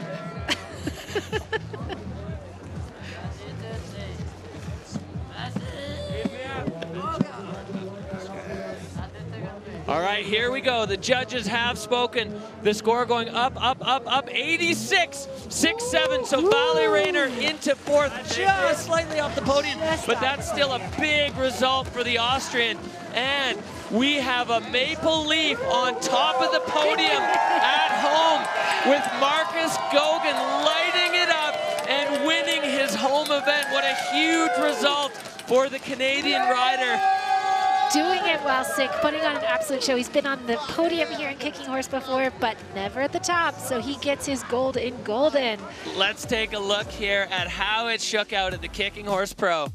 First place, top of the podium, we have Marcus Gogan, like you said, Canadian on top in Canada. Then we have Abel Moga in second place, and Ben Richards holding on to that third place, fighting off lots of contenders for that last spot. And then we have our tour leader just off the podium in fourth place. So we'll see what it says. I'm curious to see how the standings shake out after this. Again, absolutely. I'm not the mathematician here, but yeah, that was a great show. Wow. Yeah, we got all the way down to fifth, scores in the 80s, so many strong runs. As we look down here, this is where deeper into the rankings where things went a little sideways for some of these riders. We saw Martin Bender, we saw Toby Rafford, Wayan Ho, Ross Tester all having serious issues. Mathis going absolutely ballistic. Joan Arill blowing up right at the top And Timo, unfortunately, unable to take the start today, but we'll see him back to full health as we are going to, well, you're just seeing the crowds. I mean, Is that a Canadian tuxedo? I think it is, out there in the cold, just jeans and a jean jacket, having a blast out here. This is our podium finishers. Marcus Gauguin with the gold, Abel Moga, the Spanish rider, and Ben Richards. What a podium. So much talent in this ski men's field. To rise to the top of it is so challenging. And Marcus doing it for the home crowd, the Maple Leafs waving proudly there on his shoulder. Incredible. Let's take a look here at what this has done to our overall rankings. Incredible moments here at the Kicking Horse Pro. So exciting as we look at the Ozone Face overall rankings coming into place. Valley holding on, but Marcus Gauguin creeping on up on him, putting himself into second overall. Ben Richards, Martin Bender, Ross Tesser, that's your top 5. And Abel moving way up from below the cut line to put himself into 8th right now. This is starting to crystallize. I mean, we still have 2 more events to go, but just starting to get a little bit of clarity as we look down here now. Wayan Ho still just on the good side of the cut, as is Turdell. Carl Rigner-Erikson on the outside looking in. And then Simon moved way up. He was a man with 2 crashes. Tom Pfeiffer also climbing up a little bit. And then we're going to see here Edvin Maxim down there in the 2-3 crash zone now. Tams Marvell getting injured in the first event. Tams, I hope you're watching. We miss you. Hoping to see you back in Freeride Startgate sooner than later. We're going to go down to our winner, the hometown champion, Marky Mark. A massive congratulations. What a run there. How are you feeling right now? Thanks, Derek. I'm feeling pretty darn good considering how not great I was feeling yesterday. But yeah, I had a little sickness yesterday, and I honestly think that distracted me in a good way. I kind of wasn't really thinking about the comp too much. I was just thinking about fueling my body and getting the body good to go. And next thing you know, I was in the start gate, had no nerves, and kind of just put something down that I wanted to do, and somehow worked out. And yeah, I'm pretty happy and can't complain taking the W here in the hometown or home country. Amazing, Marcus. That was so exciting to watch. And just talk for those at home that maybe don't understand how hard it is to do a cork 7 in natural terrain like that. Talk us through like how committed that trick was for you to decide, because you had a big bag of tricks you were talking about before this comp. Yeah, I don't know. It's just I kind of find a downside takeoff and I just chuck it off. That's kind of my go-to trick, and I try to practice them off as many features as I can and make sure they're all different kind of features, just so I can kind of do something like that in the middle of a comp run and be able to know that I can put it to my feet. So yeah, it's pretty difficult, but it's doable if you got the practice. Yeah, practice makes perfect. That was so exciting. Congratulations, Marcus Gauguin taking the win on home soil. What a performance here. Golden is going to go off tonight. What a show we saw from the ski men. Marcus Gauguin lighting it up there. All 4 categories. Electric. We cannot wait. Stay tuned with us here from the Golden Pro.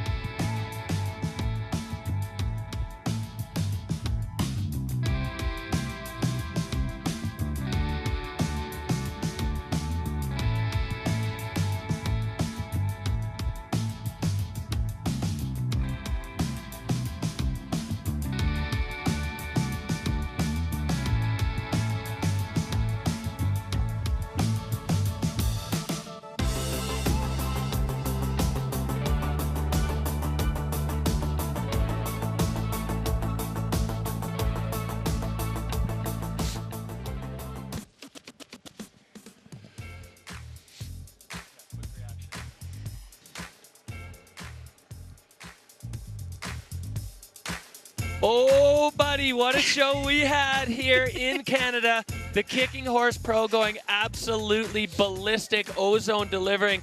Amy, what a show we just saw. You know what? When we saw the setup we had today with the conditions, the weather, we knew this was going to be a classic grade A freeride show, and that's what we got. I was not expecting to see a Cork 7, I gotta say. Call me naive, but that was fun top to bottom. Every category really just making great work of this face. All right, well, now it's your chance to get involved. You're going to log on to freerideworldtour.com and vote for the Rider of the Day.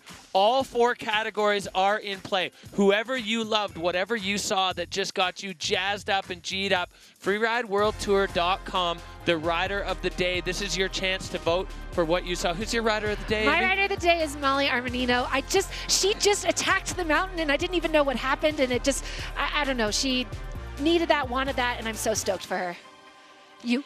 Who's your Rider of the Day? Well, I got to go for my boy Marcus Gogan there. You know, coached him since he was a little kid, throwing down the Cork 7, winning on home soil.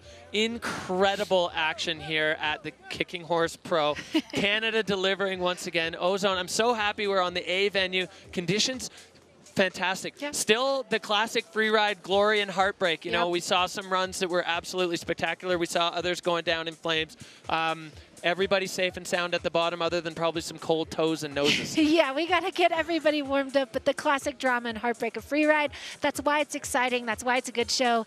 And you guys have an exciting next stop coming up. You've got a long way to go, mountain range, very far away, exotic. We Georgia. are off to the Caucasus, the Georgia Pro, the next stop on the 2025 Freeride World Tour by Peak Performance. The snow is stacking up in the Caucasus. We cannot wait. This field is ready to go off again on the face in Georgia. If you haven't watched it before, we cannot wait to see you. From Kicking Horse, Golden, BC, on behalf of Amy Angerbretts and myself, Derek Foos, and the entire World Tour family, thanks for joining us. Woohoo! We are live at the 2024 Georgia Pro. Come on! I am so excited to be here in Georgia.